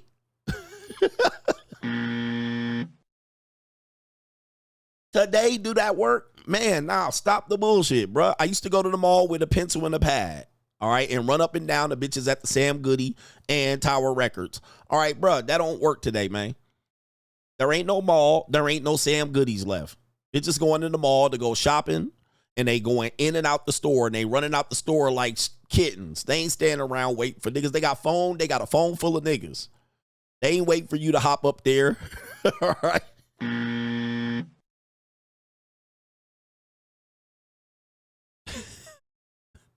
He says he wants me to turn on super chats. You got to be crazy, bruh. You got to be a fucking insane. Turn on super chats, bruh. You fucking out of your goddamn mind. All right, you can't tell me you a Coach Gang fan and you telling me to turn on super chats. You got to be out of your cotton picking mind. Shout out to Johnny, says, Coach, I'm over here working on my freedom paperwork as I'm prepared for trial with my divorce attorney. Any man who gets married today deserves everything that happens to him. Everything. NGN says, I've seen muscular dudes who are in the gym measuring everything they eat, saying that they never pay to get women, but admitted that they like the validation that they get from women on their bodies, but they don't pay CGA. Can I tell y'all a secret about bodybuilder niggas? We got time today, bruh. Listen. Yeah, I got time, cuz. Let me tell you something about bodybuilder guys and men with nice cars. Okay.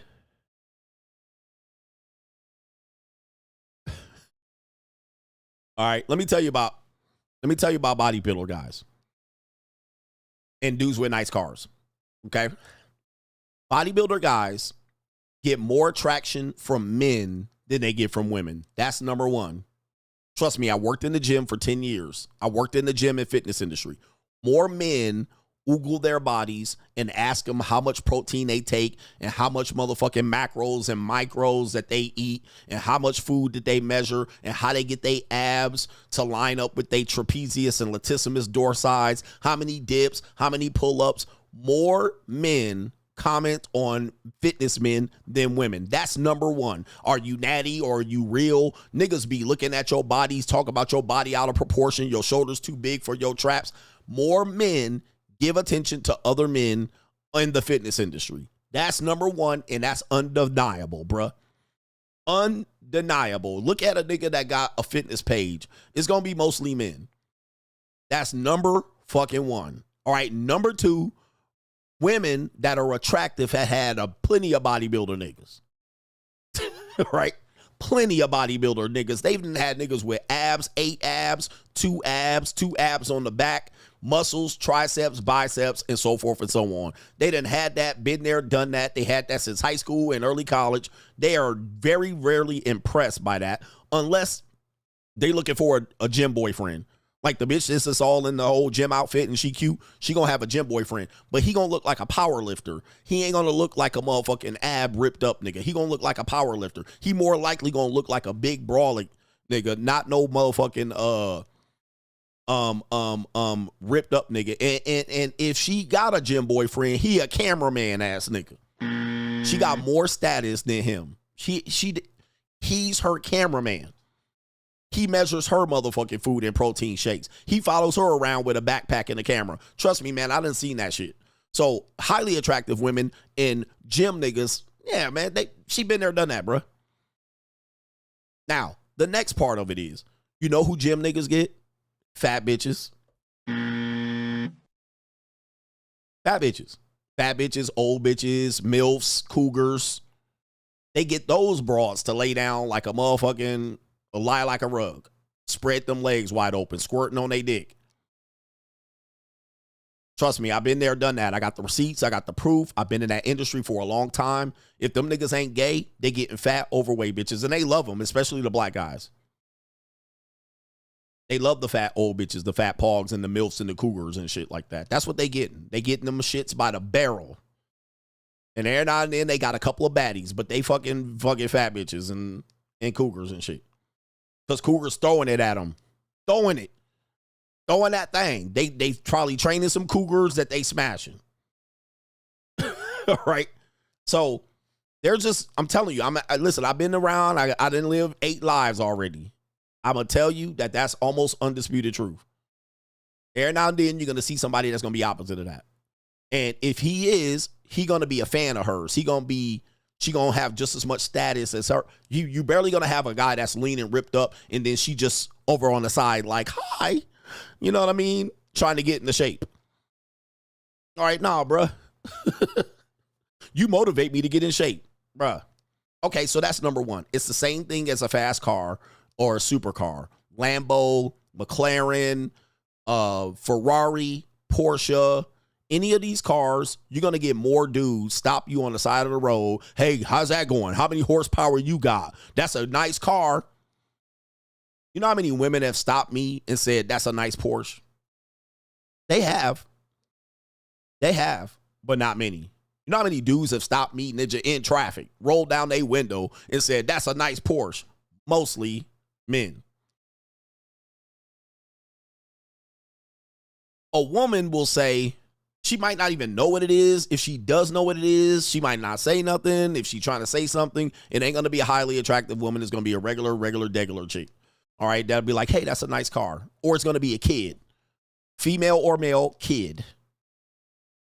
Oh, that's what kind is that? Is it Carrera S? Is it Carrera S Turbo? Is it a GT3, GT4? That's men. It's going to be men all goddamn day. Is it stick, automatic? What is it? Men. Now, a woman would appreciate your car if she's in the motherfucker. You pick her up for a date. She hops in. She'll brag to all her friends. He picked me up in a Porsche. that's when she'll acknowledge it. If she ain't in that motherfucker, she just gonna ignore it. And all of that broom and extra heavy metal and super turbocharged and vroom, that ain't gonna impress them very much, especially highly attractive women. They done already been in shit like that. She'll jump in your Porsche and say last week she was in a Lambo. All right.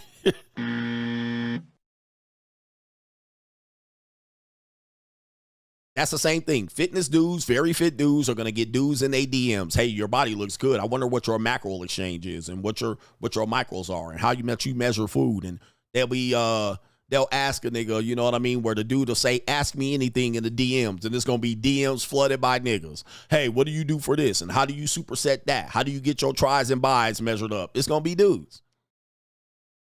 It ain't going to be no girls. All right, if it's going to be girls, it's going to be fat bitches talking about she want to lick the screen. All right, it ain't going to be no hottie bitches just being like, oh my God, your abdominal latissimus dorsi. Do you intermittently fast? It ain't going to be no bitches. Very few of them, okay? Yeah, what's your morning routine? It's going to be dudes. I've been there and done that. I lived it. I'm telling you, and it's not just my life. It's the life of almost all of us. All right, so just to burst your bubble here, yeah. If you want old black women, get in shape. Old bitches in their 40s, you're going to have piles of them. Get in shape. Any age. It's going to be piles of old black women. You ain't going to get no young baddies worrying about your ass. Very few of them. It's going to be older black women in their 40s looking to get in shape or looking to get penetrated and pounded out until she squirt. A fat one, too. Fat white women, all of that shit. Fat white women will fly in they'll fly in from Canada to come smash. Trust me, I know. Fat white women. Cuck white husbands will fly their wife in to have you smash. Trust me, I know. You'll be in the swinger community smashing out cougars with a couple of baddies here and there. And the baddie you got, if you ain't got money, because most fitness dudes are broke, if you ain't got money, the baddie you got, you're going to spend hella time on her. She's going to spend a hella time on her. You're going to babysit that broad. You ain't going to have 5 baddies. You're going to have one, and you're going to babysit that bitch. I'm telling you the truth, man. I'm telling you. And you'll have a baddie. Look, I got a baddie. That's going to be the one baddie you got. Actually try to get another baddie behind that bitch back. Go ahead and see what happens. You're going to lose that baddie. I'm telling you, he said they ain't ready for this truth. Man, don't get it twisted out here, man. Listen, I'm going to tell y'all the real, and y'all going to hear the real. I ain't telling you lies around here. Don't fucking play around here with this shit. All right, I ain't here to sell you a dream. I'm here to wake y'all bitch asses up. This is no theory. This is all real. All right, and it's funny. Okay, I got that one already. I think I got everybody right there. As a Gen Z, I've seen a lot of guys in my generation with money have zero problems paying for it directly because that they don't want a relationship, just punani. Especially in the East, only Western men hate paying for it, and they want burning desire, right? They don't have nothing else. I want the woman to actually like me and respect me. Teron McAdam, shout out to you. That's a co-sponsorship. All right. I want to ask y'all something. I want to ask y'all something. How many of you guys have asked if a woman respects you after sex? Like, most of y'all want to pump and dump. So where did y'all get this mindset that the woman needs to respect you after intimacy? Most of y'all claim to be players, max, PUAs, pump and dump artists. And then you jump up here talking about, well, she won't respect you if you pay. Do you ask her, did she respect you when you laid down that 2 minutes and 58 seconds worth of dick? Did you ask her at all? Did you care? You guys will run around here and tell me you don't care if a woman nuts. I don't care if she gets an orgasm. What? You've never asked, you've never cared. But all of a sudden you care. All right, I care what she think about me. You ninjas never cared. So why all of a sudden do you care? Well, she won't respect you. Who cares? Like, you don't care? When it was free, you didn't care? When you was pumping dumping them, you didn't care. But all of a sudden, you worried about my feelings or her feelings towards you. Now you care. Now you are I'm care ass ninjas. Now you I'm caring ass ninjas. And you gonna give her 3 minutes tops and ain't gonna let her nut.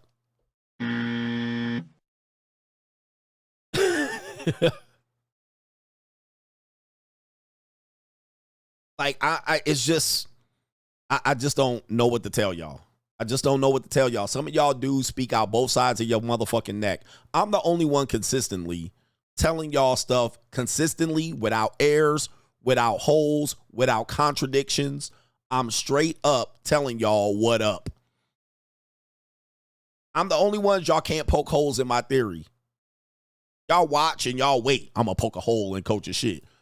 He's speaking out the side of his neck. He's saying one thing and doing the other. I'm the only one out here telling you the real and y'all can't handle it. Everybody else telling y'all one thing and doing the other, or they tell you one thing and then you tell, well, what about this? And then, oh, well, y'all some ass backwards ass men out here trying to figure the shit out. Look, I got the shit figured out if you want. Y'all talk about building with a woman and then pumping dumping them at the same time. Which one is it, bruh? Are we building with a woman? Or are we pumping and dumping them? Are we pumping, dumping them? You pumping and dumping them, but you ain't paying. How do you get all the women then? Explain to me what you do to get all these women. Oh, I just go on Tinder. Do you pay for Tinder? No. Damn, you must got the craziest ratio. Your ratio must be crazy. Your match ratio must be crazy. You only get 20 swipes a day. You're telling me you play for Tinder Premium or Tinder Gold. You just swipe your 20 swipes and you just get matches to where you can pump and dump or replace a girl every fucking day. Stop it. That's going to require some investment, sir. Money, energy, attention, and time. You're going to have to pay up. You're going to need that Tinder Premium, fam. You're going to need to pay in. You're going to need to tap in, nigga. You're going to have to get in there and go to the nightclub, buy a drink. Nigga, you're going to have to do something. You're going to have to put on some cologne, a Gucci belt, some slides. You're going to do something, bruh. You ain't just going to stand out in the corner in your boxer shorts in your motherfucking tank top. Man, we can't, bruh. We can't. You just out here. You just out here just replacing bitches like this. All right. And, oh, by the way, and these are not overweight bitches. These are baddies. These are the top-notch girls. You never dated nothing lower than an 8. Got it. Got it. Men, I'm here to tell you, man. I'm the only one telling you the truth out here, and I tell you the truth in the face of me telling you I've been on all sides of this game. Most of these ninjas are making up shit. They making up shit and hoping you buy and pay into it and pay into their course, and they're hoping by God that they pass CGA in viewership in reality, and they never will because they lying. And liars expose themselves. I don't have to sneak this nobody. Nigga, you know who the fuck and what the fuck I'm talking about. No names need to be said because you see the ridiculous bullshit out here. Okay, you seen it. You done heard it. Do you believe it? You seen it. You heard it. Do you believe it? Ask yourself this. Ain't nobody need to diss nobody. You seen it. You heard it. Now ask yourself, do you believe it? The answer is no. The answer is no. Even Andrew Tate got case after case after case. And you sitting up here like, nigga, and that's what you want to be? And then you mad that I call about for case after case. Nigga, that's paying, bruh. That's tricking to an infinite level when you just running around here putting out fires and shit. You run around here putting out fires. Is this who you want to be, nigga? Is this your king, nigga? Is this who you want to be in life? You think this is a way to live for some pussy? I'm going to ask you again. If you think, nigga, if you want to live like this, nigga, take your motherfucking ass somewhere back to the stove, nigga. You don't want to be that nigga. You don't want to be him, bruh. You don't want to be him and a bitch just going to come out, allegation, allegation, allegation, allegation. What the fuck? Are you crazy? Are you fucking crazy? Do not pursue that as a reality, man. You think you want that life? You don't want that life, bro. You don't want to be in nobody's court over no pussy. You don't want to be in nobody's court over no vagina, no marriage, divorce, or no pussy. Trust me. You don't want no parts of that. Okay? That don't make you nothing out here, bruh. and you call that not paying. Oh my Lord. I'm like, man, y'all better watch out who y'all following out here. They will have y'all asses up. And don't think you will be fighting off no cases. All right. If a girl put a case on y'all ass, y'all going to jail. You ain't gonna be like that, bruh. You ain't him. You ain't Donald Trump. If a girl put a case on your monkey ass going under the jail. All right. Anyway. Yeesh. Yeesh. Shout out to the Coach Gang. Peace.